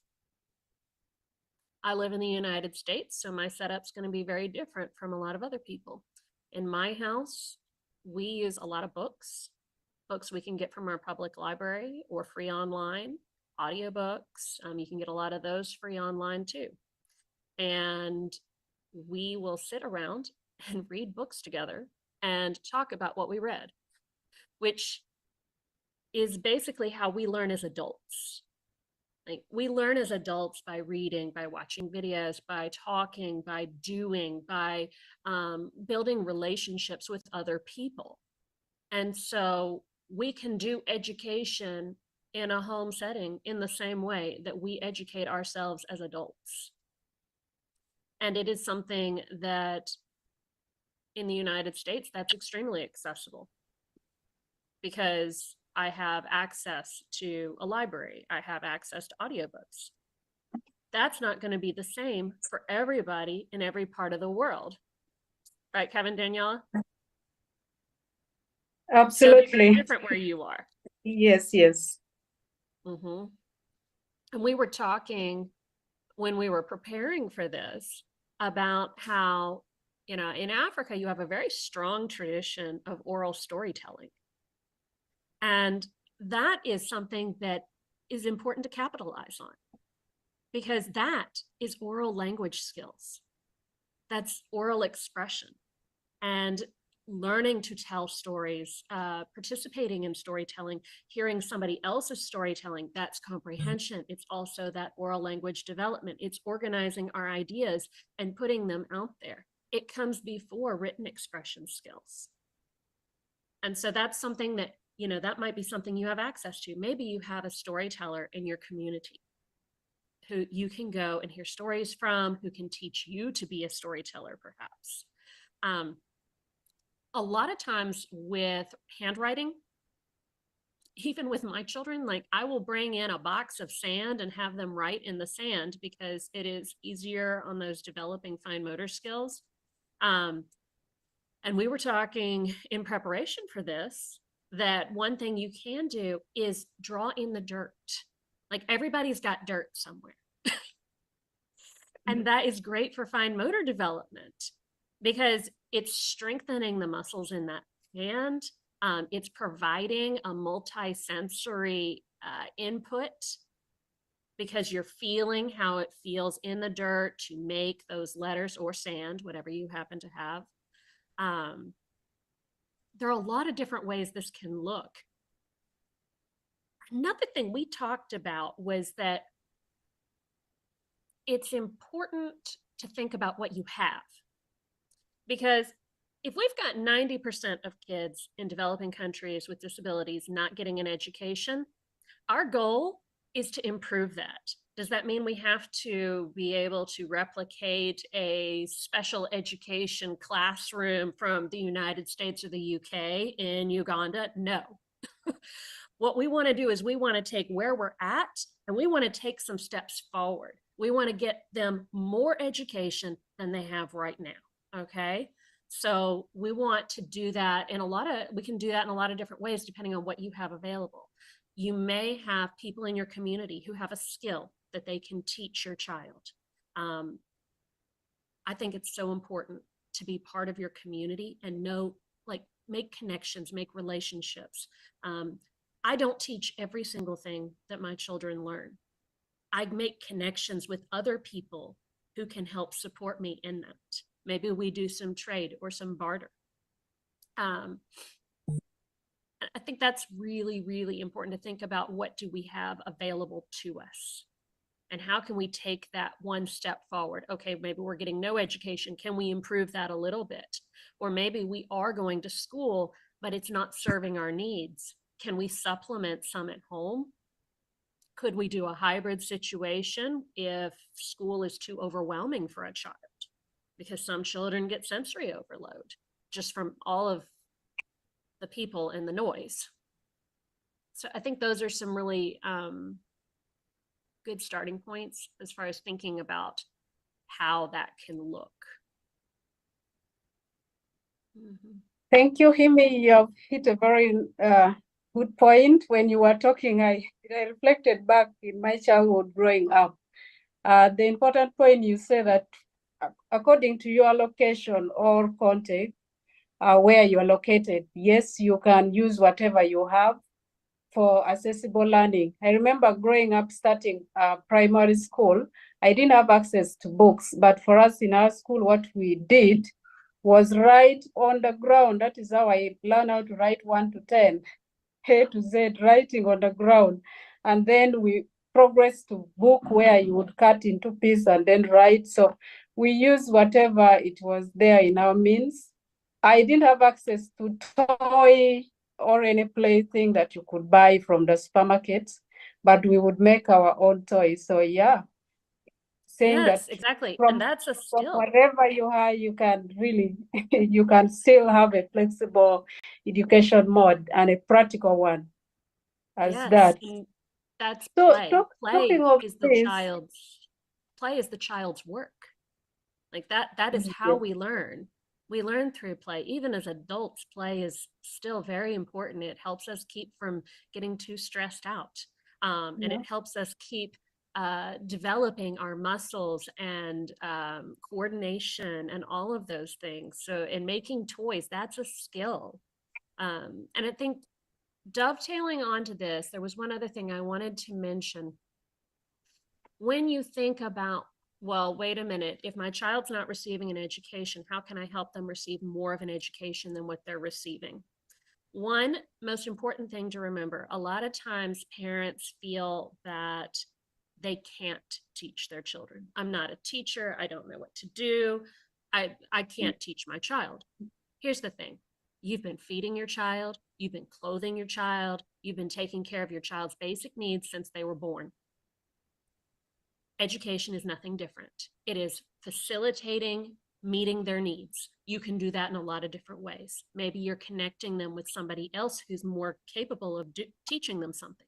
Maybe you are sharing with them what you have learned through your lifetime. Lots of different ways to do that.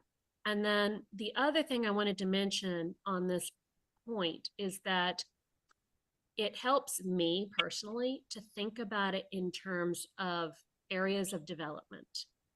So I'll think about communication. So communication, that's going to be talking, it's going to be telling stories, it's going to be telling back to someone what a story was about. So retelling it, learning to tell it yourself. All of those communication skills, working on that comprehension. You can do that in many different ways. You can do that without any resources except your own mouth. Next one would be, well, social emotional actually comes before communication, and that's building a relationship. Having an emotional bond with your child is the stepping stone to communication. And if that means we get down on the floor or the ground with them and we do whatever it is they are interested in, then that's what we do. That's how we make that connection with them. We're showing them that we think they are important, that they have value. And that's what leads to communication. People don't communicate with people if they don't think that you have any interest whatsoever in them. And then after that, we have fine and gross motor. So that's going to be drawing, digging in the dirt, building tunnels, playing outside, running, jumping, skipping, so many of those kinds of things. And maybe your kid is one who has trouble with some of that. Okay, so let's back it up to what you can do. Let's work on that. You know, maybe you can't run and jump, but you can crawl.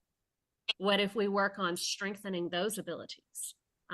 Because motor skills, they build. Just like, you know, when we're talking about teaching math in a school, math skills build, motor skills build. So start where you're at and then slowly build what you can, because every little bit you get, that's more than what you had before. And then after that, the main one that I tend to look at after that is cognitive skills. And that's where we're talking about more advanced ideas. And usually those we develop through communication. So that's why it's so important to build up some of those previous skills before we get to the more advanced academic skills. Okay, that's what I wanted to say about that. Thank you so much. As you were talking, I'm thinking, and I think this is what a parent out there would also like to ask. Can a homeschooler participate in public school program? Or can they use the same curriculum as it is in a public school and sit exams, be promoted to the next class, leave alone that? Also, can they do a course? Is it the same studies as it is done in the school, or it is something that they are just learning and learning and learning? I would really like to know that. You know, homeschooling and hybrid education is not a common practice in my country. Yes. Yes, you're right. That's a very good question. And it does vary from country to country and it also within the United States, it varies from state to state. Each state has their own requirements, their own expectations. So first of all, anyone can homeschool if you're also going to school. Because, like, for instance, in Germany, you cannot homeschool. It is against the law. Like, there's pretty much nobody who's allowed to homeschool. But if your child is attending school and then you supplement their education at home, then yes, you can homeschool, because you are doing that in addition to meeting the government's requirements. So there is that. There are many different places in the world, though, that do allow homeschooling. I think it's something that we should encourage more, because it puts it puts power in the hands of parents to make a difference for their child when we don't have infrastructure that is necessarily capable of meeting every child's needs. So depending on your government, where I live, I do not have to follow the exact same curriculum that our public schools follow. I choose to follow it somewhat, but I do not have to. And then I am responsible for giving my children their diploma, and then they will sit exams to go to college. So they will still be able to sit those exams because I have prepared them to be able to take those exams. In different countries, they may have different rules. In some of our states, they have very different rules. New York has an extremely strict system where you have to extensively document that you are teaching specific subjects. There's a wide range, especially across countries. So if it's something that you want to do where you plan on not sending them to school, then you may want to double check laws. There is an organization that I have worked with before called HSLDA. It's a homeschool organization that has a staff of lawyers, and they can tell you all of the requirements for every state and every country in the world as far as what's available as far as homeschooling goes. They have a map. It's a really great resource. So if it's something you're curious about, you could go to hslda.org, I think, and you would be able to look up their map. So, and they're a great resource. So. Oh, wow, that's amazing. So, as a specialist on homeschooling and hybrid education, please give us the advantage. Like, how do you tell a parents out there to really, like me, was never done homeschooling, to really adopt this flexible, inclusive education mode of learning? Yes, that's a good question. So there are a lot of advantages. I do always tell parents there's only one kind of parent who should never homeschool, and that's the kind of parent that doesn't want to. If you don't want to, you shouldn't do it, because it does take a fair amount of effort and energy above and beyond what we're already doing as parents, because it's a responsibility. But for me, it has made a huge difference for my children. My two children, one of them learned to read at least by 2 years old. He may have been reading earlier. That's when we discovered it. My other child didn't read until 9.5. So that's a really broad span. And my oldest, who didn't read till 9.5, if I had sent her to school, she would have spent all of her day being pulled out to work on reading, writing, and math. And they were all things that she stunk at the time. She was not good at them. She can do them now, but at the time she didn't. But she was brilliant.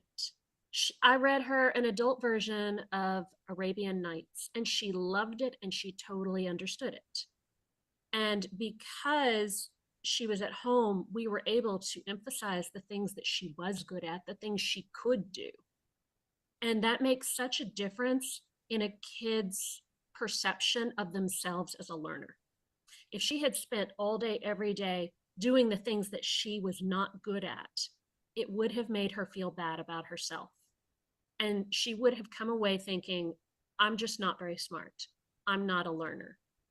I know that because I've known a ton of other kids who have come away feeling the same way. But because we were homeschooling, we could choose to emphasize the things she was good at while also still continuing to slowly work on the things that were harder for her. And now she reads and writes just fine. My youngest, he could read, but he did not have a lot of comprehension. He does now. But if he had gone to school, he would have done excellent in the early years. Outside of behavior, that was a problem.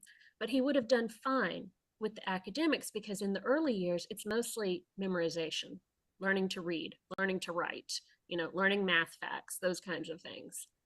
But when he got to junior high, he would have started to have problems because the comprehension problem would have never been noticed if we were focused primarily on the things that he was good at. And I think that's really the challenge, is that when you are in a school setting, you have to work within a structure that fits the average child. And not every child is the average child. And sometimes when we go with that average structure, kids either end up spending all of their time on something they're terrible at, and they never feel like they're very smart, or they spend all of their time doing the things they're really good at, and nobody notices that they have a problem because it hasn't come up in the curriculum. So I think that's been a huge advantage. We did try to send my daughter to a preschool when she was little. She went to a little Montessori preschool, and she loved it. But every time I would go pick her up from school, she would be catatonic. She wouldn't be able to communicate, even though she had a few words by that point. She could not move on her own accord. Like, I'd come in to get her and I'd have to pick her up and she'd be very stiff, and buckle her in her seat. And then after about 30 minutes, she would start to relax a bit and be able to communicate. And I think the thing is that some of us get major sensory overwhelm. Some of us are not able to communicate as well when we're young, and we depend on having someone who is someone that we feel very comfortable with, who can advocate for us, who can be our bridge to the world, who can tell the world, kind of help the world understand what we're trying to say, and then help us understand what the world is trying to say to us. And I think having that one-on-one is so incredibly helpful, because, I mean, as hard as teachers try and as gifted as they are, there is still a difference between having a 1 to 66 student-teacher ratio or teacher-student ratio, or a 1 to even 20 teacher-student ratio, than being homeschooled and having a 1-to-1 or 1-to-2 teacher-student ratio. That makes a big difference. And we know from education that one of the most important things in education is relationships. It's the relationship between the student and the teacher. It's the relationship between the student and the material, the relationships we build with all the things we're learning about. That's how we make connections. And we learn about this in math, and then we look over at this in science and we're like, wow, these are connected. I didn't realize that. And it's exciting. And it's the relational aspect. We're building relationships with people who have been dead for hundreds of years through history. But we're making connections, and we're listening to stories that were popular hundreds of years ago or even modern day. And we're making those connections. And that is what's most important. So when it comes to education, some of our kids need a much more specialized environment and a much more one-on-one type situation in order to make some of those connections, because they're the ones that fall through the cracks.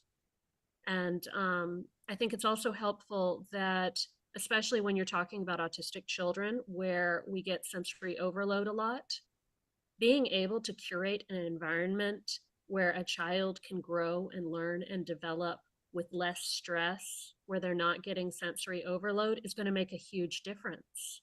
They're going to be able to develop their brain better because they're not trying to do it while stressed all the time. And then as they get older and have more brain development, they will have more capacity. So I think those are some of the advantages. Wow. This is amazing. We are left with few minutes. We have talked a lot about the advantages like personalized learning, flexibility, inclusive environment, and one-on-one attention. And with your experience of having the children with disability, with your experience as a special need consultant, it's speaking for itself. But now the questions that usually most people ask, and I think most people are asking as we talk all over the world, is the question of socialization.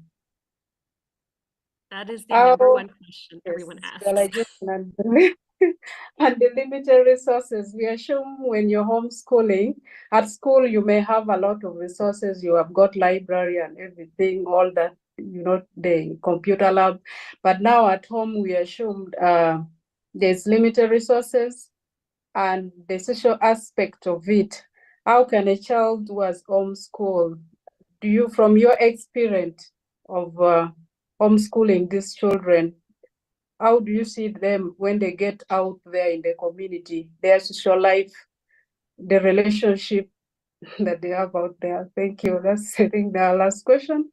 Yeah, this is the number one question that I get asked most often. And I find it honestly to be the most humorous question, because people are always most concerned about socialization as far as homeschooling goes. But let's think about this. When was the last time you were in a classroom setting with people all your exact same age? It's probably been a really long time, probably since you were educated yourself. So are those social skills that you learn in a classroom setting generalizable to going to the grocery store, to going to the post office, to playing in the park with a younger child, to talking with an elderly adult? Are those skills that generalize? Well, not exactly. Those are skills that we use in a classroom setting with people about the same age. But how do we spend our adult lives?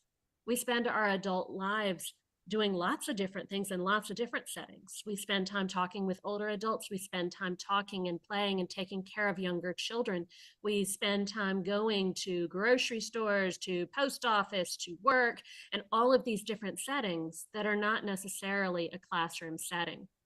And so what I find is that most of the time homeschool students do very well socially. A lot of that is because their parents are aware of the fact that if I'm going to provide an education, I also have to provide for their social development.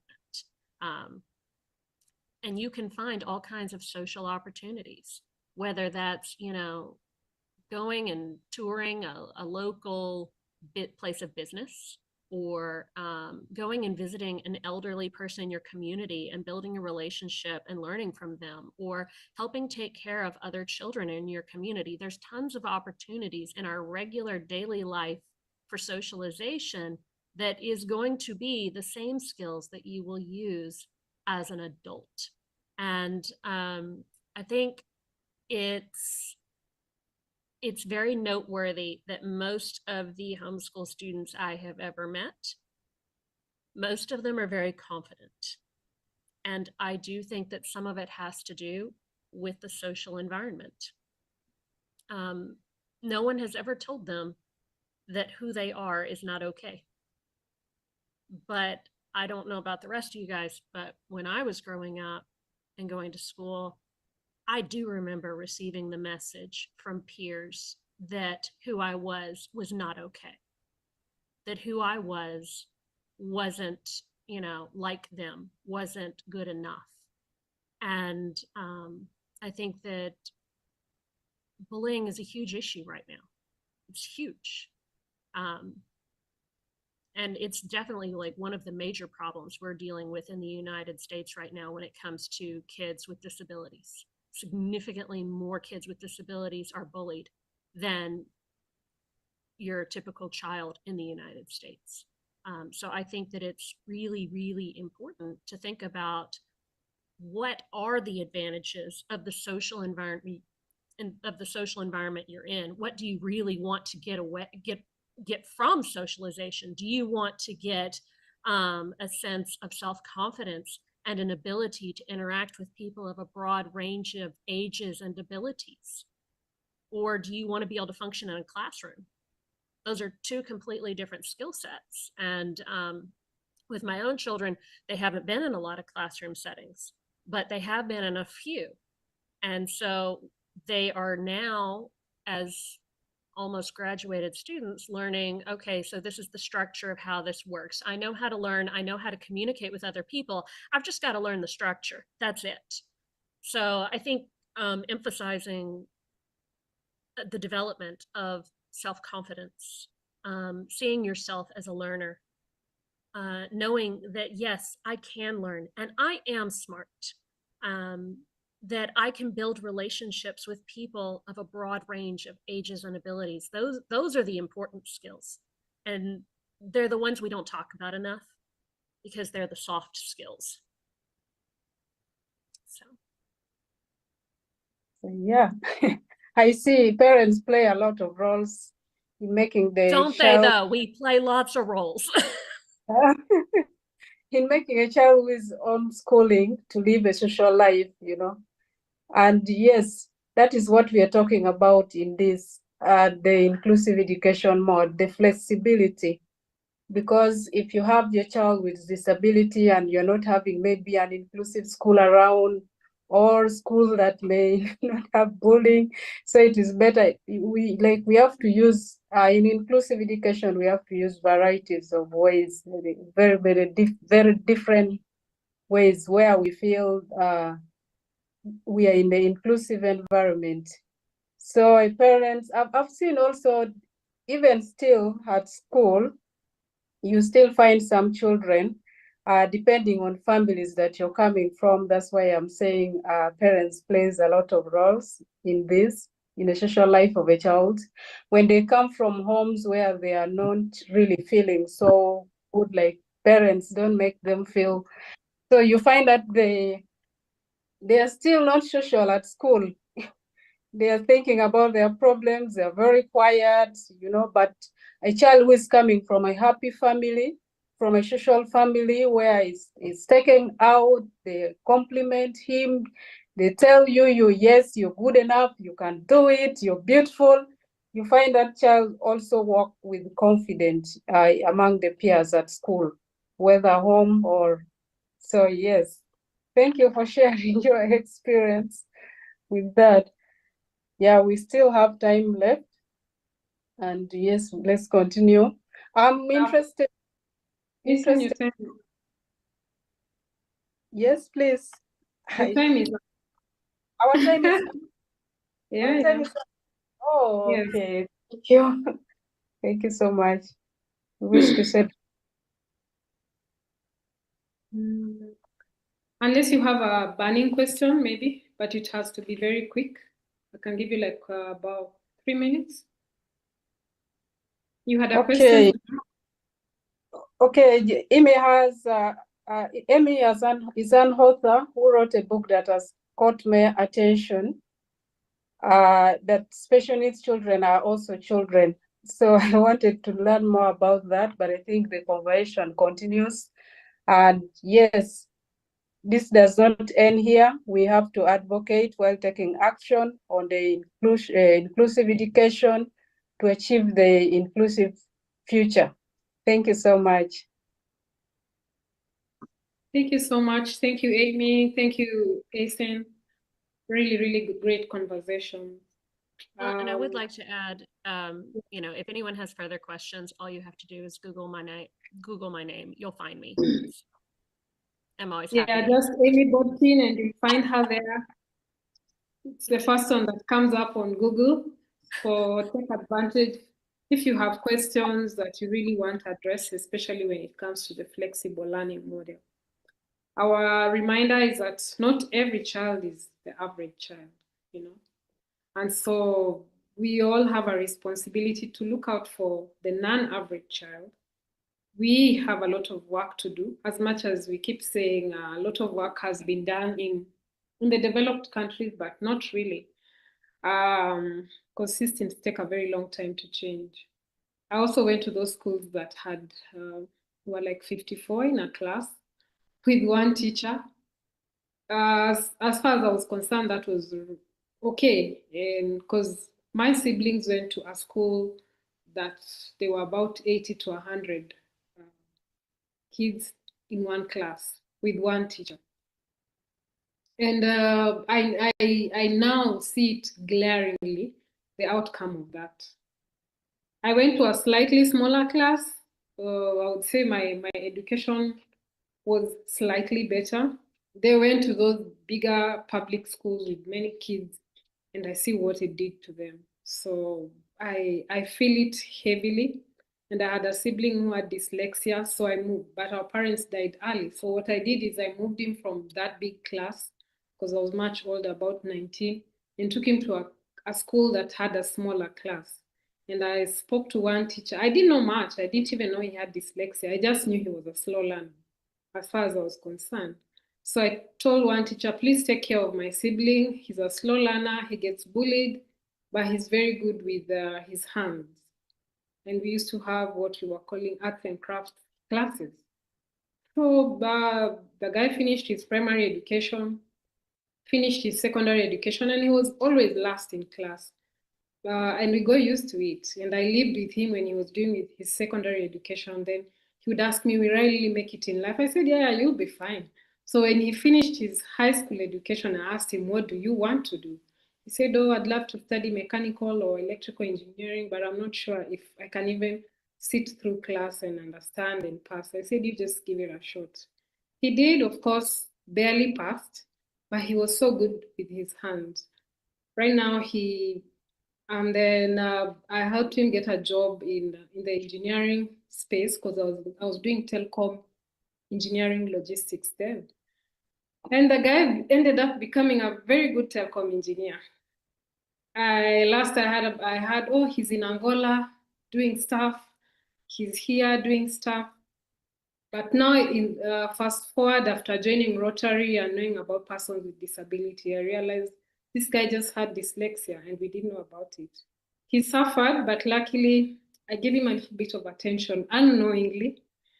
Here I am. I can tell his story and just really encourage other people to pay attention to their children, because we grew up in a system where getting high grades or average grades was the way to a better future.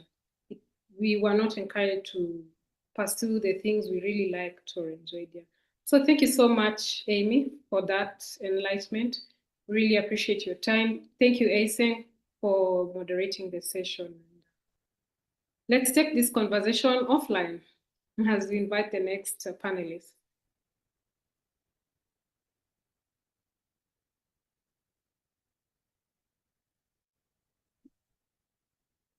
Our next panelists, I don't know if they're ready, Dr. Maria and Dr. Kwan.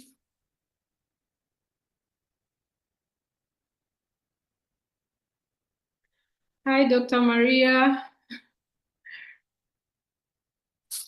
Hi, how are you? I'm very well. Nice to see you today. No, my pleasure. Hi, Kwan. My first time to meet you. Oh, hello. So, Nice to Dr. meet Maria, you too. you're most welcome. So, Dr. Thank you. Maria is coming to us all the way from Brazil. I've interacted with her a lot at the club. She's an occupational therapist, researcher, and specialist in assistive technology, an area where I have a lot of interest. And she will be introducing our speaker today, all the way from Belgium. And their topic is about inclusive assessment for equity, from early medical intervention to formal education, something that we really need to know about. We really need to understand and see how this helps in bridging that gap of inclusive education. Over to you, Dr. Marie. Thank you. So I am Dr. Maria de Mello. I am project director of the Rotary Club of World Disability Advocacy. And I would like to tell to everybody that at our club, we dream of a world where everyone, regardless of ability, is valued, empowered, and included. Our vision is simple: a society where people with disabilities are not just accommodated, but respected, seen, heard, and given the power to shape their own destinies. We believe in justice, opportunity, and dignity for all, everywhere. And so thank you for everyone to share this dream with us. And now I would like to introduce and to welcome Dr. Bru. She is a clinical psychologist with extensive expertise and highly specialized training. Dr. Bru earned a bachelor degree from the Open University at UK before continuing her studies at the University of Lyon in France, where she completed the French equivalent of a bachelor's degree in psychology, a master's in cognitive psychology, and a master's in clinical psychology and psychopathology. She went on to obtain a doctorate degree in cognitive psychology, specializing with expertise in language comprehension. Dr. Bru collaborates with international schools in the Benelux, Brussels, the Netherlands, and Luxembourg, delivering workshops, seminars, and teachers training in implementation the SBI method that she created. So her expertise is focused on providing accurate assessments, effective interventions, and compassionate care for neurodiverse people. Her presentation will last around 30 minutes, and then we will have 5 minutes for questions. So the stage is yours, Dr. Bru. Go ahead. Thank you very much. I'm very honored to be here and to be part of this wonderful summit promoting inclusive education. I think Dr. Maria has given me a very, good presentation of who I am. So I think I would just go straight and talk about why we are here. I would like to share my screen if it's okay. I would, because I have a presentation. So I would just do that. I hope it works. Yes, it's okay. Yeah. All right, very good. Okay, so I'm going to talk about inclusive assessments. Now, this presentation will look at neurodevelopmental disabilities and in terms of the early identification of these disabilities and how it impacts learning. Now, I would like to, sometimes when we are doing diagnostics or when people say go and get a diagnosis or whatever, we tend to use a term which is called testing. And testing has a connotation which is a little bit, seen in a negative light. So because when you are tested, there's a possibility that you will fail, right? But early diagnosis is a way of not empowering the families, but also the person who is going to be evaluated so that we understand what is happening. Now, I would focus this talk on neurodevelopmental, that is disabilities, that are often not obvious to us. Because oftentimes when we talk about disabilities, we are looking at maybe physical disabilities, but neurodevelopmental, emotional, social, and psychological or mental disabilities also play a role. And oftentimes when these disabilities are noticed, it is a little bit too late. I'm trying to, okay. Let's look at some of the barriers in this. Now, when we talk about physical disabilities, as I said, like visual, auditory, motor, etc., these are often recognized very early because it's obvious, right? You cannot deny it. If a child is struggling to walk, or if there is a problem with their speech, or there is a problem with maybe they use their motor skills or auditory or visual, these are seen quite early, and medical services or intervention or any support, whether it is in the community, whether it's in the family, are often quite earlier on observed. And therefore, if there is any support, it is given almost immediately. We try to see the tangible evidence of these disabilities. Obviously, there is also a lot of sympathy around, right? Because a disability needs a community to help, whether it's medical, whether it's family, whether it's social. And then in countries or in areas where there are health systems and insurances that support, in terms of claims, in terms of payments, it is also very clear. So for example, if the child has visual impairment, there are clear ways of you go to maybe an optical clinic or you go and see, an optician, and then something is identified almost immediately. If the person needs glasses or if the person needs some kind of medical intervention, it is very clear and something is done. Now, when it comes to what I would call non-physical disabilities, the one that is not tangible, the one that you would not see because until the child is actually at a certain age, intellectual, global intellectual delay or slow intellectual delay.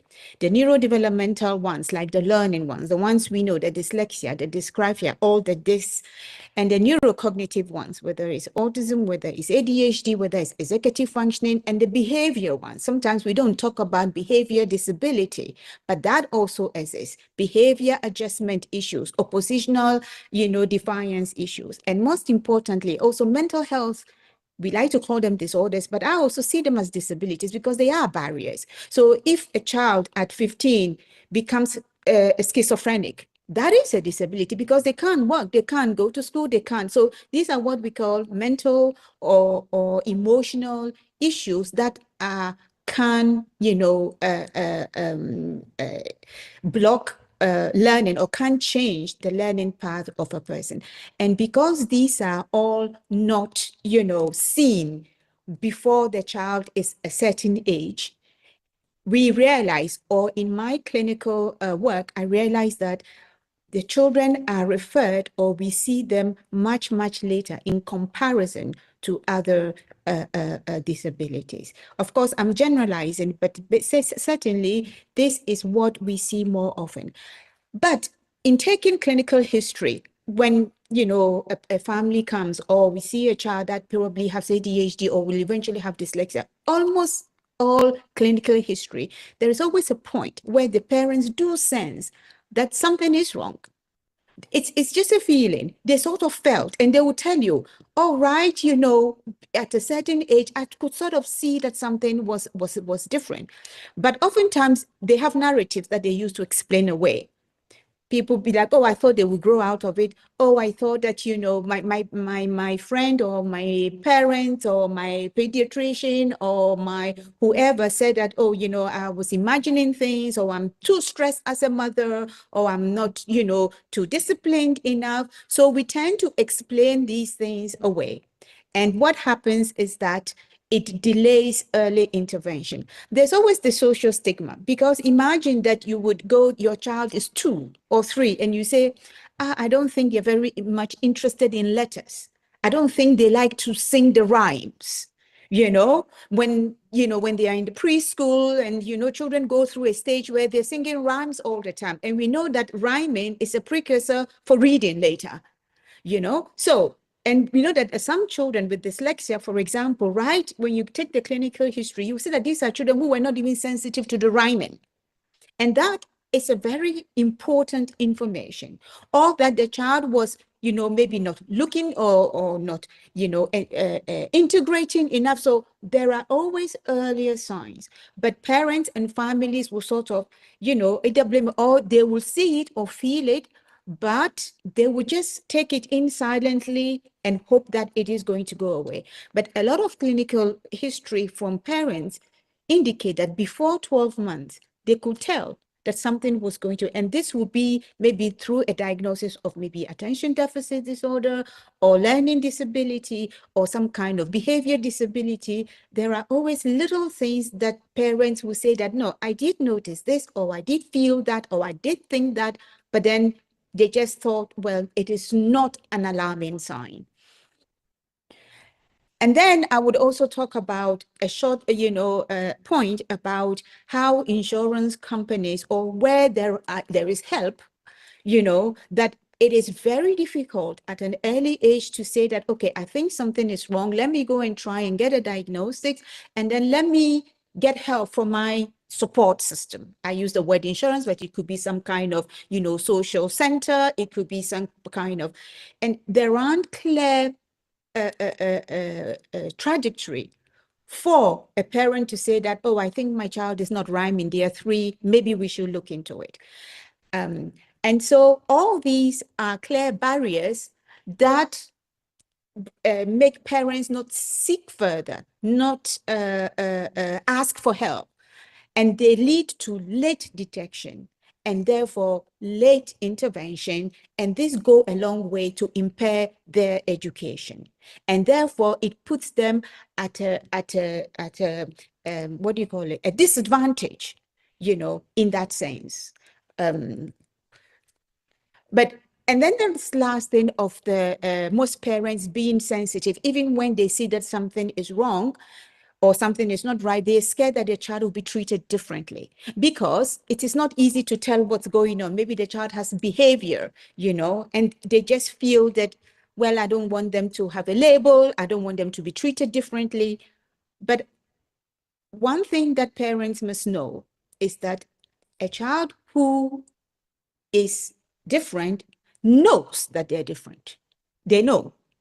So it is not that the labeling or the identification is always coming from the external. There's also that internal awareness. The child knows that I am not the same as my friend. I am not, interested or reading or writing or maybe drawing or whatever it is. The child sees difference, because children are clever. Even when you see them in preschool, 2, 3, 4, they look and they see. So the child always knows that, look, something is wrong. And this is what I call the imposter syndrome. The child knows that something is wrong, but everybody wants them to be the same. And so they just feel that they are just pretending that they know, but they don't.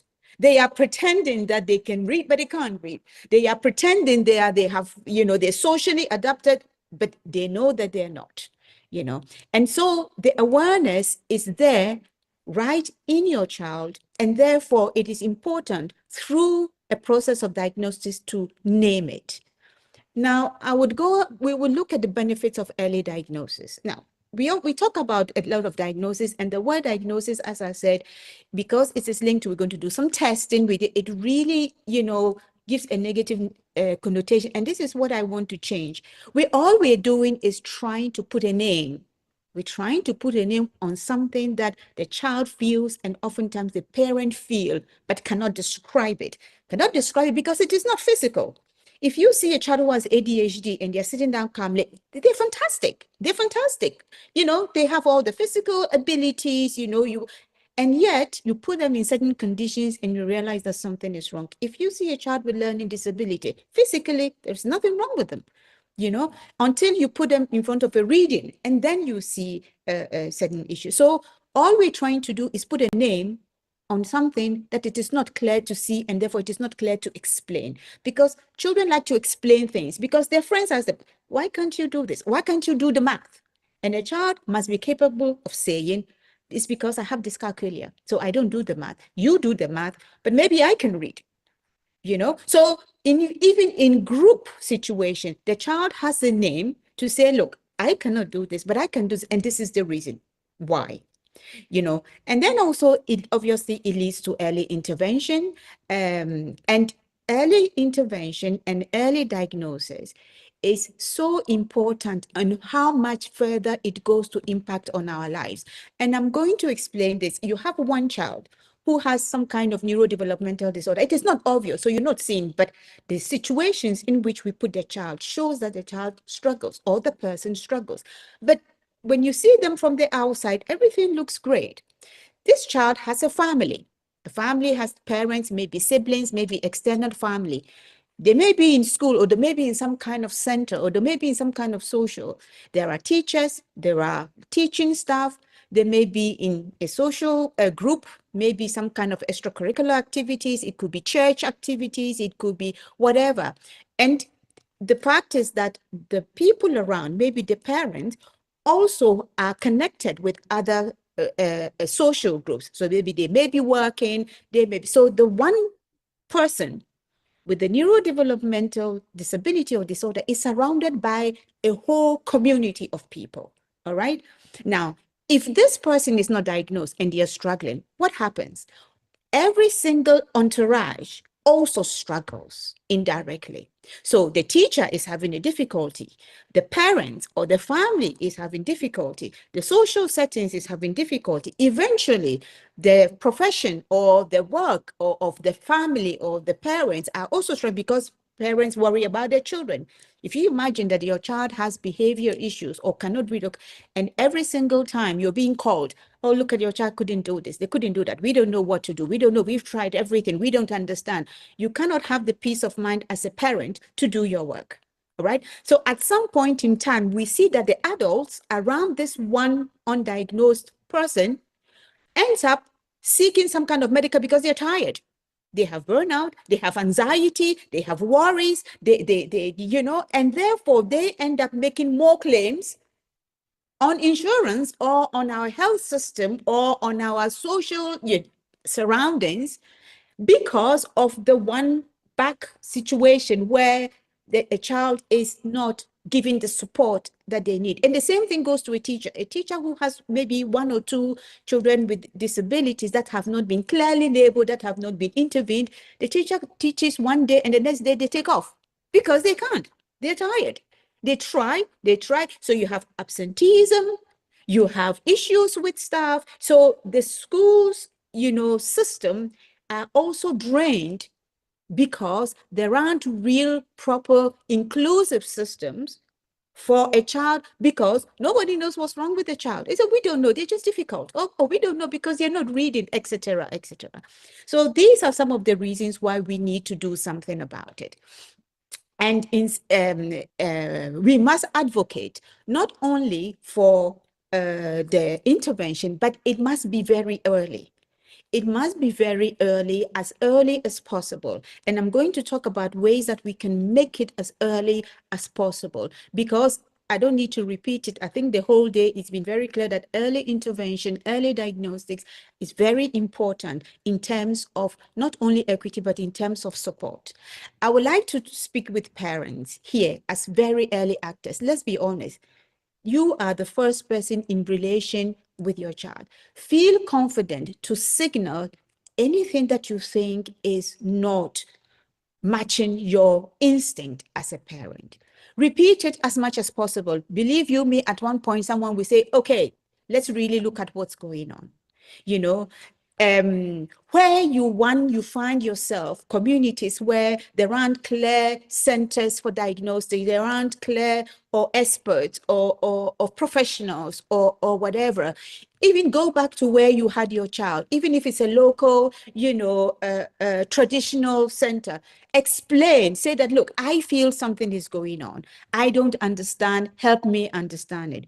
But most important, also reinforce the skills of your child, the strengths. Every child, one way or another, may present some issues, but they may also present some skills. So where you are seeking help or you are waiting for someone to hear you, strengthen the strengths of your child. So for example, if the child is not, but they can draw, strengthen the drawing. If it's, sports that they're good at, strengthen the sports. If it's until you get to a point where you get somebody to hear you and to listen to you. Here are some early signs that you can watch for as parents. And here I'm talking about even before 12 months. So real early infancy, before 24 months, when you feel that your child is not connecting emotionally with their surroundings, when there isn't a clear recognition, when you are separated from your child, you feel that the stress or the anxiety that the child lives goes on and on and on to the point where you think, okay, this is really shouldn't be happening, or at least not at this frequency. When there are some kind of unusual, feeding or or some kind of sleep patterns that you are not comfortable with, and then you feel, no, this is not settling my child, or where there is that lack of curiosity in your child. These are all early signs that you need, parents must feel confident to address and to pay attention to. You know, where you have unadapted social interest or playing skills, where the child wants to play but does not know how to play. And even as I was mentioning earlier about the rhyming, there are some children as early as 18 months, they don't have the same interest in letters, in numbers, in shapes that we see other children, interact. And sometimes if your child goes to some kind of a daycare, the professionals there will tell you where you see the child focusing too much on one thing or not enough on another thing, or early signs of worries, when your child gets too worried about little things, little fears, all these together. Of course, if you take them individually, they may not seem much, but when you put them all together, a picture starts to come up. And this is where I talk about a logbook. It is very important that parents keep some kind of a logbook, an observational book, whatever it is, about these early signs of issues, things that you sense, but it is not easy to explain. At least make a note of it in all areas of development. I would like to say something very important, that we need to shift away from developmental milestones as we know it. Developmental, we're talking about walking. When was the first walk? When was the first the talking? When is the first smile? We are always talking about the physical things that we see. It is very rare to see developmental milestones books that looks at the social, that looks at the behavior, that looks at the emotions, that looks at the anxiety, that looks at the mental health, that looks at, and we often don't investigate enough even as professionals to get a clear understanding of what goes on behind the scenes, the emotions, the mental health, the psychological health of the child, until it becomes so obvious when oftentimes we put them in social settings. Then we begin to see that, okay, something is not going right. And for this, I would like to urge all actors to yes, Dr. Maria, You have just more 10 minutes, okay? Thank you. So yeah, to all professionals, not to just focus on the physical developmental milestones, the growth charts, the size of the head, the size of his height, how tall they are growing, how much. These are great, and I think it is important, but we look at that. But let's look at the neurodevelopmental milestones. Let's look at social skills. Let's look at emotional development. Let's look at worry. How is the child managing? When you take them, you drop them somewhere and you come back and pick them. How are they taking care? How are they managing that separation? How are they showing kindness? How are they sharing their toys? How are they not sharing their toys? How are they sharing their food? Well, how are they not sharing their food? All these things start from below 12 months. And these are little precursors that eventually build up a history that will enable early intervention, and because it's going to lead to early diagnosis. There are lots of basic screening tools now. There are lots of them which are digital that professionals can use to screen not only physical growth, but also what I call neuro, socio, emotional, and mental growth patterns. And we have different centers. So for example, when you have a child, you go to prenatal, and then after you have postnatal. And I would like to urge people in postnatals to also pay attention to these sorts of things. Now, reimbursements become the next thing. If we have actors, stakeholders here who are, in reimbursement, in financial support, it is absolutely important that non-physical disabilities are supported in terms of early diagnostics. In most areas, you have designated centers that when you go to, maybe the child would eventually be attended to when you think, oh, my child is not really reading well, my child is not really, feeling or relating well. There are social issues.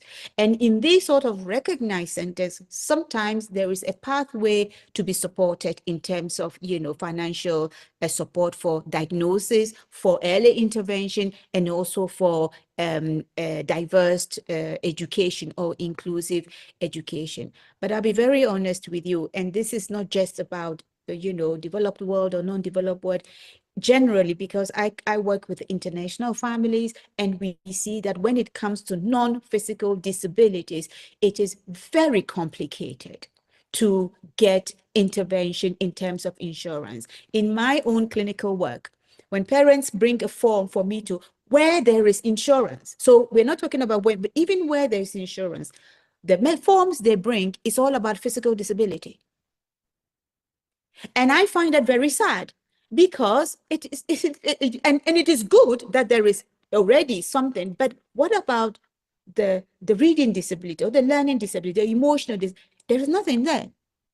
And so if you really, for example, oftentimes I decide and I ask the family, go and ask your insurance provider. The forms they're giving is not the right form. And then they often come back telling me, actually, they said there isn't any other form. So just try and fit whatever you think is the disability on this form. And it is so difficult. And so oftentimes one needs to write a letter, a descriptive letter, explaining why the reading is a disability and therefore they need support, or why the social skills is a kind of disability, or why the anxiety is a form of disability, or even why the ADHD is impacting on that. And most professionals don't know, they don't. And so a lot of support in terms of financial are gone. So in terms of recognition, I would also talk about, I think I mentioned earlier, professionals, midwives, pediatricians, pediatric nurses, early. Please pay attention to the emotional, the neurodevelopmental, and all these things that are not so obvious when the child is still very young. The logbook I mentioned is very important. Any signal from parents, these are clear solutions. And I would like to say that there are very cultural beliefs also, depending on where we find ourselves, where we explain things away. You said, oh, the child is a bit jittery and can't sit still. Oh, he's like his grandfather. He's going to grow out of it. Oh, no, that is a bit like, it's like the cousin, And so we explain it away, and these beliefs stops proper diagnostic and early intervention. And I would also like to urge, that there has to be easier pathways for insurances or any kind of benefit system to support neurodevelopmental or non-physical disabilities. And this includes training their staff, so that if families consult them and say, my child has, let's say, dyslexia, what do I do? That they can guide them to process, because oftentimes what they say is, we don't know, there's nothing in our system that it can go take this category, and therefore we cannot help you. And I think that this is something that needs to change, because financial support goes a long way to bridge the gap for inclusiveness, because it helps with early detection. So there has to be a kind of partnership, because there is a significant economic, health, and mental well-being impact, not only on the person who is not diagnosed early, or even when they are diagnosed later. We often see comorbidities because they've been diagnosed too late. For example, a child who is diagnosed later as ADHD, oftentimes they're comorbidity in terms of anxiety, very low self-esteem, very low self-confidence, sometimes early depressive symptoms. Why? Because they've grown in society or in environments where nobody could identify that and nobody could support them. And it goes a long way to impact. And if the child is impacted upon, a bit like I said earlier, the whole system is impacted upon, or because a child does not live in isolation, they are surrounded by a small community, a small village. And please make no mistake, every person surrounding that child has a risk of some kind of emotional or even physical health because of the energy it takes and the worry it takes to help or support the child. And still one says, well, we still don't know what's going on. We still don't understand what's going on. And so a diagnosed child goes a long way to also help the support system that goes with the child. And this is where I would like to end my talk, and I'll be happy with some questions from whoever. Thank you very much for this opportunity to share this aspect of my expertise. This was wonderful to be here with you, Dr. Kwan, because my son, now he's 26, and I observed something different on him when he was 3 months old. And at this point, this my observation, because I am an occupational therapist, made the whole difference in his life. I agree with each word that you said here today. As a mother and as an occupational therapist is working part in this field. Okay, we have a question here. Can I tell you? Yes, please. Yes, please. Okay, the first question is, should parents get their children diagnosed even if they display the similar traits in their childhood and yet they become successful adults professionals? Yes, this is a very interesting question, because oftentimes when parents see that their children have some kind of difference, it reminds them of their own childhood, because we are like our children in a way, right? And so they think, oh, I was the same when I was in school. I was the same when I was a child. And look at me, maybe now I'm a successful teacher or nurse or banker or whatever. So it's going to be okay. Well, I think that it is unfortunate, because if you compare the same thing to before antibiotics was invented, right? A long time ago, you got an infection, there was no antibiotics, and whatever system was there helped you. And if you survived, yes, you lived. But today we have antibiotics. So if your child has an infection, oh, I had the same infection, but 100 years ago, 30 years ago, I wasn't given antibiotics and I survived. Look at me. So no, you're not going to say that. You're going to say, with today's advancement, with today's knowledge and expertise, let me make the life of my life of my child easier. And if there is something to be done, I want it to be done. So it is important that that is done. Yeah. Yes, and not only to make the child life easier, as you said, to all people around them. Yeah, the whole society. Okay, thank you. And we have another question. Most children who get tested come out with diagnosis.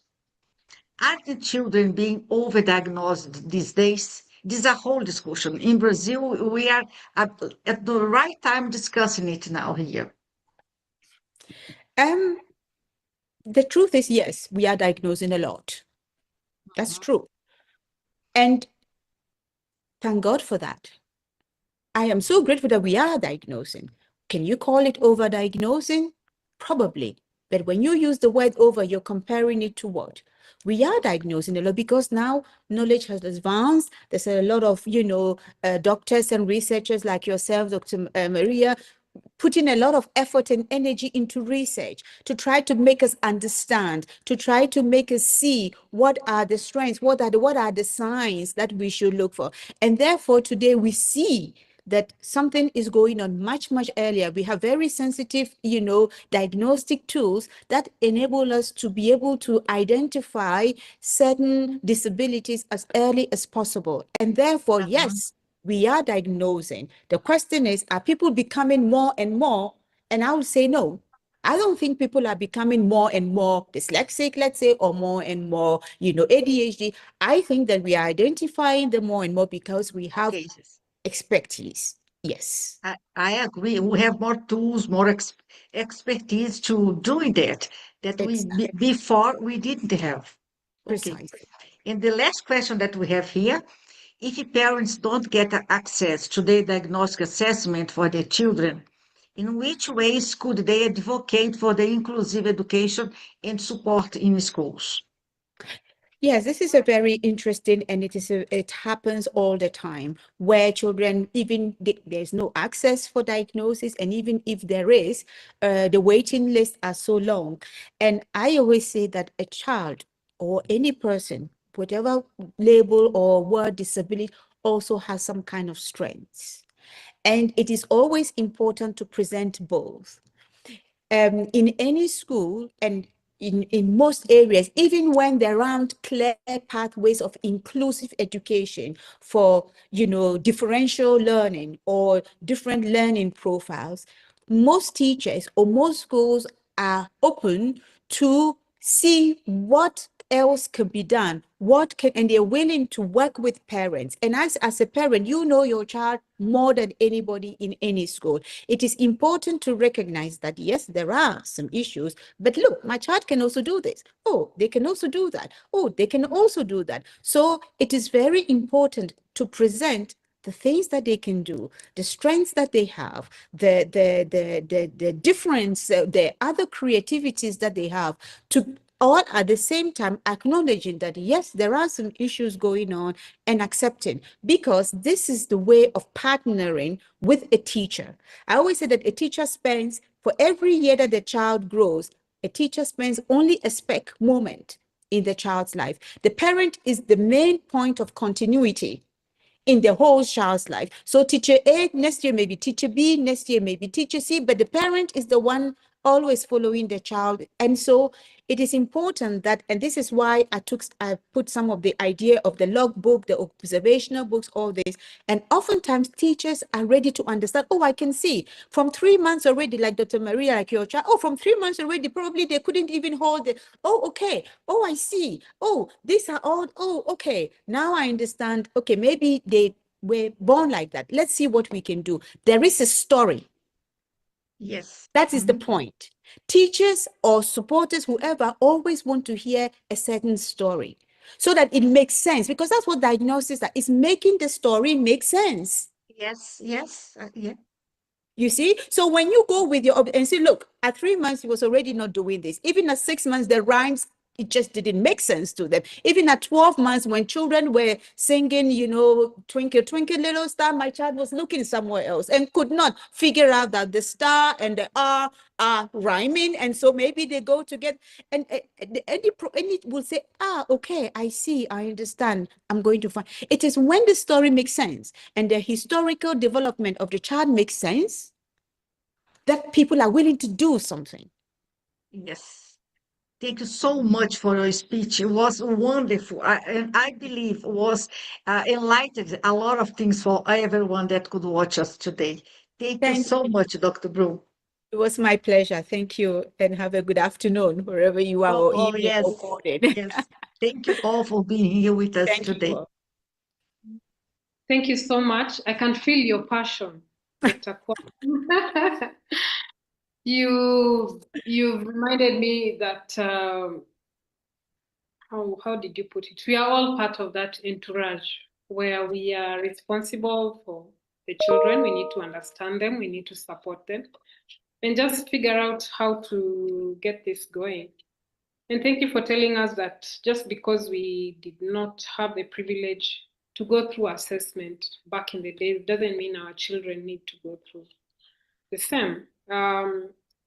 As you were talking and I was just listening, one thing that came to mind was, why is assessment very expensive across the world? Like, in Kenya, we are amongst the most advanced countries when it comes to issues with persons with disabilities currently in Africa. However, even for a child to just get assessment from a public institution, they have to book, some of them months in advance. I'm a Rotarian, so sometimes we run once a year, we run a program for just kids with disabilities. We have fun with them, etc. Within that day, what we usually do, we invite the government entities to come and do medical assessments for parents who cannot afford, and they get overwhelmed. Because you see, we host about, the last time we hosted about 7,000 kids with disabilities in one space. And many of them come from vulnerable communities. And so you can imagine how long that queue was just for a day, and assessment takes quite a while. Like you have to see 5 different people, then you get that medical report. In Kenya, you need that medical report so that you can be registered as a person with disability, so that you can get the benefits that comes with it. So why I would interrupt you with that question. Why? I think the question should, and it's not that it's a good word, but the question should be, why isn't there enough medical insurance paying for the assessment? It's not so much how expensive it is why is it not paying for the first assessments to be done? That should be the question, because we use instruments, we use testing which have gone through extensive research. Let's be honest. Before a testing comes out, it's gone through a lot of investment, it's gone through a lot of research, it's gone through a lot of knowledge so that it is standardized and all that. And these are paying instruments. And I completely understand why, because before they are standardized, it's a lot of investment, right? And the question then is, why is it that every child, in terms of equity, and that's what we should advocate for, the first assessment must be subsidized. The first assessment, and this should be across. And this is why I was making the differentiation between non-physical disability and physical disability, because if you go to physical disability as a clinic and you have vision, you will probably be supported, but not what we're talking about. So this is where part of our advocacy should be, that the right for the first assessment of neurodivergent has to be heavily subsidized. Yeah, you're very right. And I think that challenge is to all of us here. We need to advocate for that. We are the voice of what's going on out here, and let's use our voices, let's use our networks, our connections, just to figure out how we can make this faster policy. Secondly, let it be implemented, it has the usual structure. But thank you so much for your presentation. Very enlightening, very, very passionate. I love that you have. Thank you. Thank you, Dr. Maria. Yes, my pleasure. Let's cut up and let's move on to the next session. We'll have a short break, a little bit of entertainment that will run for about 6 to 7 minutes from tunes, for guys to take a toilet break, coffee break, and then we come back later and listen to the next set of panelists who I'm excited to hear what they have. Thank you. Bye. Thank you.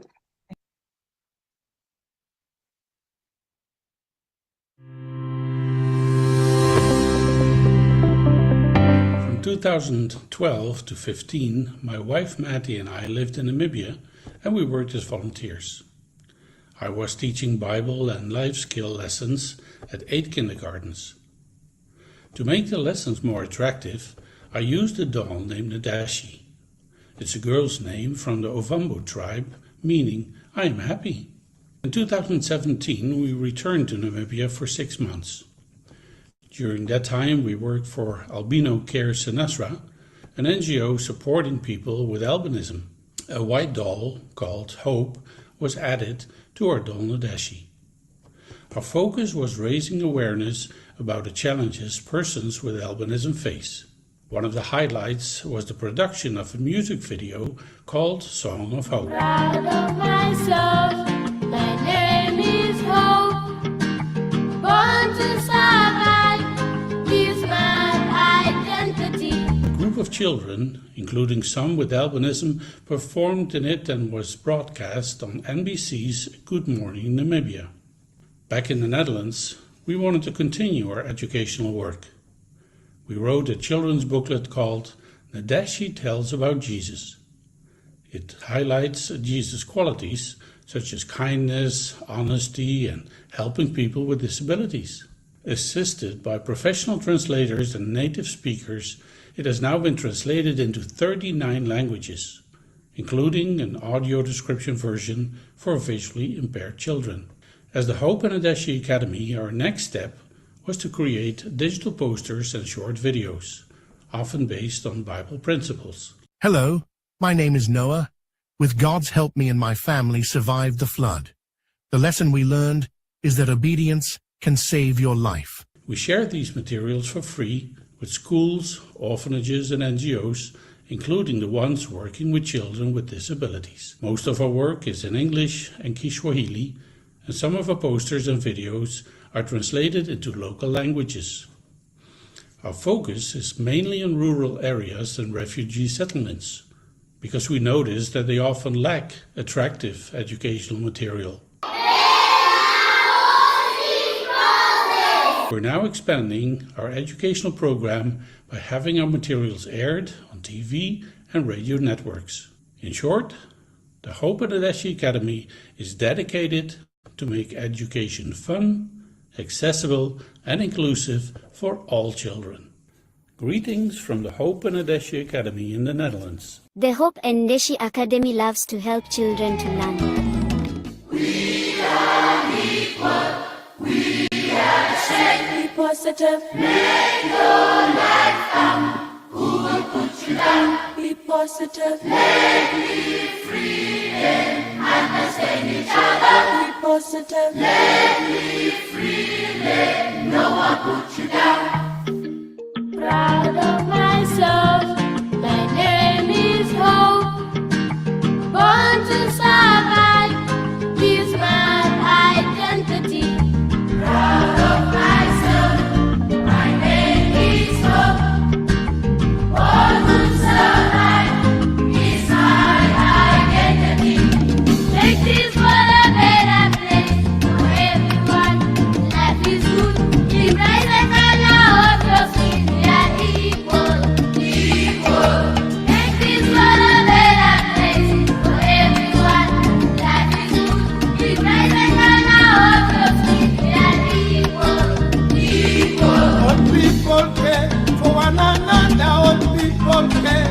For each other, be happy and enjoy yourself.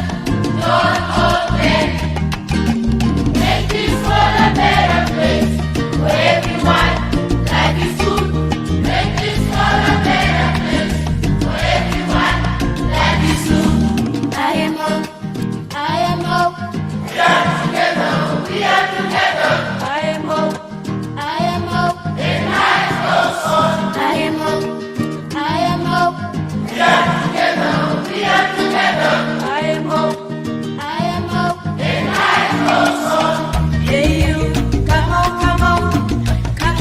and play with me. Hey you, come on and play with me.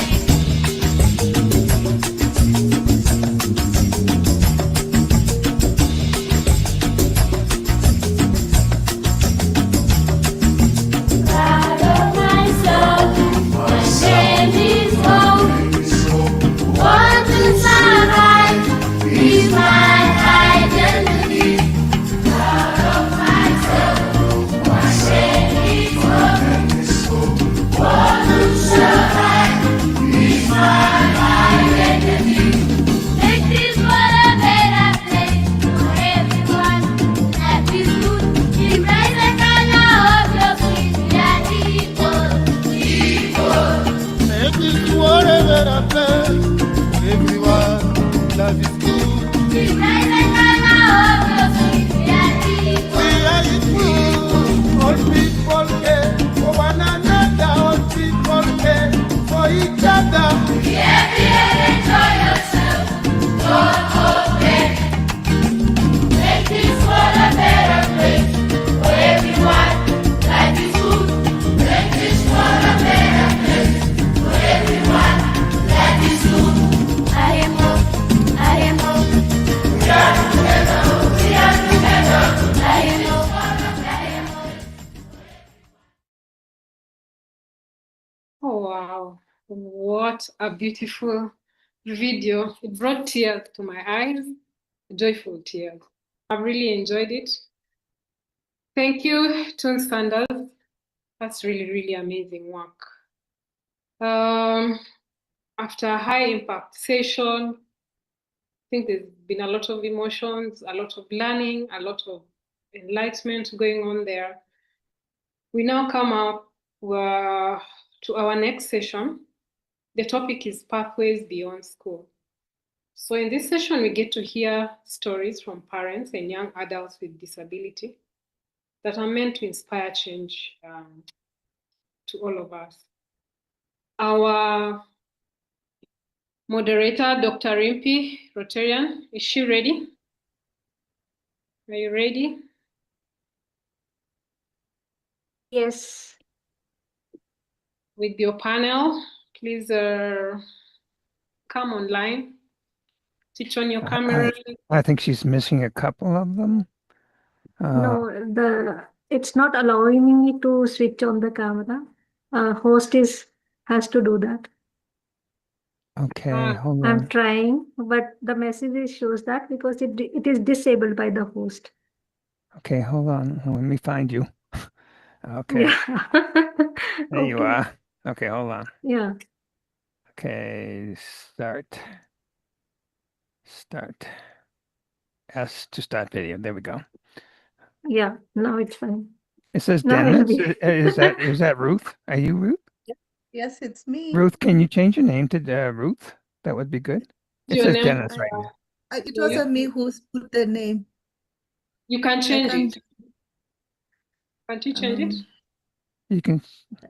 Oh, you can be Dennis. That's fine. No. We know who you are. Let me change it. What about Rotarian Taha, Rotarian Zinda, Rotarian Mark? They all are in. Just get into the platform. Yeah, if they can switch on their cameras. So this session, they're going to share their own personal stories for growing up with disabilities. Dr. Rimpi is a researcher and a disability advocate. I've seen her promoting inclusive cinema. That was really nice. Yeah. I know you're writing a book on that. Quite amazing. And I'm so excited about your panelists, Rotarian Mark Stoddart, we've met within the club, Rotarian Taha from India, Rotarian Zinda Victor from Rwanda. Ruth Gerson, by the way, was my schoolmate from primary. So we've known each other, I guess, from age 3, 4. Yeah. I'm trying to get Taha to turn on his camera. Taha? Mark is here. Yeah. And if not Yeah. be, then we'll turn out his mic. Yeah. Okay. There he is. Okay. Right. So you're most welcome. Over to you, Dr. Rimpi, to introduce your panelists. Thank you. Thank you, Som, for introducing me, like a wonderful introduction that you have given about me. But still, I will like to speak about myself in few words. That I'm Dr. Rimpi Arora. 13 years ago, my journey started as a student activist to academician, now as an advisor on policy and inclusion at Pinaka Media Works, India. As Som mentioned, that I am working recently now on the film Rab Di Awaz. So thank you so for like to introduce me in that way. And now I am delighted to welcome you to our session Pathways Beyond School, Parents and Young Adults with Disabilities, Inspiring Change Together. Today we will explore what possible for young people with disabilities after school. That we will come to know through the experiences and insights of those making this change happen. So this panel, as Som has already mentioned, Mark Stoddart from Scotland, Ruth Gerson from Kenya, Taha Hazik from India, and Zinda Victor from Rwanda. So each bring a unique perspective on supporting the youth and family. So let's begin by hearing from our panelists. Let's start with the Mark. Mark, the first question is for you. Please tell us about your journey. What was your pathway beyond school, and what was the biggest challenge you have faced after leaving the school? Over to you, Mark. I'm Mark Stoddart, and I'm from Scotland, as you say. I'm personally neurodiverse, and I'm a sculptor, designer, author, and I've also created a musical, and I'm a philanthropist.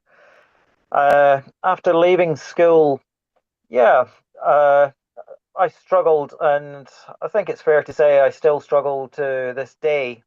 And what I've tried to do is help others through my art for the last 35 years. I've helped numerous charities around the world, and through my art, I've personally funded to build the only neurodiverse school in Eastern Africa, and I've also personally funded to build the only neurodiverse school in Indonesia, and we're looking at a project in India, and I've also doing work at the moment in Uganda.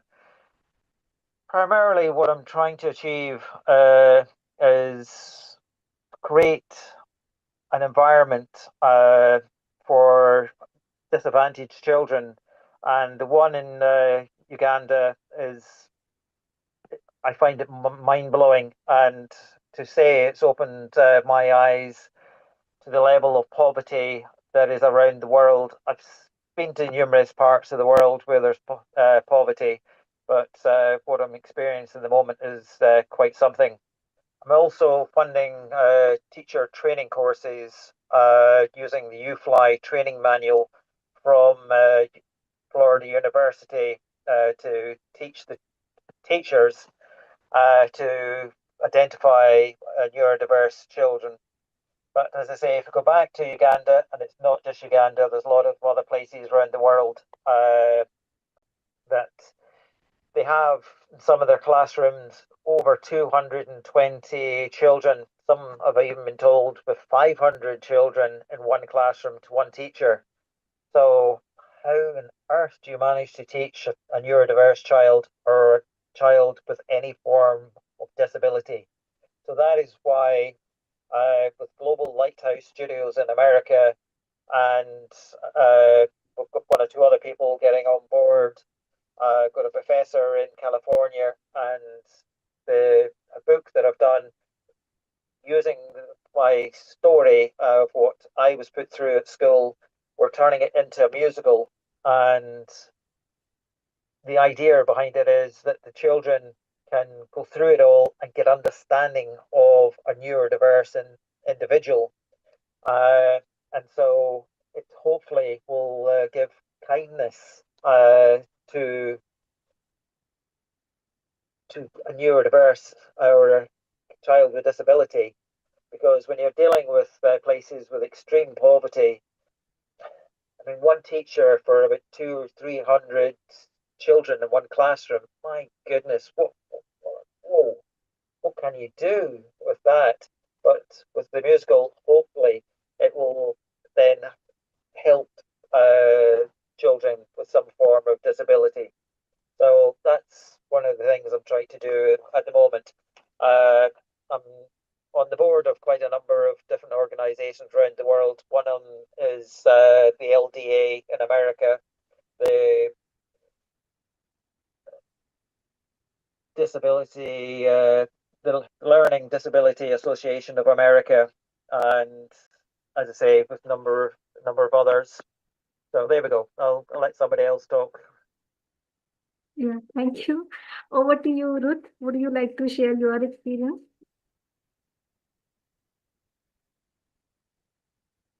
Ruth, are you there? Yes, I am. Okay. Yeah. So Yeah. my experience as a parent of a young adult has not come easy. Well, in my country, one of the biggest challenges we face as parents of young adults is the realization that we are getting older, and these young adults need to be taken care of. For instance, in the case of my son, who is nonverbal and needs assistive living, so he needs someone to help him in his daily life.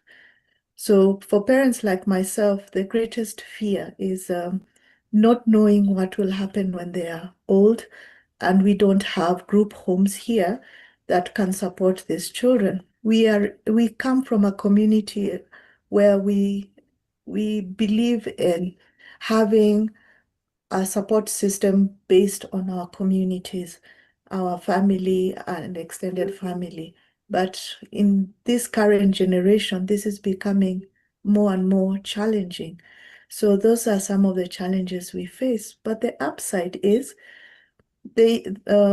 my son has learned how to do a lot of things that on his own amongst the children that I have homeschooled, because we had to look for out of the box way of teaching these children to read, to be able to pursue the things that they are passionate about.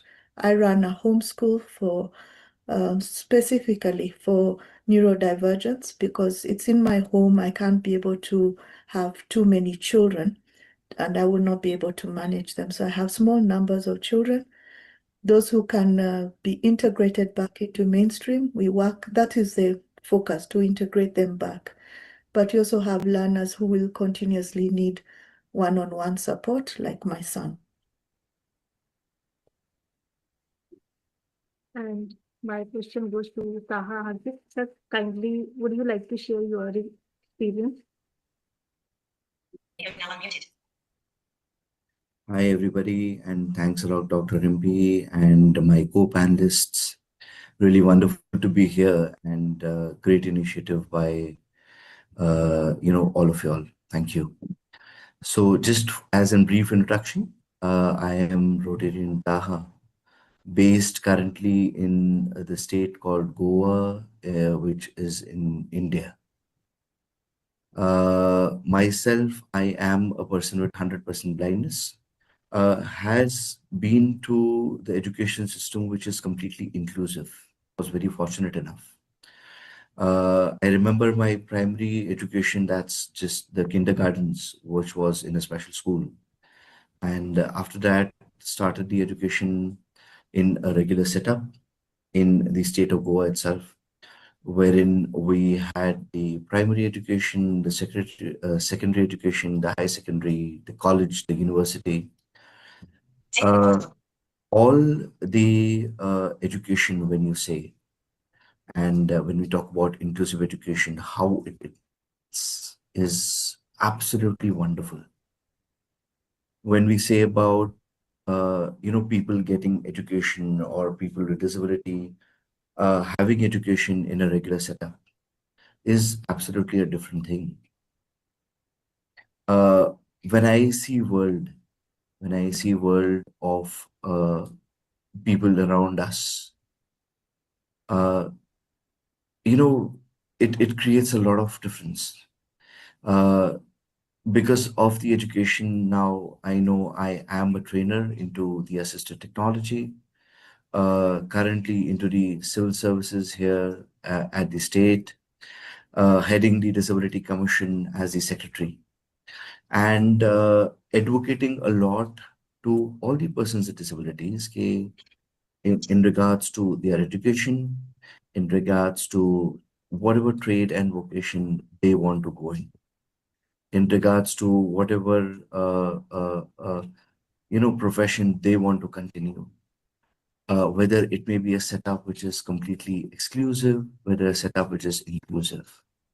If I talk about the state of Goa currently, we have a lot of best practices in terms of inclusive education, a concept called resource room, which is now available in many of the mainstream schools, which gives a bridge to students with disability and the regular classes for them to ensure that their education is proper.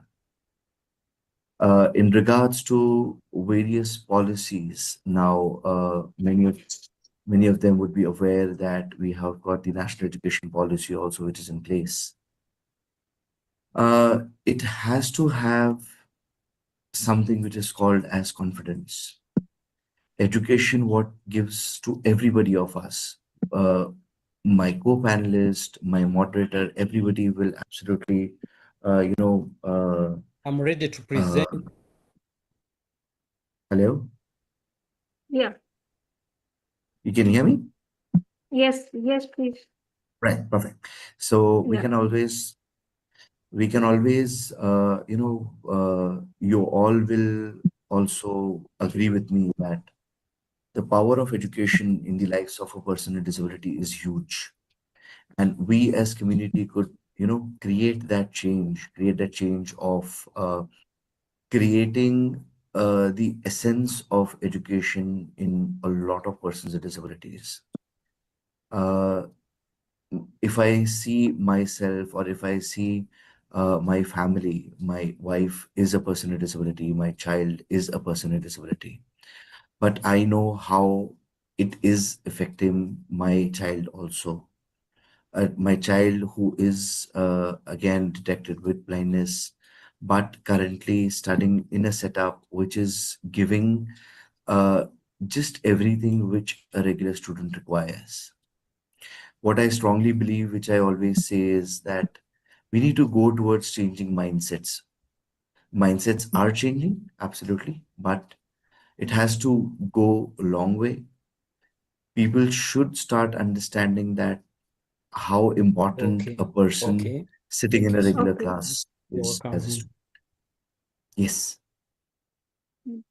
Thank you, Tahani. Moving Yes. towards Zinda Victor, would you like to share your own experience and the challenges that you faced after the school? Uh, yes, Dr. Limpi, just few minutes to fix something, just like 2 minutes. Okay. Yes, just 2 minutes. Would I wait for you, or should I move further to the next question for the other panelists so that we can get back to you? Will it be okay? Yeah, it's okay. It's okay. Yeah. Okay. Thank you, Rina. Moving towards the next question to the Mark. Mark, would you like to share, was there any turning point or the decision or opportunity or any person that helped you to move forward when things were not felt in that way? What makes you to move forward?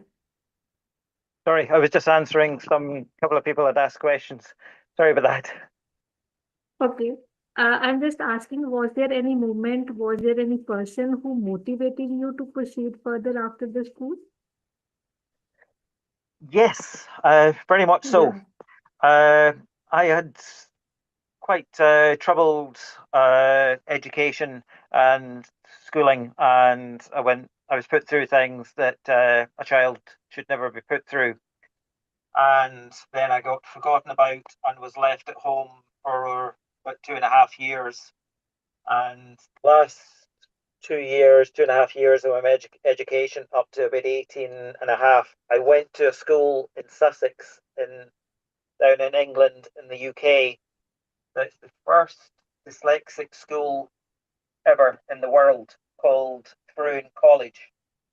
And when I went there, I had gone into a shell. I wouldn't go on a bus. I had lost all my friends, and I really wouldn't talk to anybody. And I had no self belief. I had no confidence, and I didn't think I would be able to do anything in life. And sadly, my parents thought the same.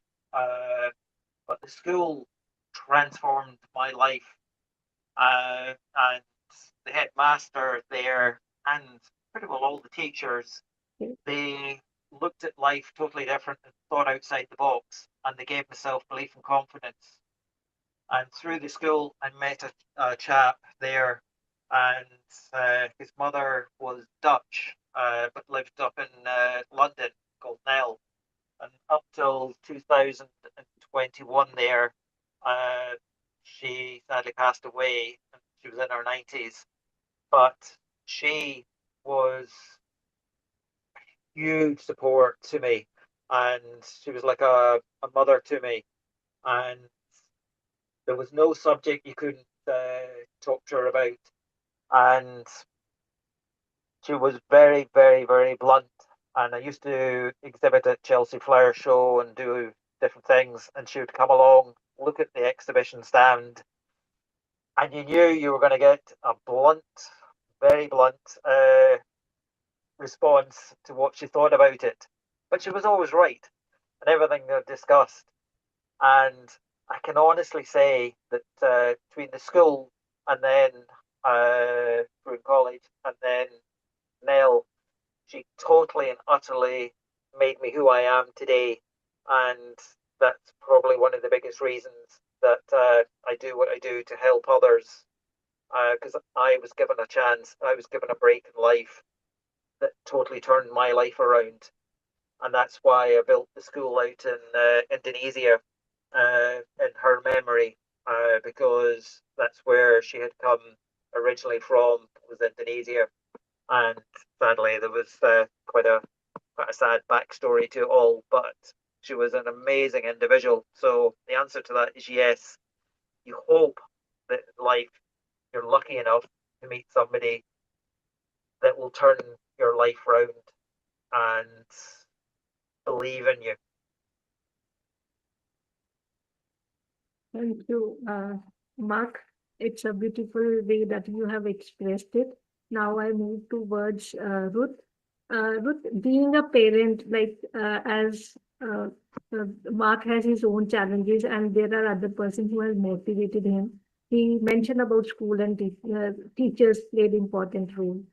So, being a parent, what kind of the difficulties you face, and who makes you to continue this journey? And would you like to share about how you keep yourself motivated so that it will be a lesson for the other parents how to take forward their child? Initially, for me, it was very difficult. I was very young when I had my firstborn, Paul, and I was 24 years old when I had Paul.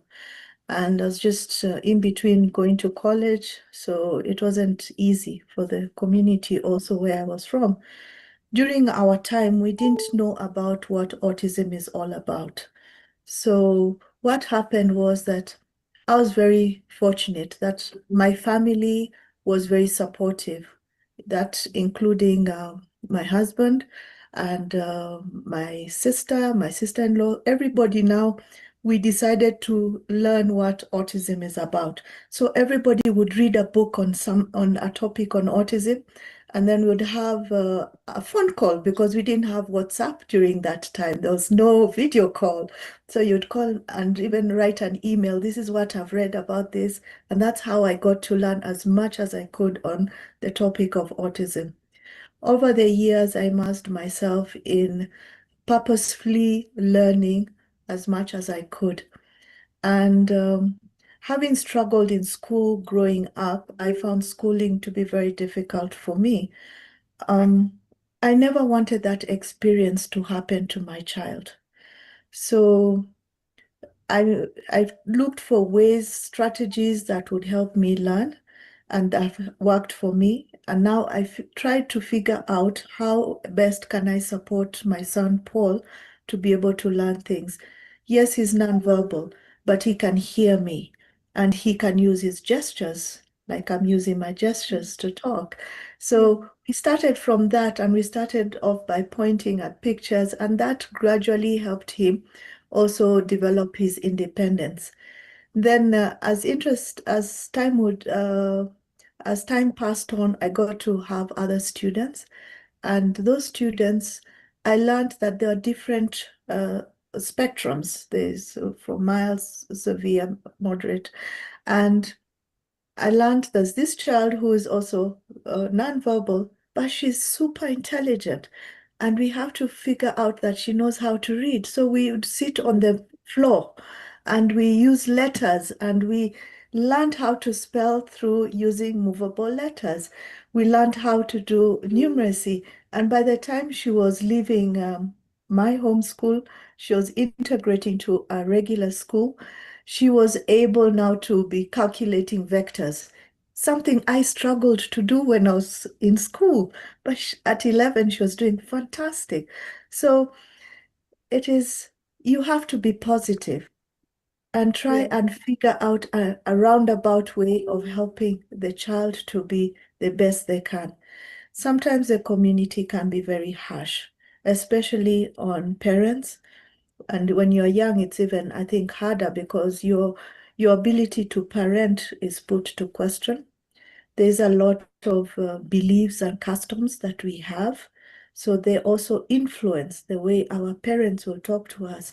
you get questions like, is this problem a problem from your husband's side? And the husband is being asked, have you investigated this woman that you are marrying?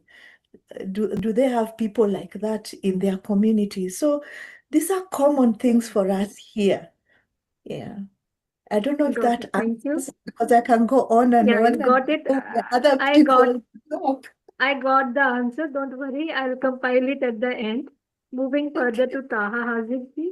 Like you, Taha Haziki, as you are a person with blindness, your wife is also a person with blindness, partial blindness. And your, as you mentioned, your son is also a person with blindness.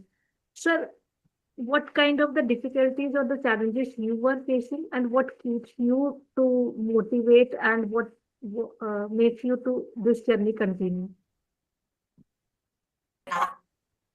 So, Dr. Rimpi, as you rightly said, uh, motivation is a very important factor for, again, all of us to stay encouraged and stay as happy as possible. When I go back to my schooling days, I remember the way my parents have supported. You know, only one sentence they used to always say, "Ki today we are there, we would support." What about the days when we are not there? We need to think about that. And that is a very strong statement, which is still, you know, is the foundation of my whole thinking. Uh, you know, that taught us accepting as what we are. If there's a condition, which is a disability, we should accept it. My wife, as you rightly said, is a person with low vision. Again, acceptance. My son is a low vision currently. Acceptance. So, what our biggest motto for all three of us is accepting ourselves as what we are, trying to understand the positives, trying to understand the limitations, whatever we have, to work on the positives to enhance them, and try to either abolish or run down the limitations, whatever we have. Yes, there are people who come and tell, as Ruth rightly said, you know, that okay, this could be a hereditary, or why this is only to you, or there's the other sect which completely says, okay, if you are a person with disability, why are you doing this? I'm a bureaucrat, but still, till today we get people and say, Kenny, if you're sitting in the office, or if you're the head of the department, how are you handling it? Still, people are probably not understanding the power of assistive technology, which we daily do, which the daily sensitization works. So when I sum up your question, number one, acceptance. Number two, sensitizing and telling people, okay, yes, things are possible. Our working styles would be different, our approach styles would be different, but yes, guaranteed the results would be almost the same what others have. Thank you, Taha. Moving to Zinda Victor. Are you there? Yes, I'm there, but Yeah. yeah, I think I can do without the camera, because I can see the camera. It shows me that you cannot start your video because it is Okay. disabled by the host. So I Okay, think we will request the host to enable your video. So you can okay, proceed further. Yeah, you can proceed with your answer. okay. Yeah. So we can start now. You can start now. Yeah, you can start now. Okay. Yeah.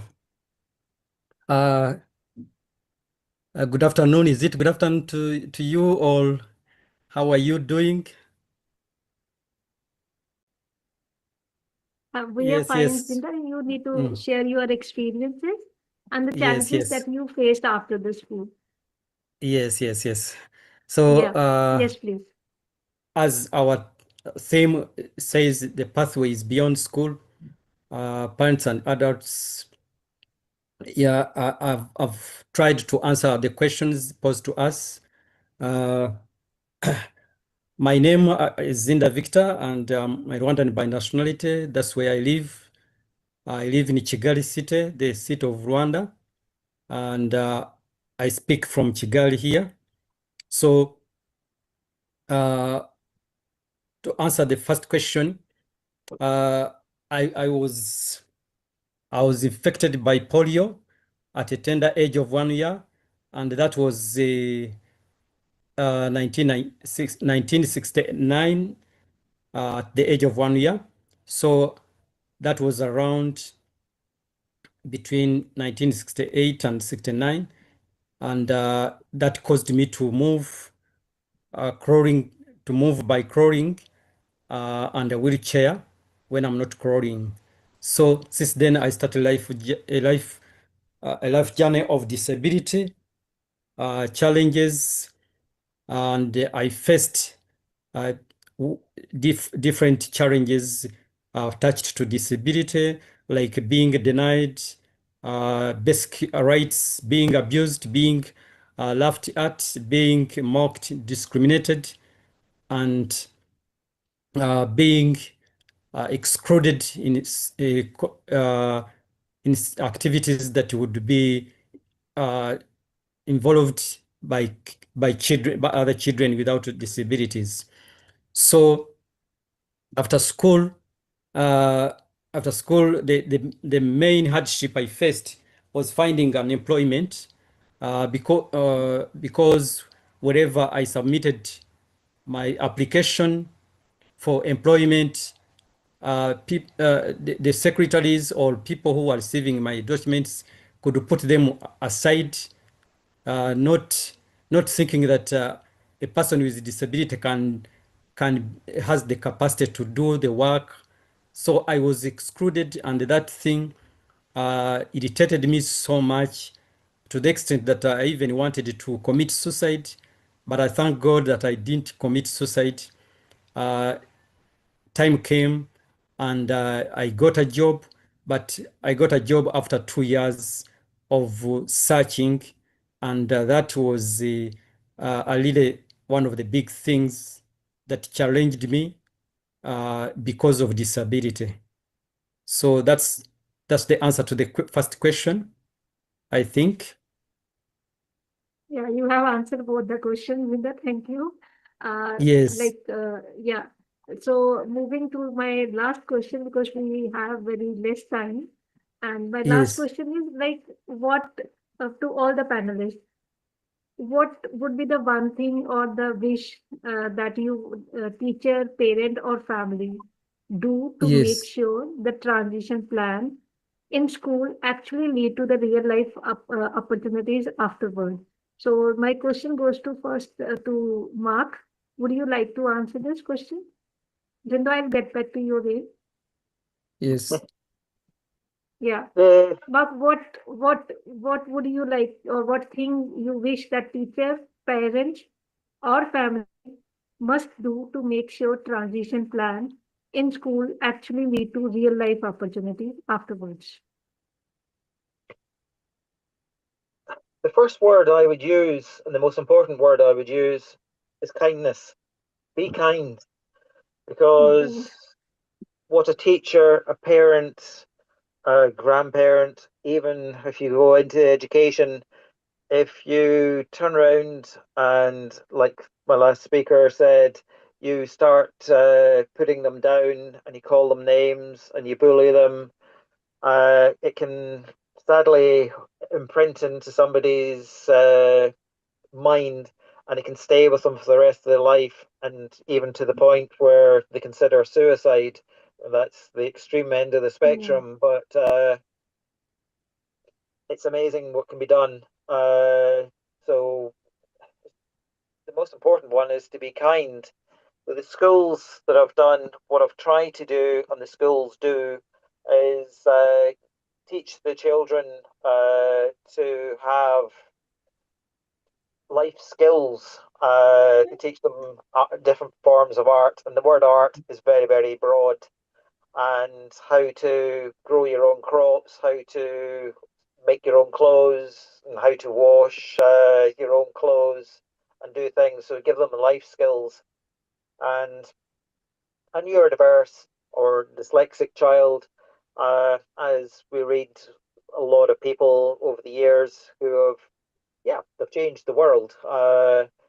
But not everybody wants to do that, and not everybody could cope doing it with the pressures. So if you could just give them the life skills to live happy, normal life, and yeah, give them life skills. And the most important word is kindness. Yeah, thank you. Over to you, Ruth. It's very hard Ruth, are to you there? Yeah. to counter what he just said, because it makes me Yeah. think now, what else can I say other than that? For me, I But being a will. parent, you have your own experience. Now you have some kind of the things that you want everybody should follow. Yes, that's true. And kindness is very important. Yeah. So I would say treating our children with love, respect, and dignity. Mm, And that, of course, Mark has wrapped it up so well when he talks about kindness. When you truly love what you do, when you truly love a child, well, your purpose is to empower an individual as a parent, your own child, as a teacher, as an educator. You need to have patience, you need to be kind, you need to be loving, and to always remember to treat them with dignity. So, yeah, they have feelings just like you and I. This is a child.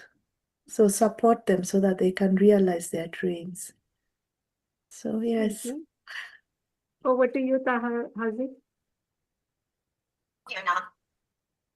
All my answers are already done, Dr. Yeah. MP.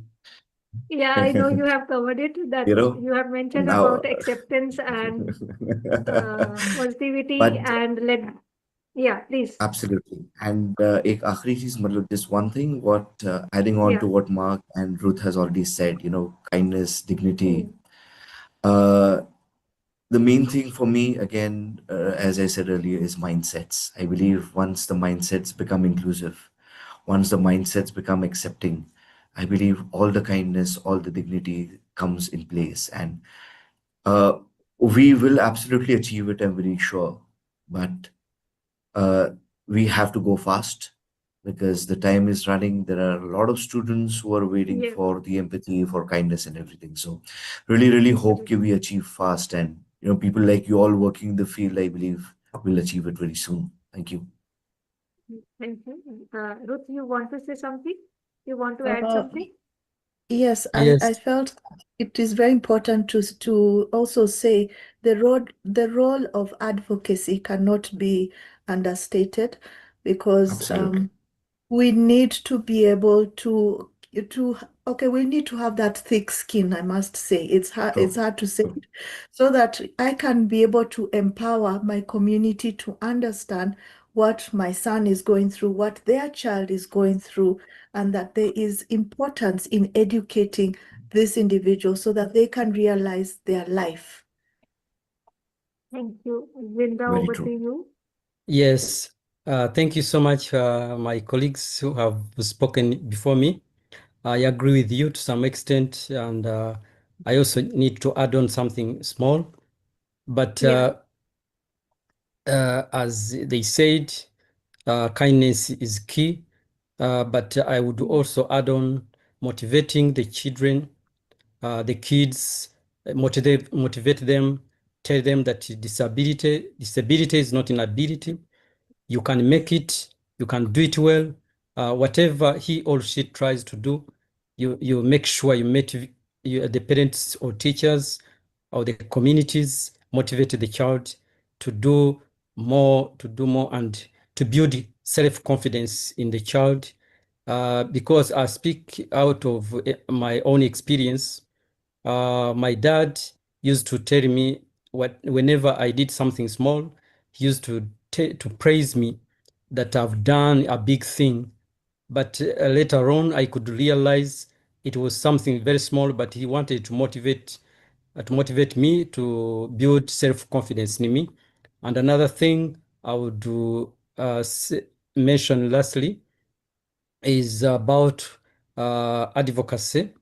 Advocacy, as our sister Ruth has just mentioned, advocacy should be effective through teachers, through parents, through communities, so that the public awareness can be increased. Thank you. Thank you. It was very interesting discussion. What my takeaway from this discussion is as follow. Like this panel actually, the first thing is this panel is representing 4 different disabilities. Like parents are there, we are getting the experiences from the parents, as well as from the persons who themselves have faced the difficulties throughout their journey from school to and afterwards until now. Even today we are facing that kind of difficulties, so it doesn't matter we have succeeded, but still the stigma is there, which is one of the important factor that has come forward from all the discussion. And stigma and attitude or the behavior that need to be changed, mindset need to be changed. As Mark said, that kindness is important and life skills are important for the to make the children with disability more productive so that they can contribute towards the economy. Taha Hazik mentioned about that the shift in the mindset is required. Acceptance is also very important. And Ruth has mentioned that treating everyone with respect, dignity, with patient teachers must be patient. And advocacy is one of the important factors she has highlighted, that there is need for advocacy, there is need for creating awareness among the communities, among the society. And last but not least, Zinda mentioned about that kindness is key and disability is not ability. Disability is an ability, not ability, sorry. And he has also highlighted the parents' support. So from the whole discussion, I find that teachers, schools, community, parents, and family played an important role to make us successful in our journey. But the question still is there, how do we create that awareness? What is need to be done? How that advocacy can be done? So in today's time as digital, I am relating it to my study, which I am currently conducting on the field. I find that in today's digital world, social media, storytelling is one of the important way, or through cinema, we can bring that change, or we can do that advocacy to promote inclusiveness. We can promote the representation of people with disability with empathy in society. Thank you everyone for your inputs. I hope the audience has taken away something from all the panelists, that how do they overcome the challenges and what kind of the support they should need after the school. That is very important. Thank you so much. Over to you, Som. I hope we have winded up over in time on the time. Over to you, Som. Thank you, Dr. Rimpi. I think you're a bit early. Bit early? We have time? According to my schedule, yes. We should have How finished. many minutes You have How about many minutes? 18 minutes. So 18 minutes or 8 minutes? 18, according to my timing here. Okay, then am I allowed to open the floor again to go with my panelists? Yeah, thank you.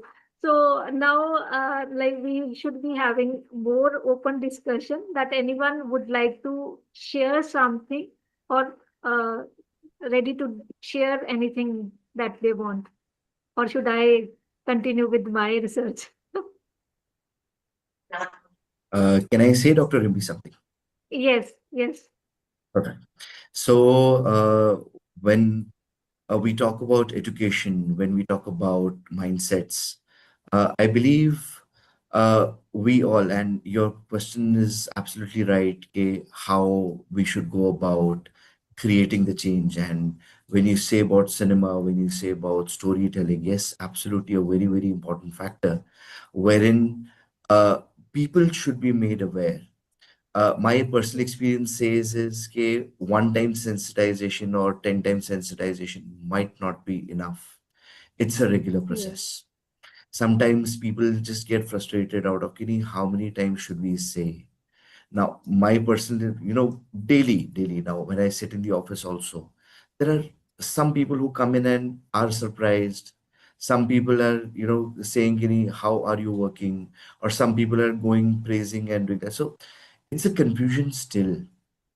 So I believe that continuous process through various platforms, it may be cinema, it may be storytelling, it may be just anything, it may be a normal Instagram message also works.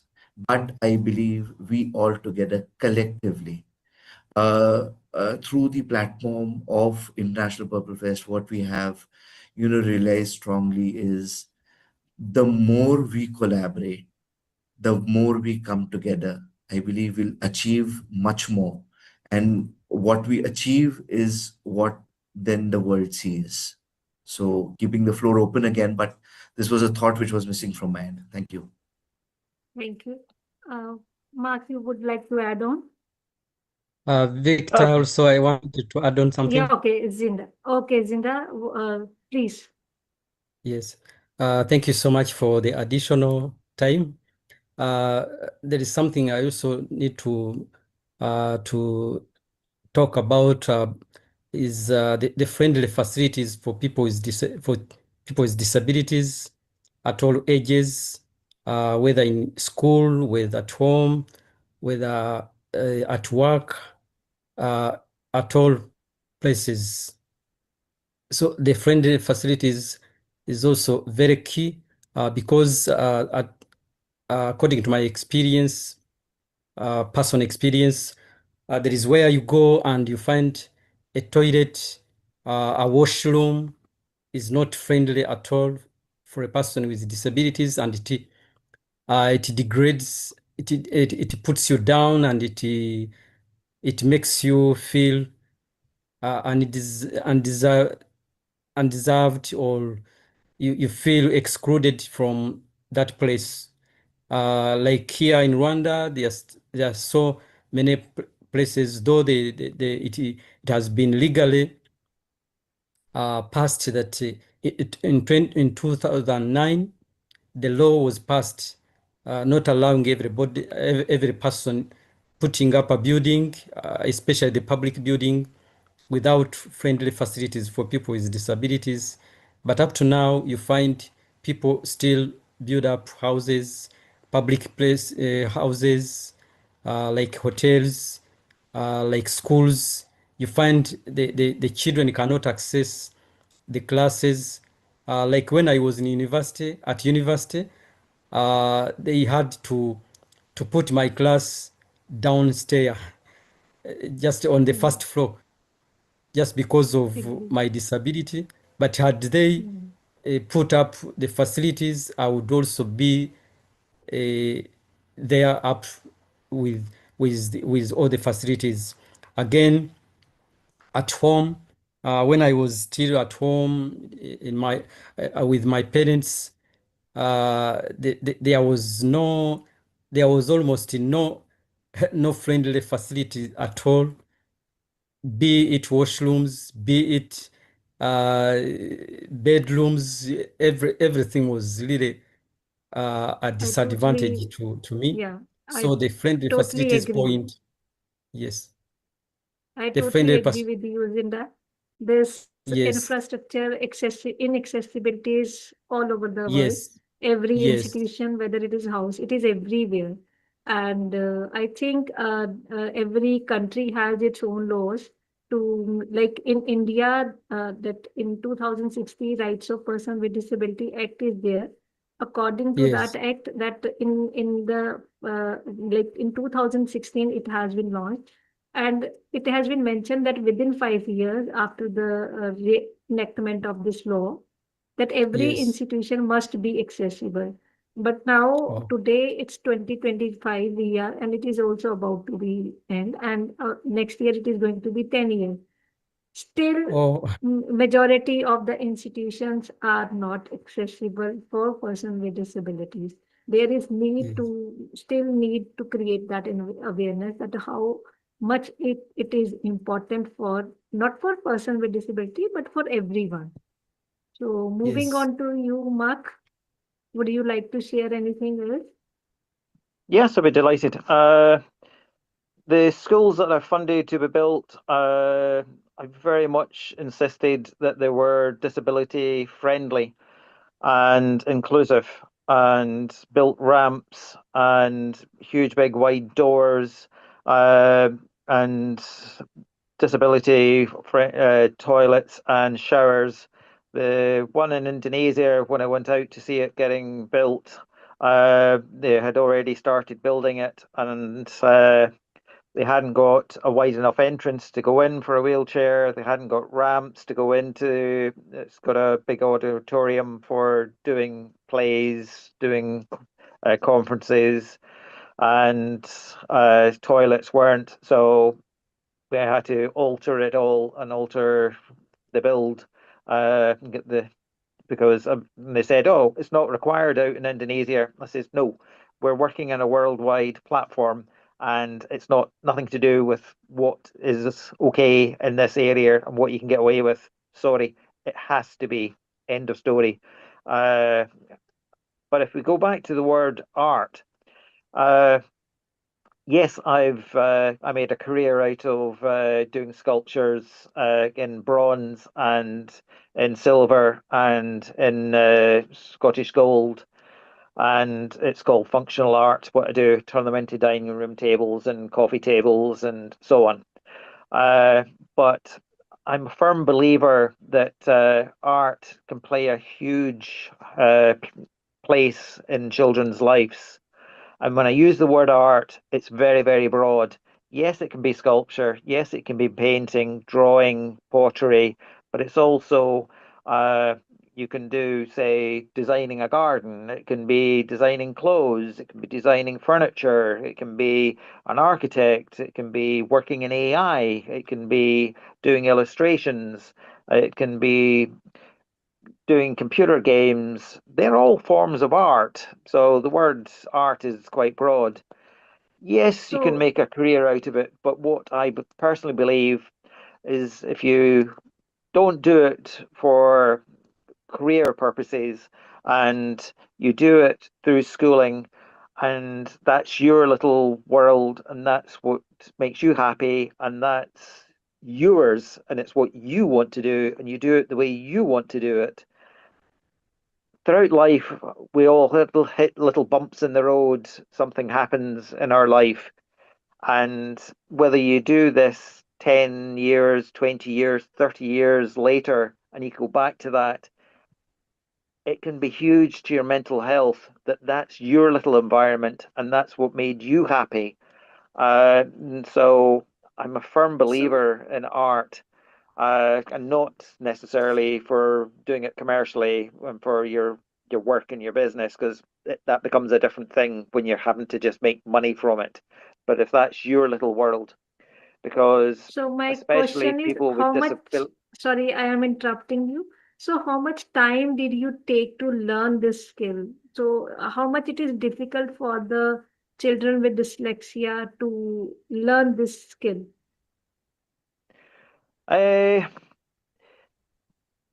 as a broad brush, you usually find dyslexic children have a slant towards the arts. Mm. And that's either on stage or it's in television, or I mean, it's very broad. But when you look at a lot of different artists, quite a lot of them are dyslexic. So it seems to be they can see things in 3D, 4D, they can see it and visualize it and get it and understand it. It seems to be something that's there with the way their brains work. Yeah. So what advice would you like to give to the future generation? if they want to learn this art? What would be your Well, message?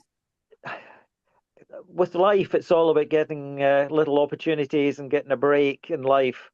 And I appreciate there's also this word called poverty, and it is vast round the world. And the level of poverty, the school in Uganda, I'm personally funding for some of the children to go to school, and I'm helping train the teachers. And through my art, we're going to look at building a classroom block, so on and so on.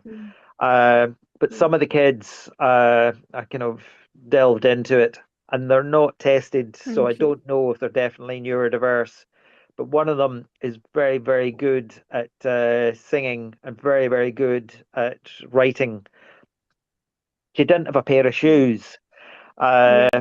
but always wanted to learn the guitar. So I bought a guitar for her to learn to play a guitar. Another one is Thank you. really, really good at Yeah. doing drawings. So I've bought her materials for doing drawings. Another one's really good at painting. So I brought, Yeah. and so on and so on. Thank Yes, you. I know it's Yeah. an opportunity that they wouldn't have, especially if they don't have a pair of shoes. They're definitely never going to Yeah. buy a guitar. The guitar stays at the school because sadly, if it went home, Yeah. yeah, it would get sold. Thank you. And I've also Thank paid. you so much, Mark, for sharing this experience. I hope that those who are watching this summit, they have got an idea that if we make our children to success in their life, what we need. It's the collective support that is through family, through school, colleges, institutions, and community. That is important aspect.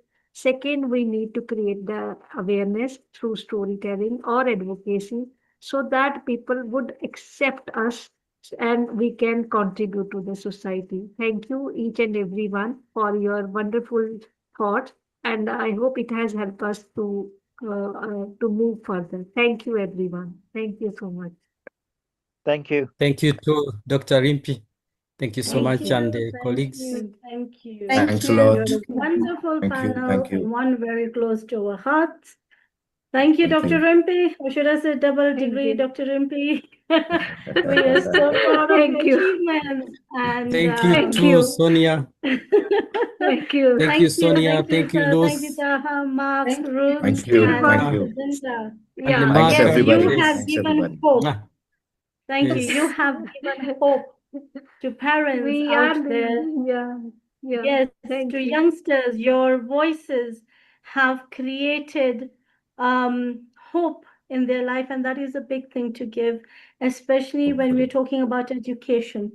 We are investing in education because it is not just the birthright of any child, it is also their need to survive in the global market. So your panel today has truly, truly inspired many. We assure you of that. So thank you so much. And we are so humbled for having you with us. Thank you once again. Thank you. Thank you so much. Thank you. Thank you, Sonia. Thank you, Ms. Ruth. Thank you. By Thank the you, way, they're all Sonia. Thank you. Rotarians Pleasure. on Thank this you. panel. Nice. Thank you for your support, Rotarians. Thank you. Could I say Thank a you. thank you Thank you. to Ken Mason for all he does behind the scenes? Yes, Yes. For that's an sure. amazing. Thank you very Thank much, you. Ken Mason. Thank Thank you, you. Kim. Thank Thank you you. too. Thank you. Bye-bye. So that was one interesting conversation Be blessed. from around the world about life skills. So we have the last panel of the day. Day one is officially done after this panel comes to discuss with us a topic that is very close to my heart because it talks about sensorial disabilities. We have not yet opened up the modalities of disabilities because today was just understanding the world around it. Tomorrow we will be opening that. And this particular panel is made up of very, very special individuals because they are going to talk about visual impairment, hearing impairment, and the difference between those two and that of blindness and deafness. So allow me to introduce the panel for sensorial disabilities, Mr. Duncan, Miss Lydia, Miss Faith, Miss Sophia, and of course, our very own Mr. Jeremy. Welcome back.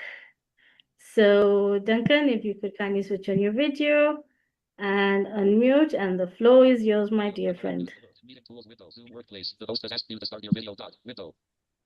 So Duncan. Zoom video now started alert. Zoom with window. Show captions button. More options for captions menu button. Duncan, are you with us? Duncan? Okay. I think we've had a slight challenge in Kenya. You can see something. He's there. He's unmuted. It's only my video that I'm trying to there get the video on. Okay. Okay. I thought you're also suffering from the darkness that some of us are facing in Kenya right now with the electricity gone. Well, I'm having challenges with my Have you tried with hitting my- Alt V? Yes, it's giving me an alert that make sure your camera is powered and is connected to your computer. No, we've had this several times today, I think. Somebody came up with a solution earlier, remember, Ken?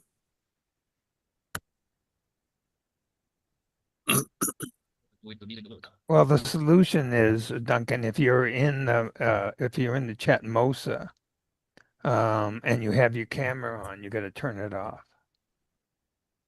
Okay. If you're in there and get the camera on, turn it off. Actually, I'm not in there. Okay, so that's not the problem. Let me just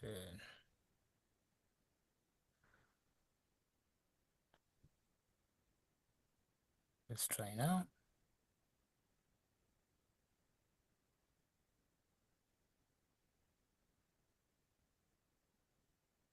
Seemingly I'm not visible again.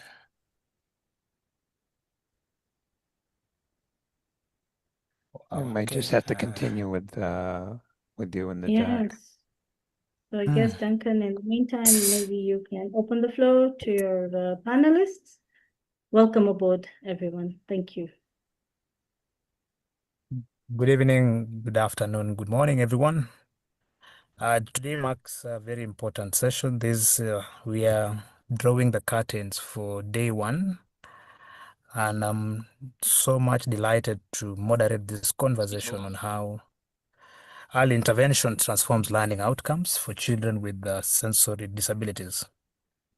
Well, our theme focuses mainly on bridging silence and the shadows. Listening from other speakers, the shadows here reminds that children who cannot see or hear like their peers often grow up unheard or unseen. Well, so we'll have very deep conversation, but before I do that, I have a mix of panelists that I will briefly give them a minute or so just to briefly introduce us and before we do our roundtable discussion.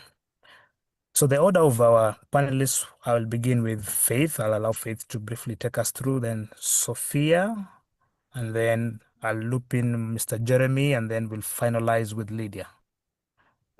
Faith, in the next 1 minute, kindly. Okay, thank you, Duncan. This is really an amazing opportunity. My name is Faith Nyaboke. I work with Sense International, which is an organization that works with children and youth with complex disability and deaf blindness, or what we call multisensory impairment.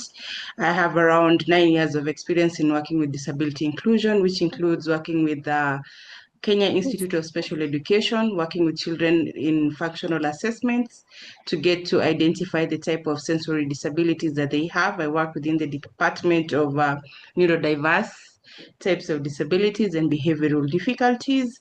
I've also worked as as a learning support assistant, it's a cadre that works to support children with disability, and we'll get to talk about more of it as we delve into the theme of today that I'm really passionate about.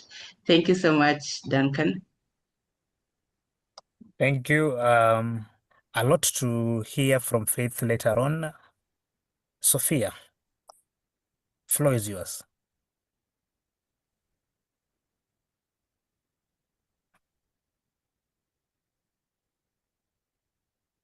Sophia, kindly, you're not audible.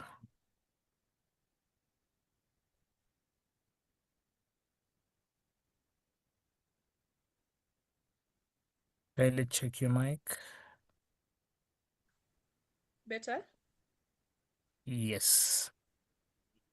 Okay, I'll not use the earphones then. If you can hear me, let me continue this way. So my name is Sophia Makuva, or Lion Sophia Makuva. I work for Lions International, specifically the Lion Site First Eye Hospital as the Director of Nursing Services. I'm also the current president for the club at the hospital. And our hospital is basically specialty hospital for site, and it runs all the way from pediatric to geriatric. And that's the reason we focus so much on preventive treatment or primary prevention, because most blindness are preventable if addressed early. So I'm happy to join this panel to discuss about sensory disability. Thank you, Sophia. I will also invite Mr. Jeremy Opperman to actually share with us briefly before we give him more floor later. Thank you, Duncan. And it's good to be on the other side of the table instead of being a master of ceremonies. So it's good to be on the panel. And so my name is Jeremy Opperman. I come from South Africa, and I live in Cape Town. I am blind, and in my previous life, in my earlier life, I was low vision, which is a very typical way of becoming blind, as opposed to, as I said earlier in the day, one mustn't think of blindness in binaries. The vast majority of people with visual disabilities have low vision or residual vision and are not, in fact, totally blind. That's quite rare. So I am a consultant. I specialize in disability inclusion. At every sort of organizational level, I work with government, I work with private entities, I work with individuals, with the purpose to increase the level of disability inclusion in mainstream society.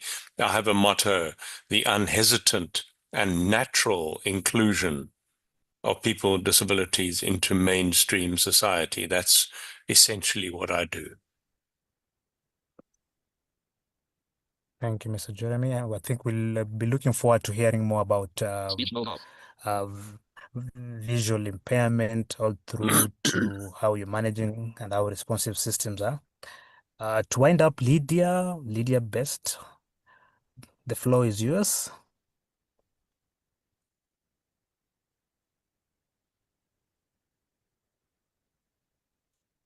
Lydia,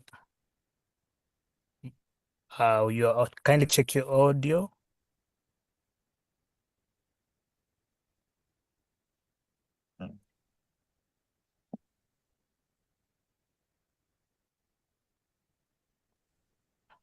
You can consider using the audio. Yes. Can you hear me now? Loud and clear. Perfect. Okay. Apologies, my headphones actually died. So that's why you couldn't hear me. My name is Lydia Bess, as introduced, and I am someone who wears cochlear implant for past 15 years. I've lost part of my hearing since I was 12, and I am the president of the European Federation of Hard of Hearing People. And in the United Kingdom, where I reside, I am also a chair of National Association of Deafened People, because that's who I am. I am deafened as a person who was born hearing. And I'm also a co-chair of Make Listening Safe, which is the initiative of the World Health Organization, which is basically similar to what Sophia has mentioned of the prevention. A lot of deafness can be prevented if the children and young people know about safe listening levels of listening to their favorite music. So this is my introductions. Thank you. Thank you so much, Lydia. Well, I think from the panelists, we can all agree that there is one similarity when it comes to intervention. I'd like to call upon Faith just to give us more spotlight. How does the early intervention process in practice actually work? Okay, thank you, Duncan. There is the practice part and then there is the theory part when it comes to looking at early intervention. But as we go on with the conversation, I just want us to imagine that the most common senses that we use is our hearing and our vision. And one of the most type when it comes to the disability or acquisition of disability or losing one part of the senses, it's one of the most common one that preventative services or rehabilitative services are either not easy to find or are quite expensive for a typical individual growing up in either the low and middle income countries. So looking at what Sense International is doing when it comes to early intervention, we're looking at multidisciplinary way of approaching early intervention, whereby we are working into as angle of it from the health sector that is working with public hospitals within the country in Kenya. And currently, in as much as countries are big county, 47 counties, we are able to work in 2 counties. And the reason we're working in these 2 counties, these are low income counties. And because the services were not there totally, that is Garissa and Kwale County. So what we're doing is we are having a 2-step way of looking at screening itself, where we are screening children below the ages of 0 to 4, below the ages of 5 for hearing loss and visual loss. And through community-based way of screening, that is working with community health promoters to create awareness within the communities about the screening processes. Remember, the community health promoters are coming within the households of the community. These are trusted members of the community. So by training them, by giving them this information, they're able to cascade it down to the community itself so that they're able to seek these services, and secondly, be aware of the having screening as early as possible, because we do believe that earlier screening equals early intervention, and therefore we are almost in most cases mitigating the effects, the adverse effects of disability itself to an individual, and also making sure that the life that this child is gonna live is almost to a near normal, quote unquote. So what we're doing is by practice now working of health and in Kenya, for the better part, early intervention was being done or early identification was being done in school levels. That is through the educational assessment and resource officers, who are majorly part and parcel when it comes to the screening aspect of it. Again, when we go back to the earlier speakers in the morning, we talked about the medical model of how we were looking at disability before. So what we're trying to do is by training the healthcare professionals to look at disability as not just medical aspect that needs treatment, by looking at it as a social aspect of it. How are we interacting with persons with disability? How are we really conveying this information to the caregivers? What is the support system that we are having within the whole system? So in the screening itself, this community aspect is also there. Then secondly, now we go into the equipment screening that is happening in the hospitals. This is where now the healthcare professionals, that is the nurses, clinicians, audiologists, the ENT teams, are trained on early screening. Remember, again, most of the times you'd find that we wait until the quote unquote the issue has happened, the health challenge or difficulty has been noted. That is when we are seeing. On the preventative aspect of it, we are screening any child As long as you've been born between the ages of 0 to 4 years, we're screening you just so that if we identify the difficulties, either we refer you to a partner that is able to handle the difficulty that the person has. Like in Kwale, when for children who we identify have visual difficulties, are referred to the Kwale Eye Center. But for the children who have hearing impairment, we've been able to set up the first audiological service setting in a public hospital in the country in Kwale. So there is an audiologist within there, within the county. So the child is, sorry? It's okay. Maybe before you introduce us to the referral Okay. pathways, allow me to loop in Sophia. There's a component about working very closely with health professionals within their 1,000 golden days. Is that a space that you're also active? I know you in the health professional. First at Lionside First Eye Hospital, I think now we do continuation of what Faith and her colleagues are doing, because our primary prevention screening is now based in schools. So in schools, that is where now, as a hospital, we engage the teachers. We have a school screening program called Sight for Kids, which basically we go to primary schools. Primary schools, and we engage the teachers in teacher training on how to identify common eye problems like refractive errors, like most of the blindness, 80% is preventable. So we train the teachers how to be able to identify those issues, because sometimes they be picked out as indiscipline, naughtiness, when performance is going down. And sometimes these kids may not be able to speak. So during that process, during that period, they may be being punished instead of being assessed for what actually they are suffering from. So ours is a continuation of what Faith is doing. And apart from just training the teachers, we also involve the community health promoters. We have a program that trains community health promoters, so that also the parents are able to identify these eye issues early enough for proper intervention. Because some issues are as simple as an allergy. An allergy which the child keeps rubbing the eye, and this could cost the cornea. You find them now having keratoconus, having to live with contact lens, having to have corneal grafts, and it was something simple that just needed education and implementation to that effect. So, Sophia, would you say that most eye health issues among children are preventable with the right awareness and maybe school-based screening? Yes, indeed, that is correct. And we Mr. have to Jeremy. remember. Yes, Sophia, finish before I loop in Mr. Jeremy. We have to remember that 80% of classroom learning is visual. That is why our concentration is there.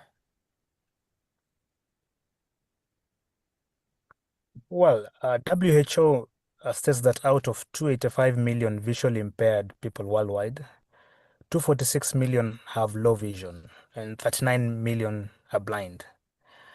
Jeremy, you come from a country within the global south, South Africa, which from other African countries we consider being a progressive country.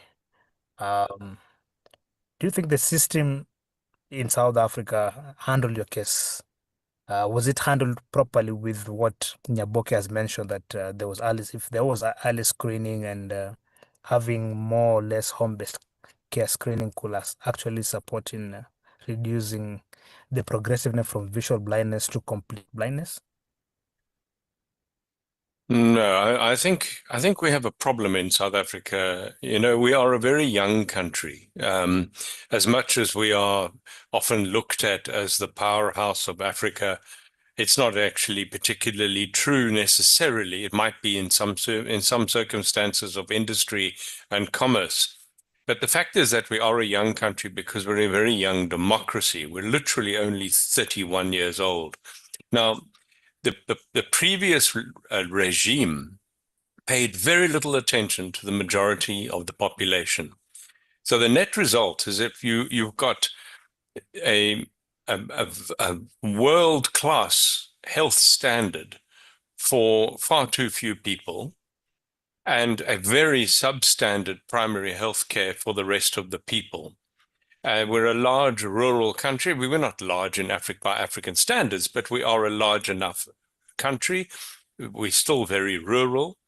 And the result is that there is still a problem with access to primary health care.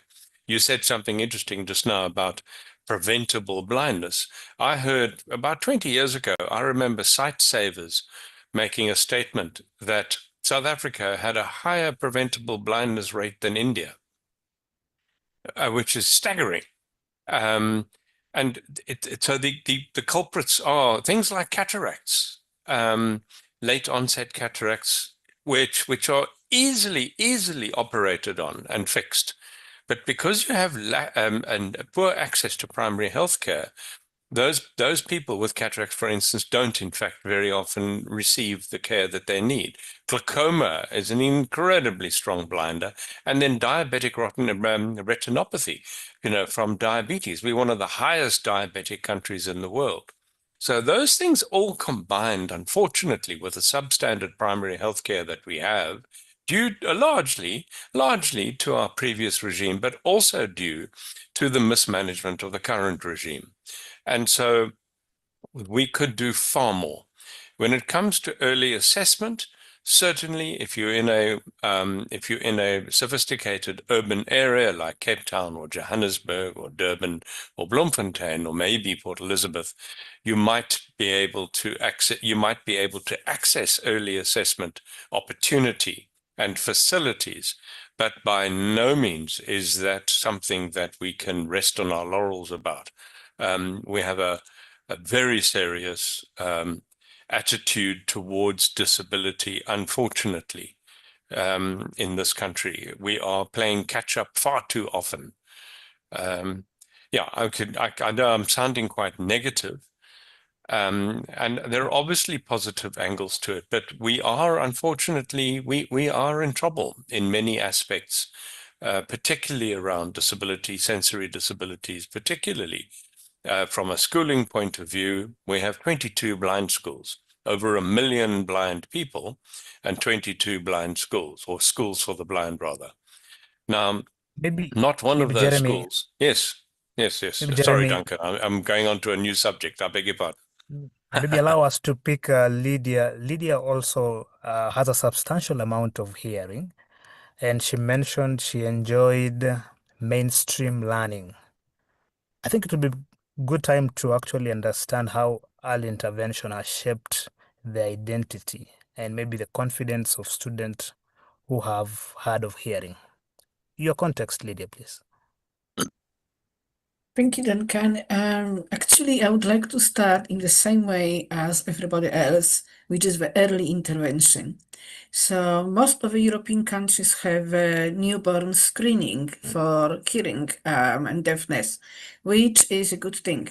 However, I believe also, and this is also the belief of the World Health Organization and the specific World Hearing Forum, which I am part of and our organization is part of, is that there should be also school screening. Because in my case, I was born hearing, so obviously, even if there was a newborn screening, everything is fine. But it was the age of 12, a teenager, 11, 12, when I started to lose my hearing. And my parents didn't realize it until the teachers actually picked up that I was not responding in the same way as my friends. And it's simply because I was fooling everyone. I have been such an avid lip reader that nobody has realized that I was actually losing my hearing. It's quite a long, funny story to talk about that, but I don't want to take it away. However, during that time, when I have lost my hearing partially, there was suggestion from medical professionals that my mom should move me to a school for the deaf children. And someone who was an educator in the Polish Association of the Deaf at the time, and who worked with children like me, you know, deaf and hard of hearing, she spent some time with me, just with me for half an hour, and she basically made a decision and pushed my mom as well in a way of not going into the deaf or hard of hearing school, but to keep me in the mainstream school. And that was 1970s, which in some ways I'm thinking, you know, we're going backwards even in Europe when it comes to education, because the words she said to my mom was, school has to adapt to her. Basically. And, you know, this is the basics in the end of the day. And luckily, in the school where I was going to, my headmistress, and the teachers were very adaptable, and they managed to work with me to make sure to support me. And the biggest thing for me was I wasn't removed from my environment. Into a new environment, into the completely different school, traveling long way somewhere. I was with my friends, they all knew me, and they were all supporting me in, be it play, but be it also in the classroom. So that support, that emotional support was hugely important. And of course, being in the mainstream school, the expectations were just about same as with everybody else. Well, I couldn't really pass music lessons, for example, very well, but that was just looked upon like this is the exception. You don't have to worry about it, or you don't have to listen to dictated words and, you know, to actually to pass the exams or things like that. So there were small modifications, but by doing that, actually school made sure that I could stay and continue in the mainstream education. And I am so grateful to this lady who made that decision and told my mom that I will be fine. And Thank just you. to add, you know, the early interventions such as hearing screening are so easily to be implemented in schools, because I would otherwise slip through the fingers if you think about it. Because, you know, you have to test children and also educate children and parents about the safe listening, making sure that we listen with care and don't lose the hearing later on during the school life. Thank you. Thank you, Lydia. I think you have brought a spotlight on emphasizing the role parents as first teachers and the importance of home-based reinforcement. Maybe I'll take the discussion back to Sophia. Sophia, you run a Lions Club initiative that trains teachers to identify early signs of vision challenges. In your assessment, remember that we are almost 5 years to the attainment of Sustainable Development Goals, and SDG 4 on education is heavily pegged on inclusive education. How does your initiative at Lions Club contribute to this timely intervention? Oh, if I get your question properly, I think in response to that, I would say that once we identify any eye problems from the schools, because of course Kenya is a struggling country in terms of the economy, and as Faith indicated earlier, that there are genuine cases of people who their priority is not even that side. Their priority could be food, their priority could be maybe getting that school fees. So we bring them to the hospital, of course, partnering with people who are like-minded, and this treatment becomes totally free of charge. Not totally, because we just ask them to pay 100 shillings, because sometimes when you give free things, 100 shillings, Kenyan shillings, is about less $1 or less than $1. So that there's at least commitment from the side of the caregiver, and we make sure that we take them through the treatment journey, through the rehabilitation process, in case we reach there, and give them all the support that they require. And one thing I didn't mention is that at Lions, we also run other related clinics, like the Diabetes Care Center, where some of the eye issues as a result of diabetes, and we also run a ENT program. So both ways, we support these kids across the continuum, all the way to making sure that they are stable enough. The other thing we do that I didn't mention earlier is that we also work with organizations who have other disabilities apart from the sensory disabilities. For example, the Special Olympics, where we have most of these kids who are autistic. And for the autistic kids, you find that, I don't know, but research was done, and they have above 40% of them will have issues to do with their eyesight. And some of these eyesight issues will include refractive problems, strabismus, I'm sure you must have come across these kids, and they will always have an issue with sight. So that is basically what we do in the hospital. Well, Faith, since you're one of the stakeholders, being in the digital era, maybe you can spell out a few programs that you're working to make sure that even in the transition of digital space, what do we have that can also support the early intervention space for children with sensory disabilities? Thank you, Duncan. I think continuing with what Sophia is talking and what Lydia has been talking about, and also Jeremy, one of the things that we do not have are resources and information outside there for either trainers, professionals, healthcare providers, or just getting to understand disability itself, or not only sensory disability, but any type of disability. So at Sense International, we do have a global resource hub that was recently launched, and whereby we are collecting resources from different parts of the country.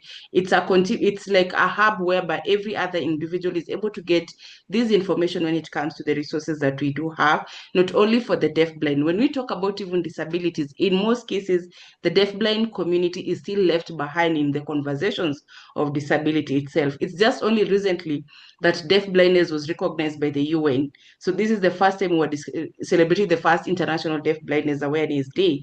So you see, in as much as when we look at the numbers, it looks like it's a small category, but then we're looking at the expenses that it goes on to the families to take care of a child with deaf blindness or multisensory impairments. It's really, really challenging, and it's for them. But then on conversations to looking at early interventions and making sure that this is really important, we need to make sure that we do have appropriate professionals that are trained to care for children with multisensory impairments. Currently, you look at occupational therapists, teachers that have been trained.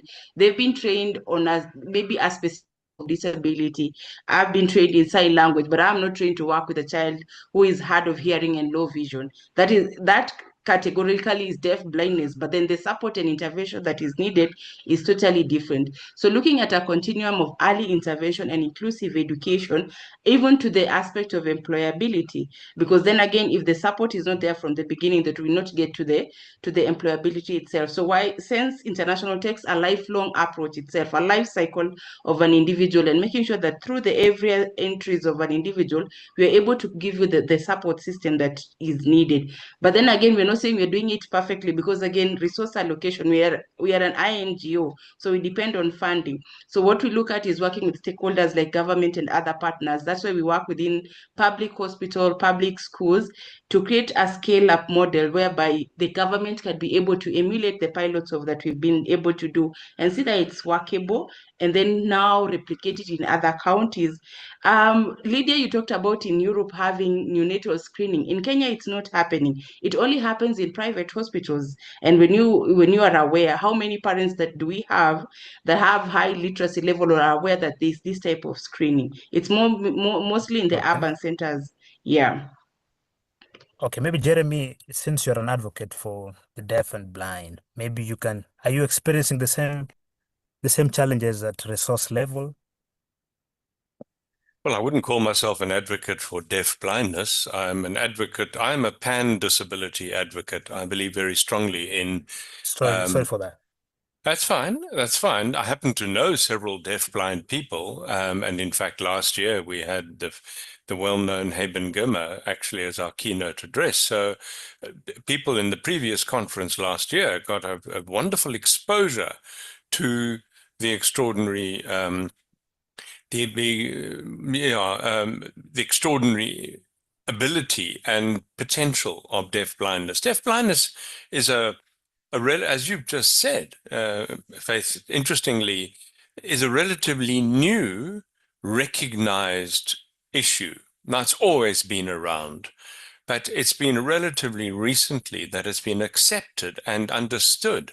And I think this is indicative of classic medical model history that we've been coming out of, is that if anybody was going to be hidden, it was going to be a deaf-blind person.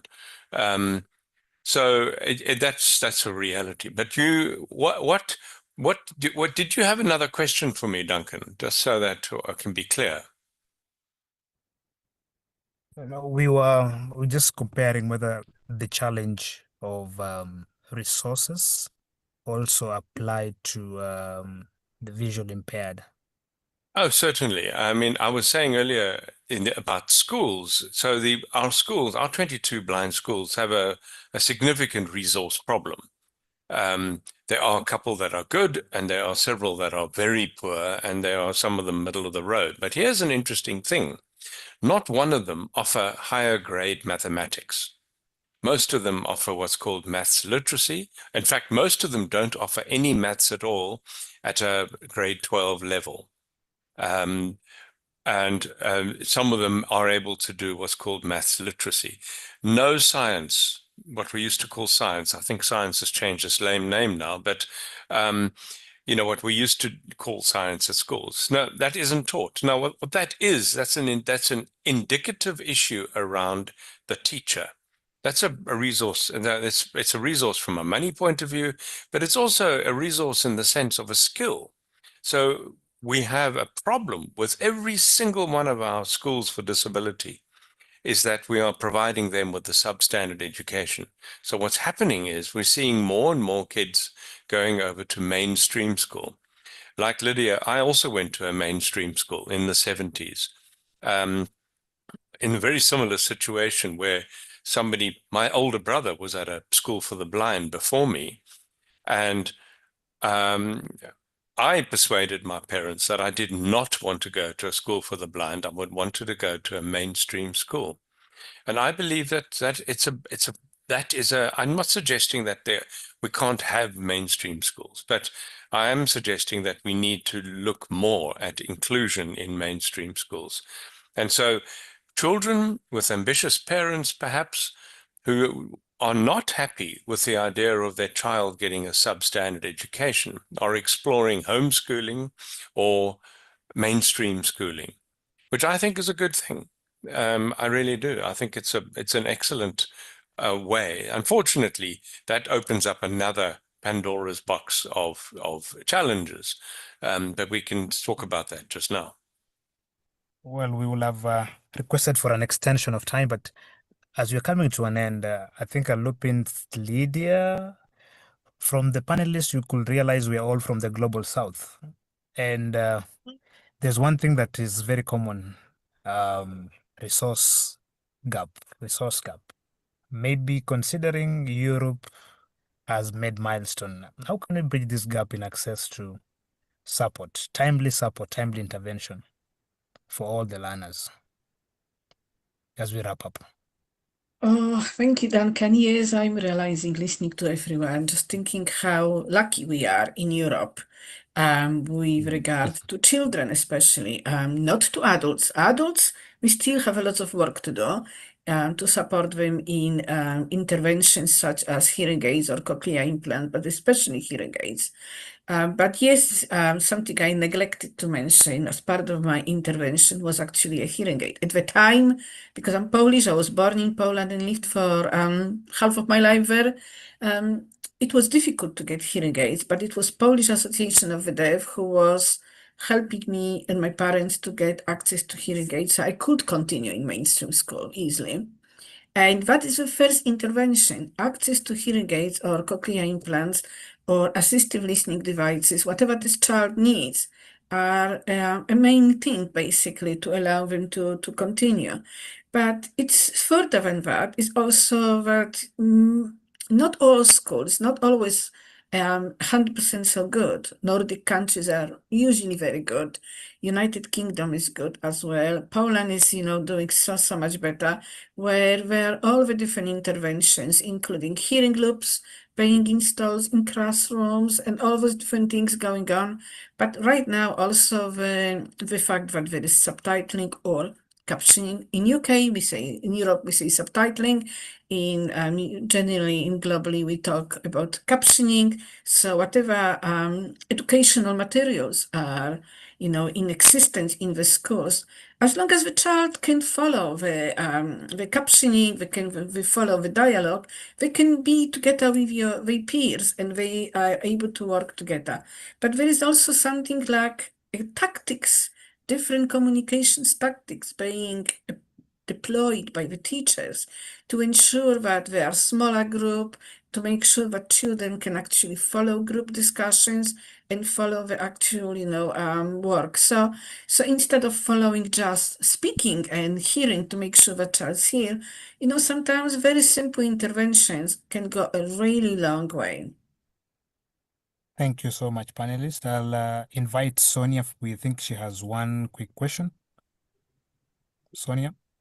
Yes, thank you, everyone. That was a wonderful discussion. You truly have helped us understand a lot of the different aspects of sensorial disabilities, both from your experiences, your interventions, and most importantly, your work. So thank you so much and keep up the good work. Now, I have two questions, I believe, very interesting questions for your panel. One of them being, are children who are hard of hearing misdiagnosed as having neurodivergent disabilities? So basically, someone is asking us that, are we misdiagnosing children either way? Either they have a hearing disability and we assume that this is neurodivergent case. Anybody who wants to answer that question? Yes, Miss Lydia. Actually, this is a very good question. You know what? It's not just children. Also, older people are being misdiagnosed with dementia, when in fact, all you need to do is check the hearing first before you go anywhere further. So it's such a basic thing. And you know what? The World Health Organization, it has even developed a very simple app which anybody can use and anybody can test if somebody has the hearing loss. So the first thing, always check the hearing. It's so simple. Okay, thank you for that. So there we are. For those of us I would who- like, can I just chip in there? Because I'd like to add that it is so true. I mean, I've heard of it so often where children with deafness are assumed to have had some form of intellectual disability, learning disability, neurodiversity, call it what you want. And the misdiagnosis is so common. I've lost count of the number of times that I've heard of that when people tell their stories later. It's a very, very common thing. True. So thank you for that. The second question is an interesting question because, as I said when we were having a discussion earlier on, This is the only panel where we managed to get, as he calls himself, Mr. Phil, on board as the international sign language interpreter. And there was a huge debate amongst our experts and advisors where we had one side divided and saying we don't need an international sign language interpreter or any sign language interpreter for our events. And we had the other divide that said, even if we have one attendee that requires this service, we will provide it at whatever cost. So help us to understand, how do we, especially now that we're at a global level with this summit, how do we conquer this challenge? Because we wouldn't want to be in that situation again for sure. So who can help us? Yes, Faith, and then we'll come back to Miss Lydia. Thank you. Okay, it's a really interesting conversation that we are having. And one thing that I remember discussing is we can't talk about inclusion as a people and not really provide it. Because then why are you preaching water and drinking wine, or vice versa? So I think for us to preach inclusion and really show it, we need to embrace it as organization, as advocates, as people working within the sector, making sure that in every activity or forums that we are having, it's really important to provide these. The sign language interpreter, one of the reasons that most communities, either deaf, the visual impairment community or any other type of disability, may not participate in most cases is because of issues of assistive devices or assistive support or assistive technology. So if we're not providing that, then why are we having this conversation? We cannot be talking about an inclusive summit when we're not being inclusive ourselves. Yeah. True. Thank you. Thank you for that. Yes, Miss Lydia, what would you like to say? Is what for me? Yes. Okay, sorry. Captioning didn't come up, in the right way. So, basically, when we are organizing our events in Europe, mostly it's for our members and our community, where usually sign language is not used by our community. Therefore, we're using just English captioning and any other language captioning we were providing to make sure that everybody can follow. However, when it comes to situation when people are actually asking for sign language, then yes, you have to provide it, even if it's one person. You have to provide it. But when you do a global open events like this, when there is no specific registration where you can ask for specific accommodations, then in a way you have to have it. So usually I say, if you really want to be inclusive for sensory people, it's sign language when you do event captioning and hearing loop, especially if it is in the room somewhere. Those three, and you are done. Most likely you are quite safe. Wow. Thank you. Thank you for that. Mr. Jeremy, would you like to add anything? I would have to agree that if you're going to have an inclusive summit, then yes, you do need to. My question would be, though, it's not that simple. This is a global summit. Which sign language do you employ? So it would require, in my opinion, it would require the deaf person who is a sign language user to notify that he might be or she might be attending in order to know which sign language would be the most appropriate sign language. Now, Lydia's point is well made. Even in Europe, where closed captioning is done in English, where a great deal of European, especially younger Europeans, I notice, have excellent English. So this isn't just quite as simple as saying sign language. Which sign language? Now, in my country, we have a very, very powerful DEFSA, Deaf South Africa, and they're very much capital D deaf advocates and activists. And they've worked so hard to actually make sign language our 12th language. Wow. So yeah, we have 11. We had 11 languages. Now we have 12. Now that's a terrific. The sad part, though, is that that energy employed by the capital D deaf, the big D deaf, unfortunately overshadowed the work needed for the hard of hearing and hearing impaired and the technological side that Lydia knows so well, which was completely overshadowed. And so you have that old enmity between capital D deaf and small d deaf, where sign language dominates, even though it's a distinct minority amongst deaf D or capital D or small d.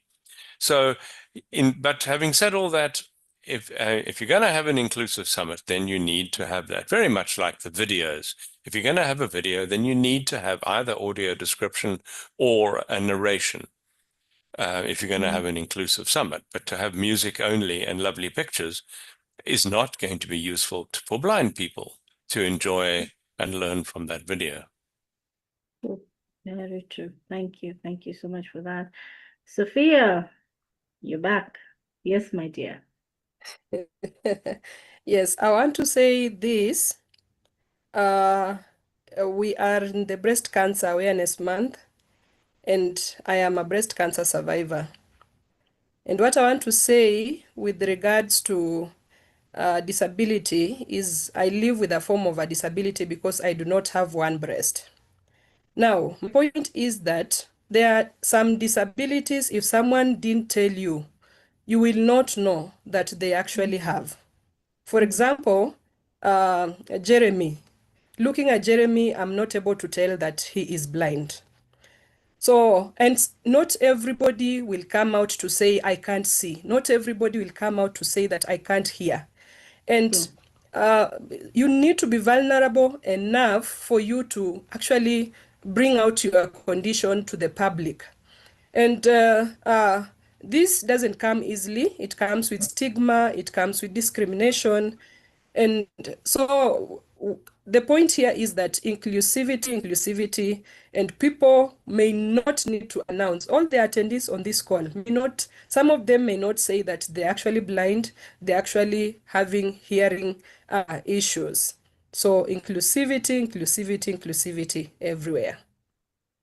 Thank you. Thank you. Can I rebut to that because Sonia, because it's a wonderful statement and I hear you, but the problem with that, and we don't have a Disability Act in our country, sadly, but we do have an Employment Equity Act which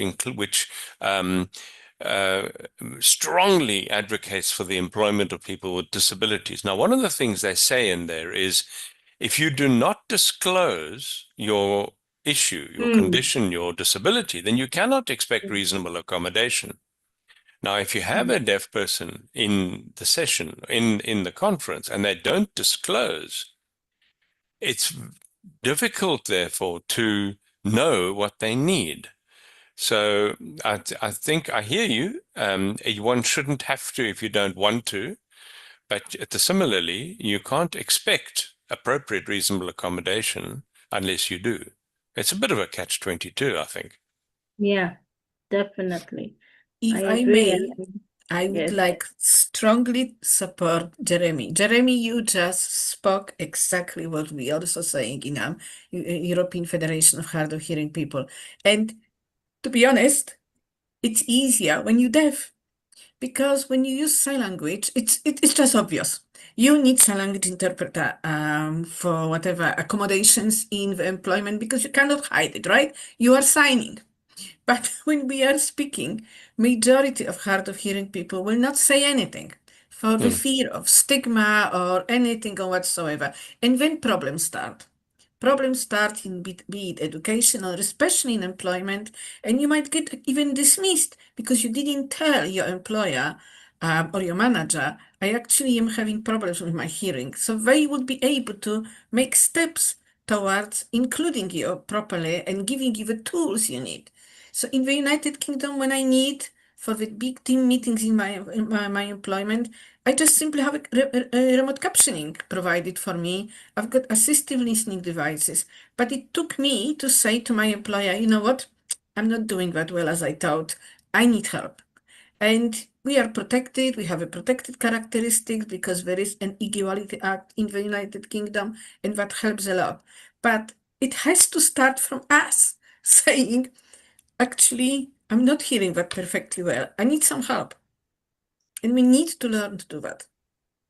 Okay, so I hear you all, and I think we definitely are going to leave this particular session with questions that we will need to come and answer in the next summit, because you see, there's again that divide of will.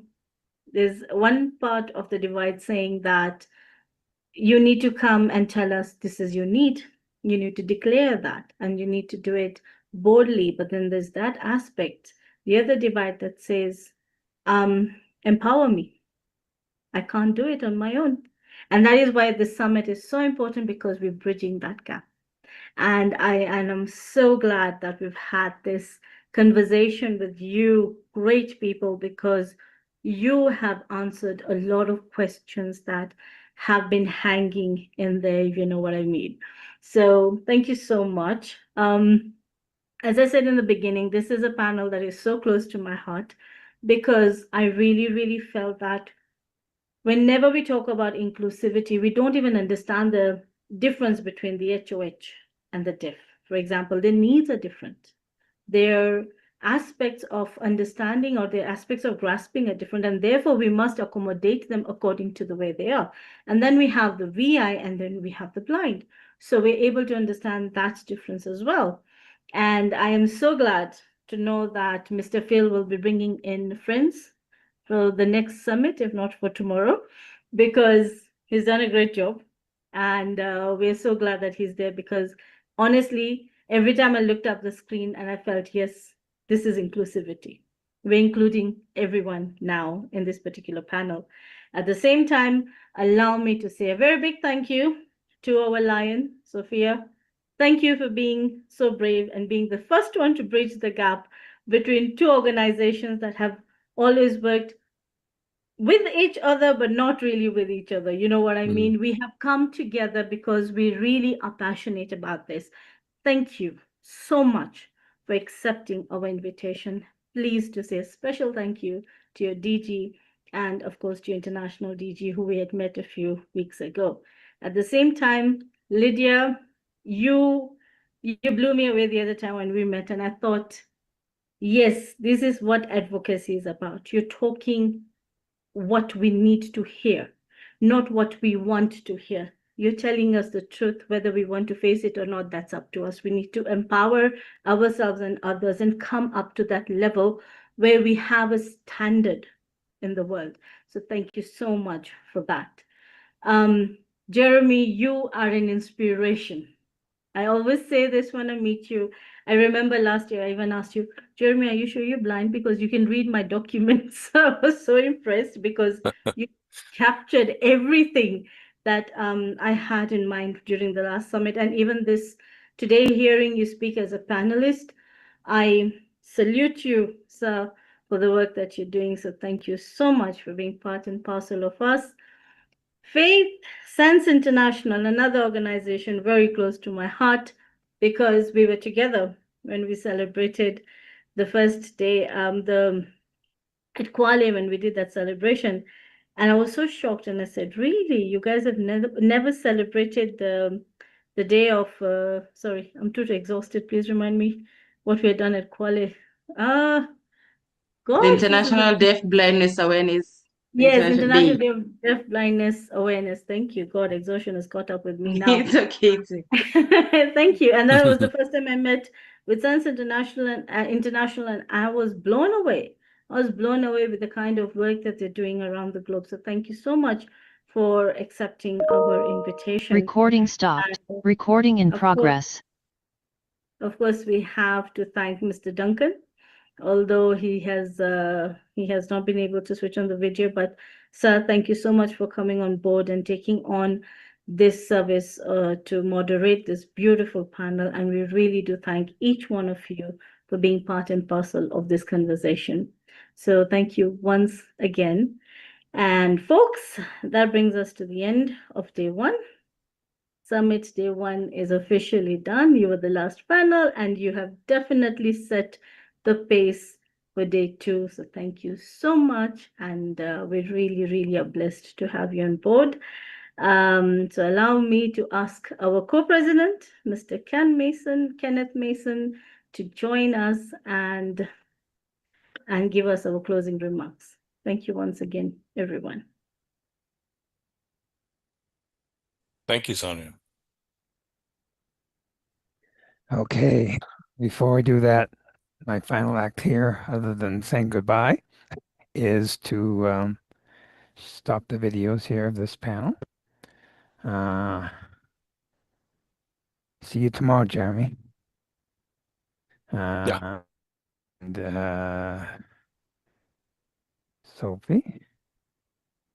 Sophia, I'm sorry. There we go. And Mr. Phil, thank you. The famous Mr. Phil. Thank you very much for being here.